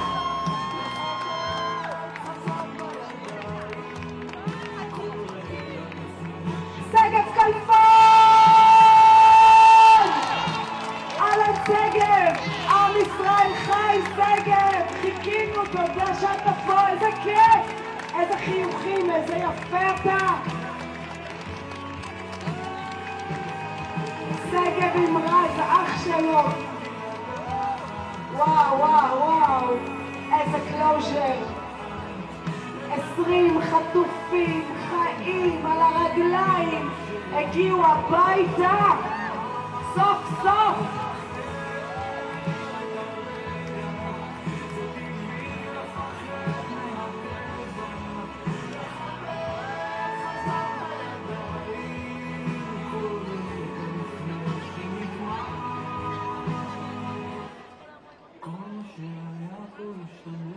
כל מה שהיה פה ישתנה ממחר, כי הם פה והם איתנו, ועוד חטופים יחזרו. אנחנו מחכים להם, אנחנו מחכים להם לקבורה בישראל, לתת להם כבוד אחרון, מגיע להם. הם לא היו צריכים ככה למות, להיות מופקרים. חלקם יצאו להגן, חלקם רקדו במסיבה. מגיע למשפחות שלהם לקבל את היקיר שלהם, לתת לו קבורה הגונה בישראל, לקדושים האלה.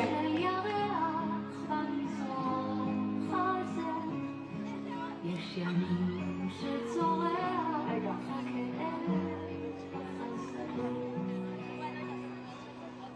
אני גר מול המים והאופק רחוק וגבוהים השמיים והים עמוק יש לה יופי פותח שלקרות מלחמה. הנה אחים קוניו פה על המסך מראים לנו, נחתו בשיבה, חטופים מגיעים, איזה אושר, איזה כיף. אי אפשר לעצור את זה, אי אפשר.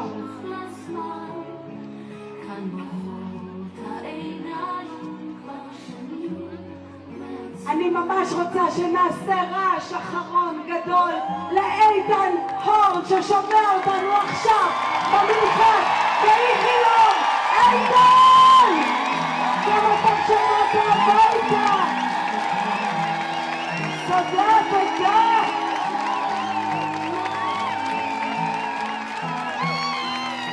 וכאן אנחנו מכיכר החטופים, איתן! אנחנו אוהבים אותך! בלי להכיר אותך אנחנו אוהבים אותך! אנחנו מכירים את האחים שלך, את אמא שלך, את אבא שלך!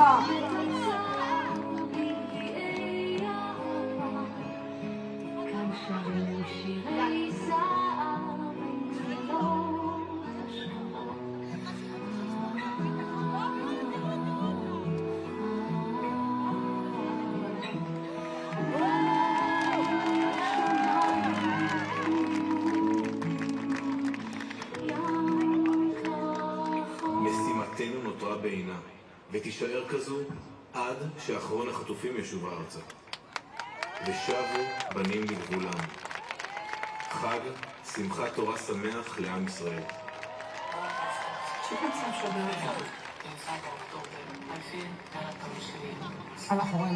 אנחנו קיבלנו כל מיני שמועות שכנראה החמאס משחרר רק 4 חללים. מדינת ישראל מתעקשת שחמאס ימסור לנו כמה שיותר חטופים חללים, שיעמוד בהסכם שלו. אנחנו עוד לא יודעים מה קורה, אנחנו עוקבים, אנחנו מעדכנים, מה שנדע לשתף. אבל אנחנו פה עד החטוף האחרון, לא ניתן להם להתחמק, אנחנו לא משאירים את האחים שלנו ואת האחות שלנו מאחור, זה לא יקרה. יש להם עם העסק עם העם הלא נכון, אנחנו נחזיר אותם אחד אחד, וגם את ענבר. לאחר שגופתו של יוסי חוזרת בעת סגירת מעגל, רגע שחיכיתי לו שנתיים, רגע שמשפחה שלי פיללה אליו שיוסי יובא למנוחת עולמים בדרך ראויה, ואני מאוד מקווה שכל שאר המשפחות של החללים יזכו לרגע הזה, לסגירת מעגל, ליציאה לדרך חדשה. אנחנו נקבל את יוסי בהרכנת ראש ובהצדעה גדולה על היותו כאדם אחראי, דואג לשני הנערים שנחטפו איתו, אופיר אנגל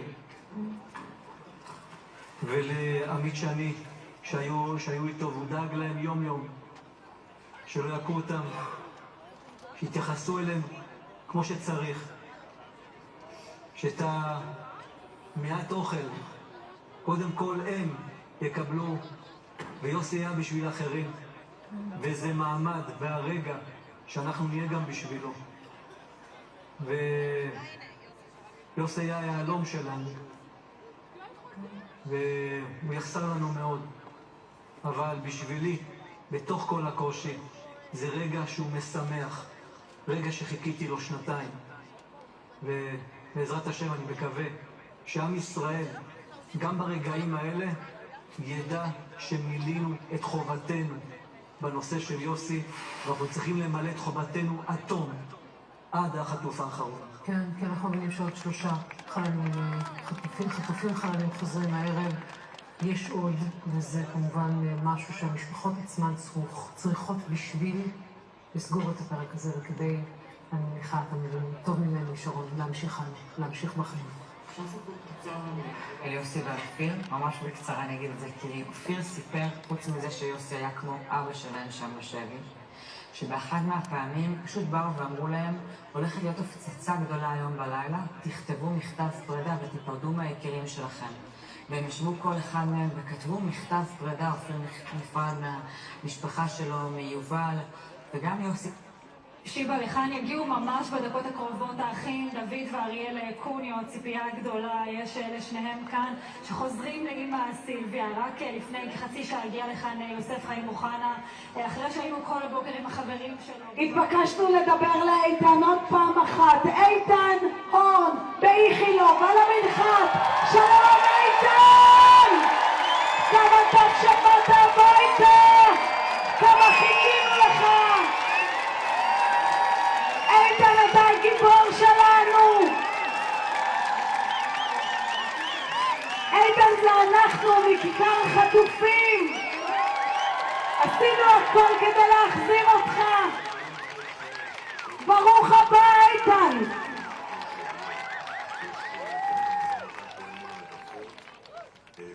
במאמץ להגדיל את מספר החללים שיוחזרו עוד היום. לא ציפינו שיחזרו כולם, לא ציפינו אפילו שיחזרו למעלה מ10, אבל המספר הזה של 4 הוא נמוך מדי, הרבה יותר נמוך מהציפיות שהיו בישראל למה אנחנו צפויים לקבל היום, ולכן מפעילים את המתווכות שיפעילו לחץ כבד על חמאס שעוד היום ישבו גופות חללים נוספות. אנחנו האחים קוניו כאן גם כן מתקרבים. הנה האחים קוניו, אריאל ודוד. שיפתחו לנו את הדלת ויגידו שלום, אהלן אהלן אהלן. כמו שסיפרת לנו מאיה, נמצאות איתם גם שרון וגם ארבל, שמלוות אותם לטיפול בבית החולים שנמשך כמה ימים עד שהם יוכלו להשתחרר. חמאס התאפק לא לצלם טקסים במהלך המסירה של חטופים, אבל עכשיו הוא מתחיל להוציא סרטון של רום ברסלבסקי. זה הג'יהאד האסלאמי רוצים? שצולם טרום השחרור ומפיצתו. יכול להיות שאנחנו נקבל עוד לא מעט סרטונים כאלה ביממה הקרובה.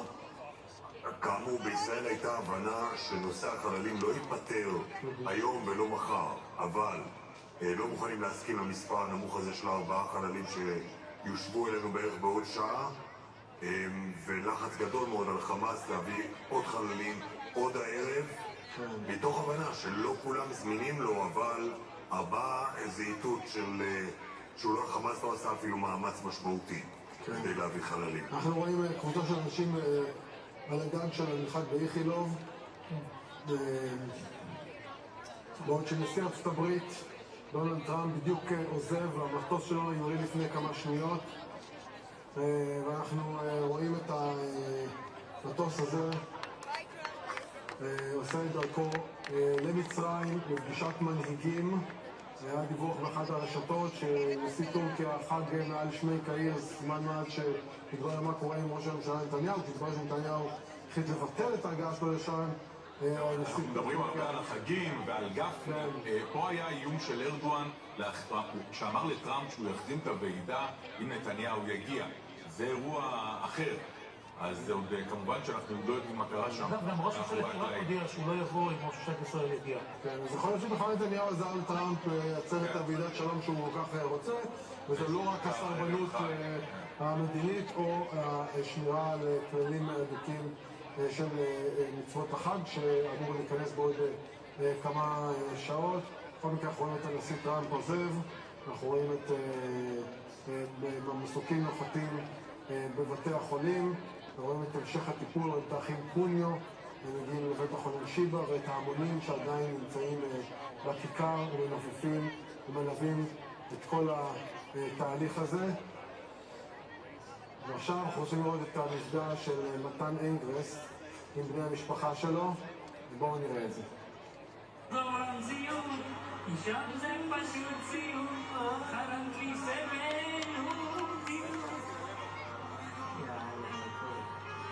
זמיר.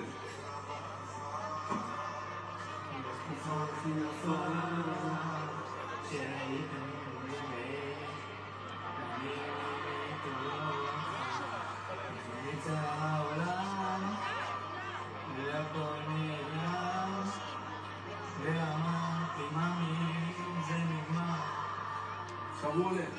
אני שאלתי מדוע, למה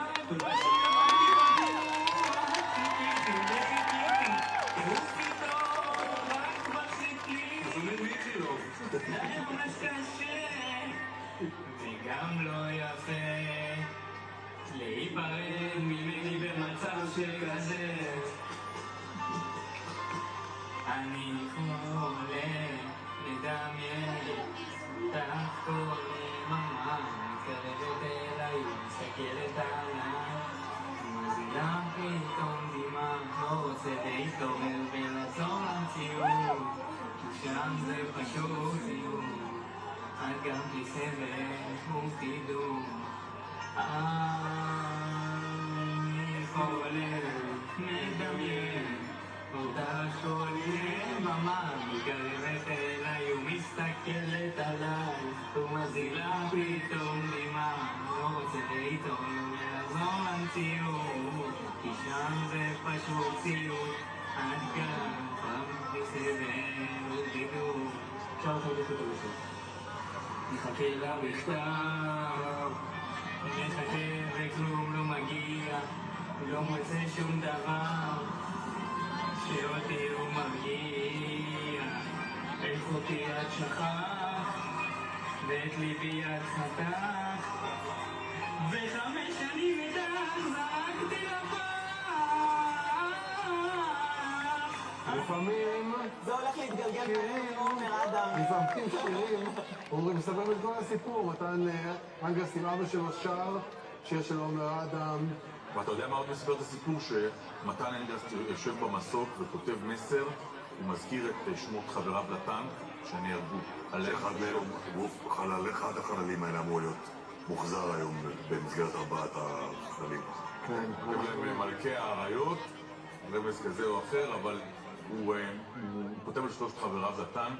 הנה, דניאל, תומר ואיתי, מלכי האריות, בזכות כל הגיבורים. והגיבורות. עם ישראל חי. ושוב, שר שיר שלא נראה אדם, הוא לא מוקף בדגלים של מכבי חיפה. זה מדהים לראות אותו יותר עם אבא שלו, בצהרי היום, שרים שיר, כשלפני כמה שעות הוא היה בעזה עם מחבלים. זה פשוט, אנחנו רואים את זה, אנחנו מדווחים על זה, אנחנו מנסים לתווך את זה, וזה עדיין לא נתפס. בעיקר זוכרים את התמונות הנוראות של מתן מה-7 באוקטובר. נכון, שהוא נחטף. מה שיש על המסך עכשיו זה לישי לוי מירן, כותבת פוסט, שמחים ומלאי תודה, אבל האושר שלנו לא שלם בלי החזרת כל החטופים. אני רוצה לומר למשפחות החטופים החללים שעודם בשבי, עמרי ואני איתכן עד החטוף האחרון, עד שלא ישובו כולם, הלב שלנו לא יהיה שלם. כך לישי לוי מירן, תמונת חיבוק שמקבלת מעמרי, ואני חושב שזה אחד הדברים המרגשים שיש בכלל בכל השנתיים האחרונות של מה שאנחנו קוראים משפחות החטופים או משפחות חטופים, היו גם קבוצות, אבל כולן, כולל אלה שהיו בקבוצות מנוגדות לגבי הלחץ על הממשלה, מה כדאי לעשות, יש ביניהם ערבות הדדית ותחושה ששום דבר לא יכול להיות שלם בלי שהן משלימות את המהלך הזה. כי בזמן שאנחנו יושבים פה ומאוד מתרגשים מהתמונות, יש משפחות. זה אולי טראמפ? לא נראה הנשיא טראמפ מהמטוס? לאכול אותו. כן. אולי. טוב. לא, אנחנו רוצים שהוא יבוא לשדר לנו, שיתפוס עמדה וקדימה, אתה רוצה, אז באולפן, מאיה, המגישה שלנו, מאיה רחל אומרת שהיא רוצה שתבוא לאולפן ותספר גם. שתזמין אותי ואני באה. מאיה שמעת? שמעתי. את צריכה להזמין אותו, הוא יבוא.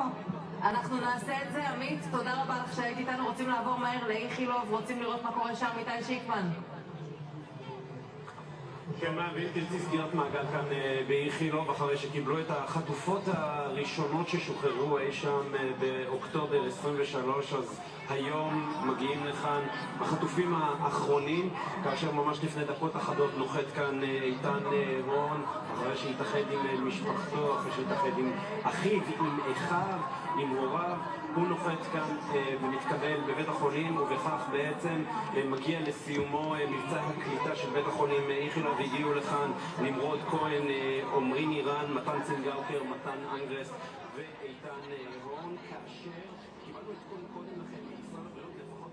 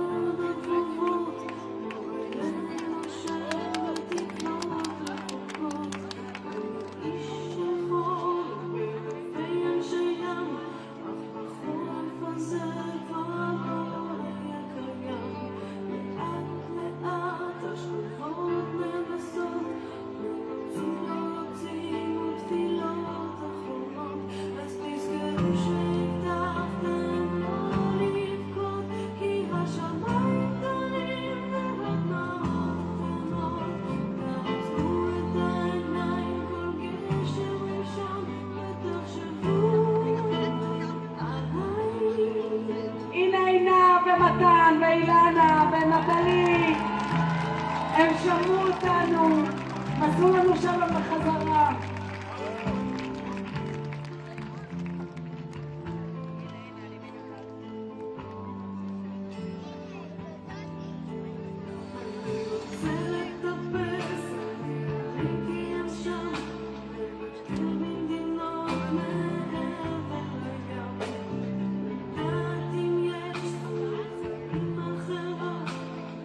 שגב כלפון, נחק בשיבה.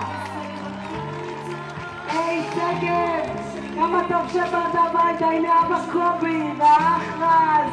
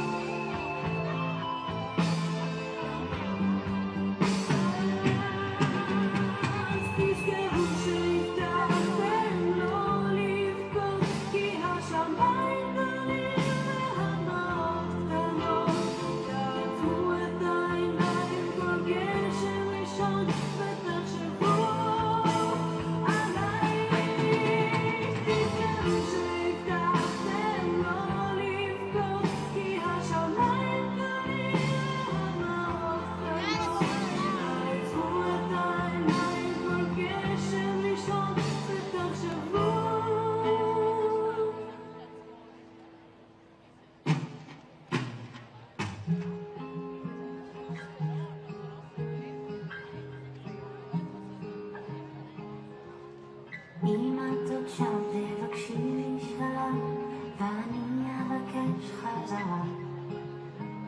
ואם אתה שומע את קולי בחלום, אני לא אוותר עליך. והימים עוברים והלילות קשים, הלב מדמם והנפש שלי כבר שבורה. עד שתחזור ועד שתשובי אחפש אותך רוח כותרת עוד מכתבים, אולי עוד יבואו ימים טובים. שרנו את השיר שהכי אוהבת,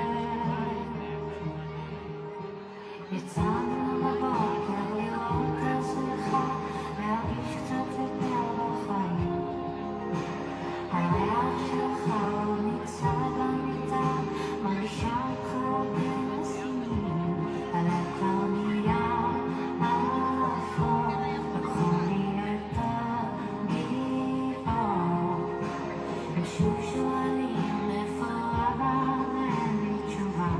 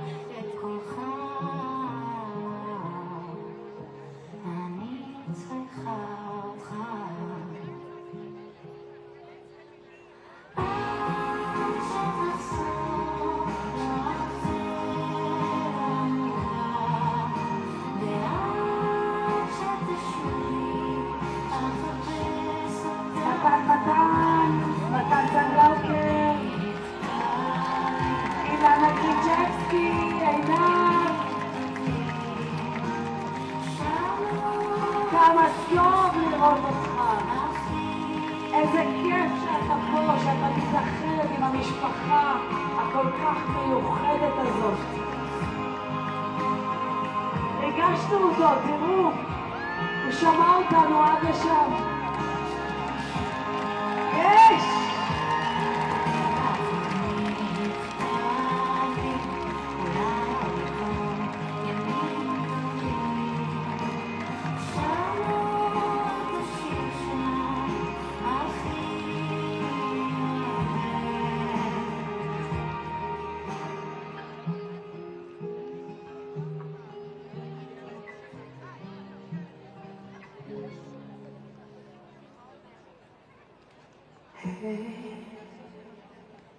מישהו שומע אותי,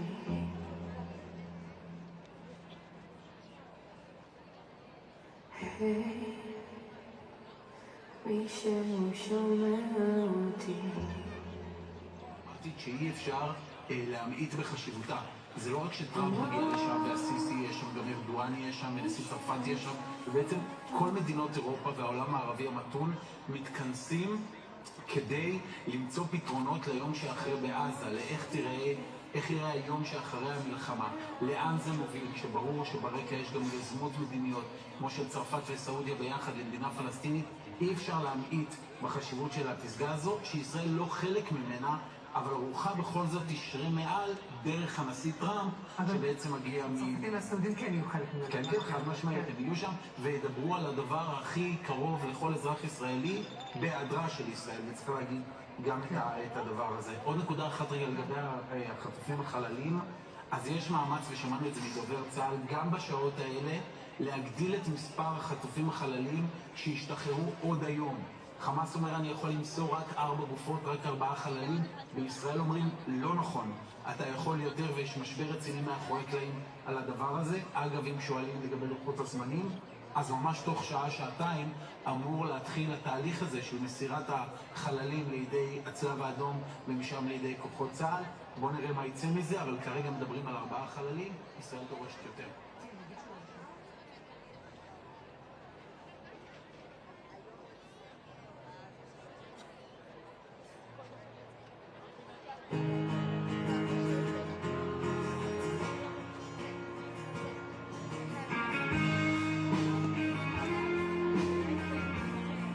כמה טוב שבאתם הביתה, 20 חטופים חיים על הרגליים, הגיעו הביתה, חזרו הביתה, אלון נואל ומקסים הרקין ואלקנה בוחבוט ויוסף חיים אוחנה ובר קופרשטיין ועומרי ומתן וגיא ואיתן הורן ונמרוד ורום ואביתר ואיתן מור ואריאל קוניו ודוד קוניו ואבינתן וסגב כלפון וגלי וסיבי ברמן ומתן אנגרסט. 20 חטופים חזרו אלינו. כמה שמחה, כמה אושר, כמה טוב, איזה חג הם עשו לנו. אבל יחד עם כל זה, אל לנו לשכוח שהמשימה שלנו עדיין לא תמה, שיש 28 חטופים עדיין בעזה, שאנחנו מחכים לבואם, 26 חטופים חללים, שמגיע להם לחזור הביתה לקבורה ראויה, ועוד 2 שאנחנו לא יודעים מה גורלם. אנחנו נחכה גם עם זה, ואנחנו נהיה פה, הכיכר הזאת תהיה פה, אתם תהיו פה, אני אהיה פה, עד שהחטוף האחרון חוזר הביתה.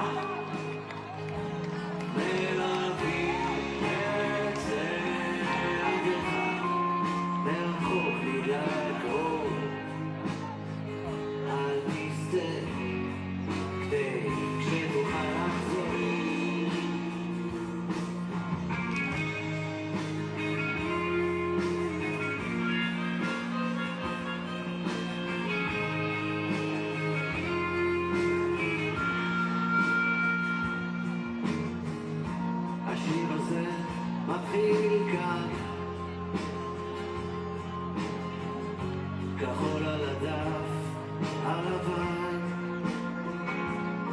לא גמור, לא תמיד מכוון. השיר הזה מתחיל כאן,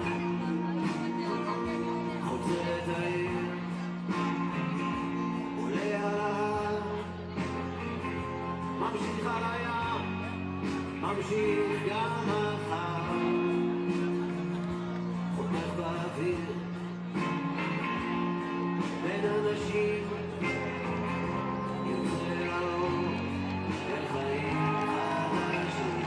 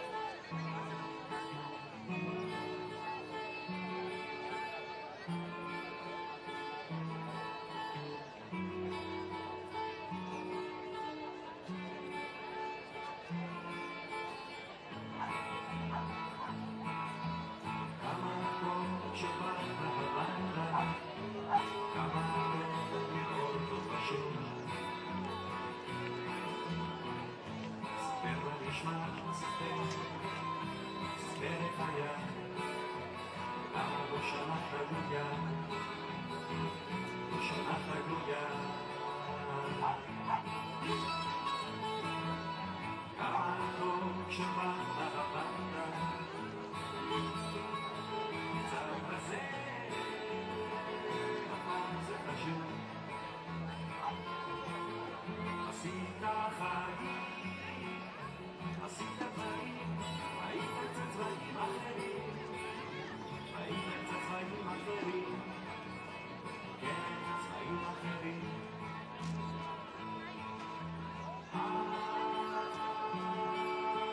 כמה שטוב אתה כאן, כמה שטוב אתה כאן, כמה שזה טוב טוב, כמה טוב שבאת הביתה, בית זה אוהב במקום.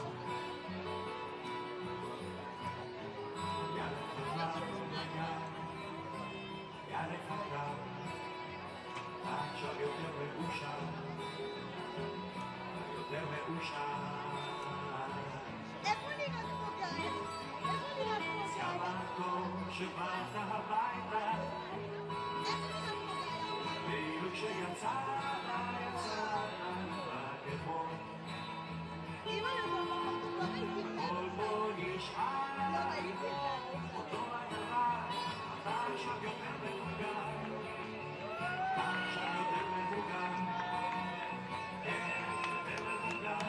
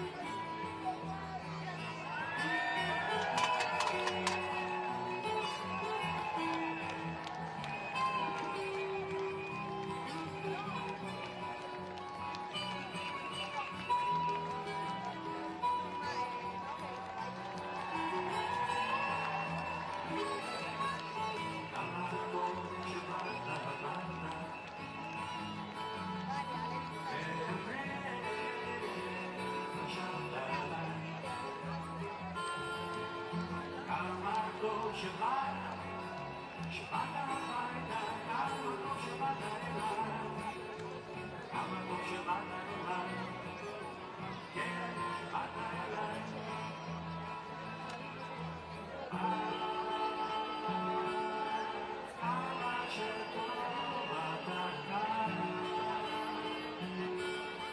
כמה שטוב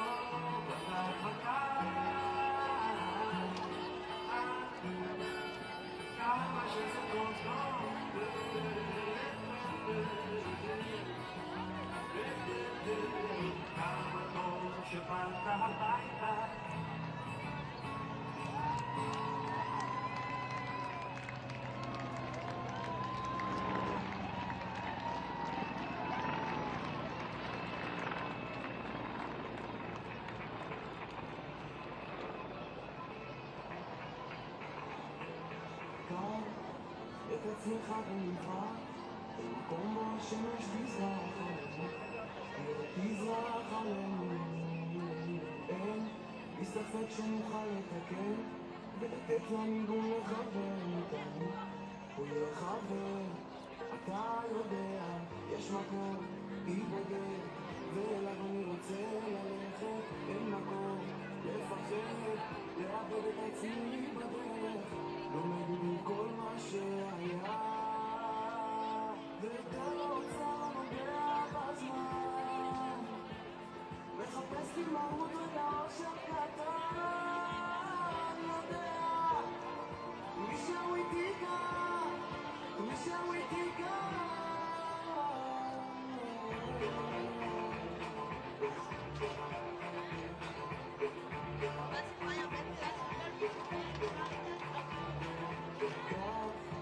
את עצמך במצרים, נעשה ברכות ונשמח רק שומעים, איך נשמח רק שומעים ושמע, לכל שאלה יש תשובה, אתה מאיפה אתה בא, ולאן תלך, מי יודע, יש מקום, ייבדק, ולך אני רוצה ללכת, אין מקום, לפחד, לאבד את עצמי בדרך, לומד מכל מה שהיה, ויותר לא רוצה לנבע בזמן, מחפש לי מהות ולאושר קטן, יודע, מישהו איתי כאן, מישהו איתי כאן, כמו משוגע לא יודע לאן, כשהרגשתי לבד זרקת סימן, יודע, מישהו איתי כאן, מישהו איתי כאן.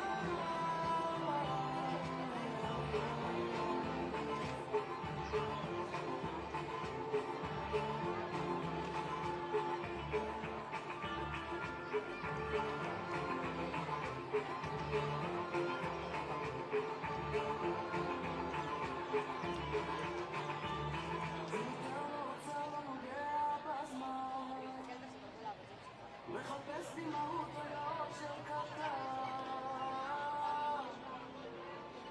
מישהו איתי כאן, מישהו איתי כאן, איך כמו משוגע לא יודע לאן, כשהרגשתי לבד זרקת סימן, יודע, מישהו איתי כאן, מישהו איתי כאן, איך כמו משוגע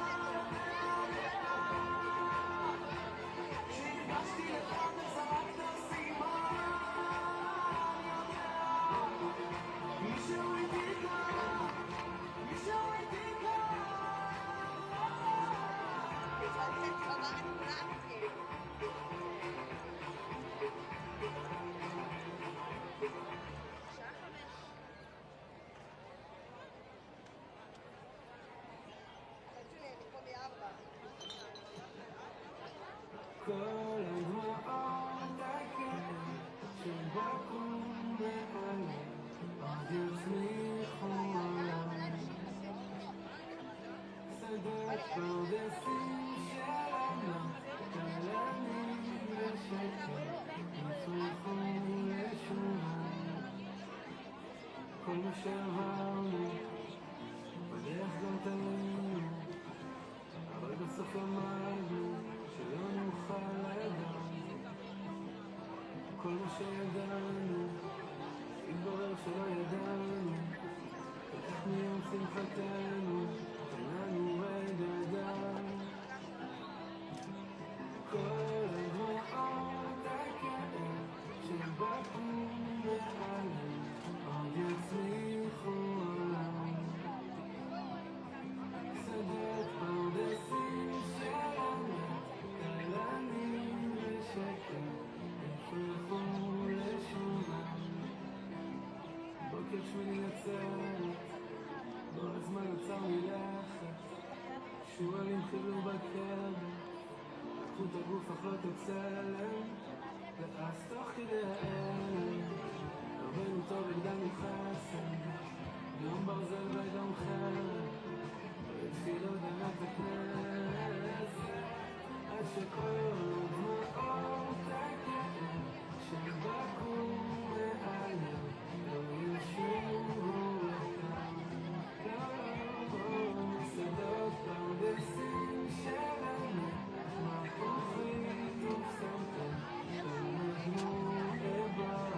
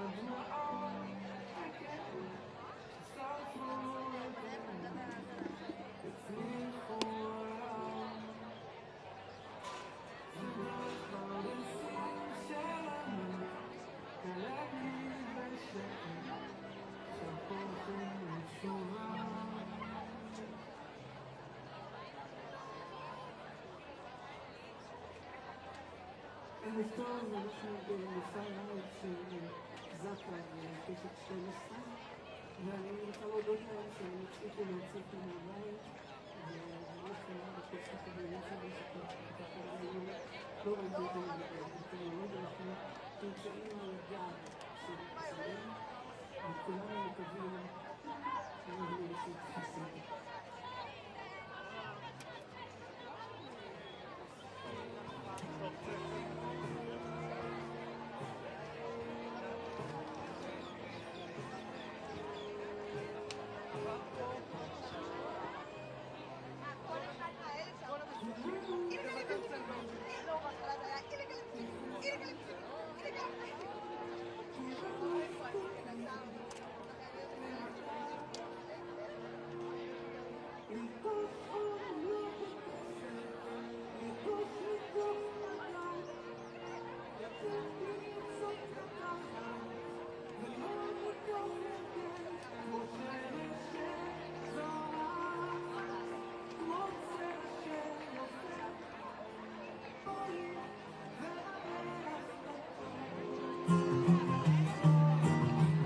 טוב, אז זה היה היום שלנו. הגיעו חטופים הביתה. 20 חטופים על הרגליים. עמרי ומתן, גלי וזיבי.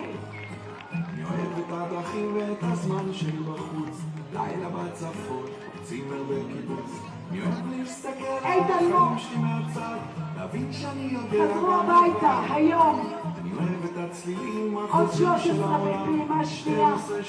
ואנחנו החזקנו פה כולנו את האירוע הזה, היינו עדים לרגע ההיסטורי הזה. אני אוהב לחזור הביתה, אחרי שראיתי כל הלילה, למצוא את השנה שאני חייגה, לפשוט מעליי את החיים.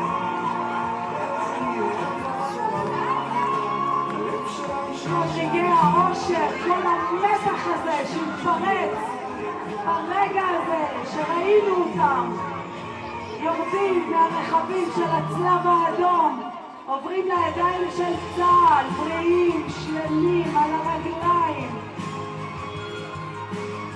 זה היה היום שלנו כאן בכיכר חטופים. אני אוהב את השקט, לשמוע את המציאות שותקת, נכנס לאוטו מכיוון סמבוק, מר לי הלקט. גלי וזיבי נפגשו לראשונה. 9:40 בלילה, נותן לך המפלט. אני אוהב את הגעגוע לכל מה שנעזר, זה עושה לי להבין כלום לא מובן מאליו. אני אוהב את הנחמה שנתנה לי הבמה, כל הזדמנות שונה לפזר את הנשמה. אני אוהב את האנשים המשקות, אוהב את זה לאללה, אבל אחי אני אוהב כל הרגעים האלה, החיבוקים, המפגשים, איתן מור עם ההורים שלו, גיא גלבוע דלל עם ההורים שלו, עם המשפחה שלו.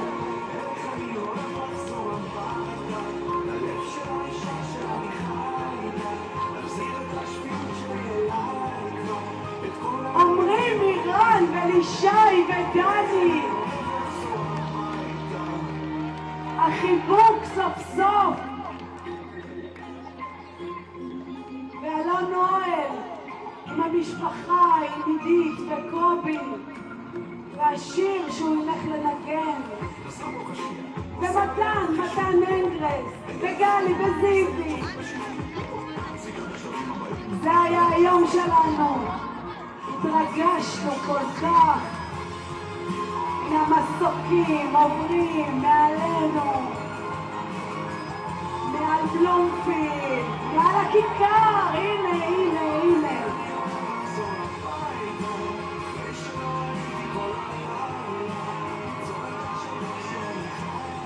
עם שלם קיבל את מבוקשו, קיבל את החטופים חזרה הביתה.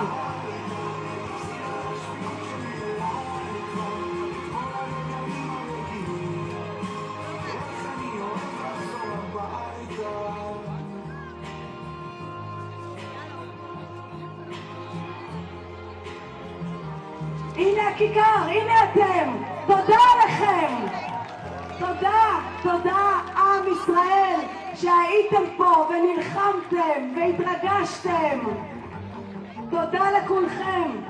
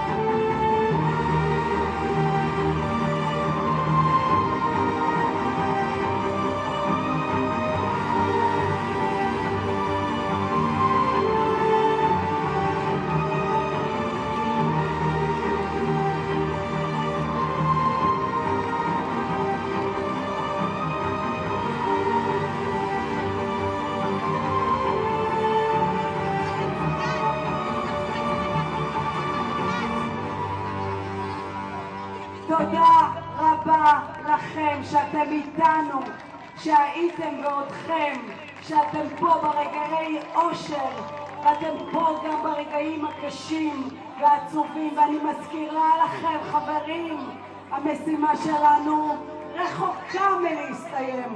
יש לנו עוד 28 חטופים להחזיר, 26 חללים ועוד 2 שאנחנו לא יודעים מה מצבם, מה עלה בגורלם. 26 שראויים לחזור למדינה שלנו, לתת להם את הכבוד האחרון, להיקבר בארצם. אני מודה לכם על היום הזה, תודה לכם על כל השנתיים האלה. אני מקווה שבאמת החמאס אוסף ומוצא את כולם, הסיפור הזה יסתיים במהרה. המלחמה תסתיים, החטופים יחזרו, ואנחנו נתחיל לנשום, להשתקם, להתרפא, לתקן, לאהוב, להכיל, גם כשלא חושבים אותו דבר, גם כשרוצים שונה או דרך אחרת. בסוף אנחנו עם אחד עם משימה אחת, ואף אחד לא יכול עלינו כשאנחנו מאוחדים. אז תודה רבה לכם על הכל, על זה שהייתם פה איתנו עם המשפחות, שהראית להם אהבה. בשמחת תורה לפני שנתיים הם נחטפו, בשמחת תורה אנחנו מחזירים אותם הביתה. תודה רבה.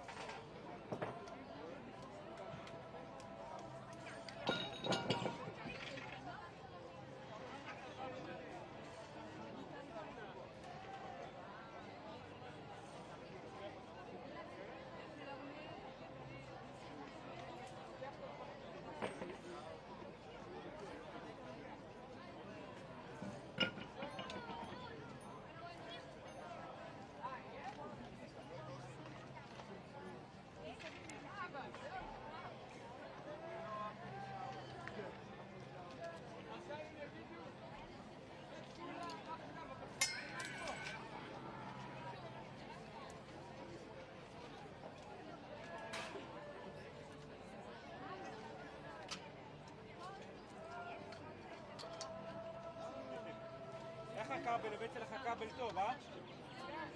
הכבל טוב, אה?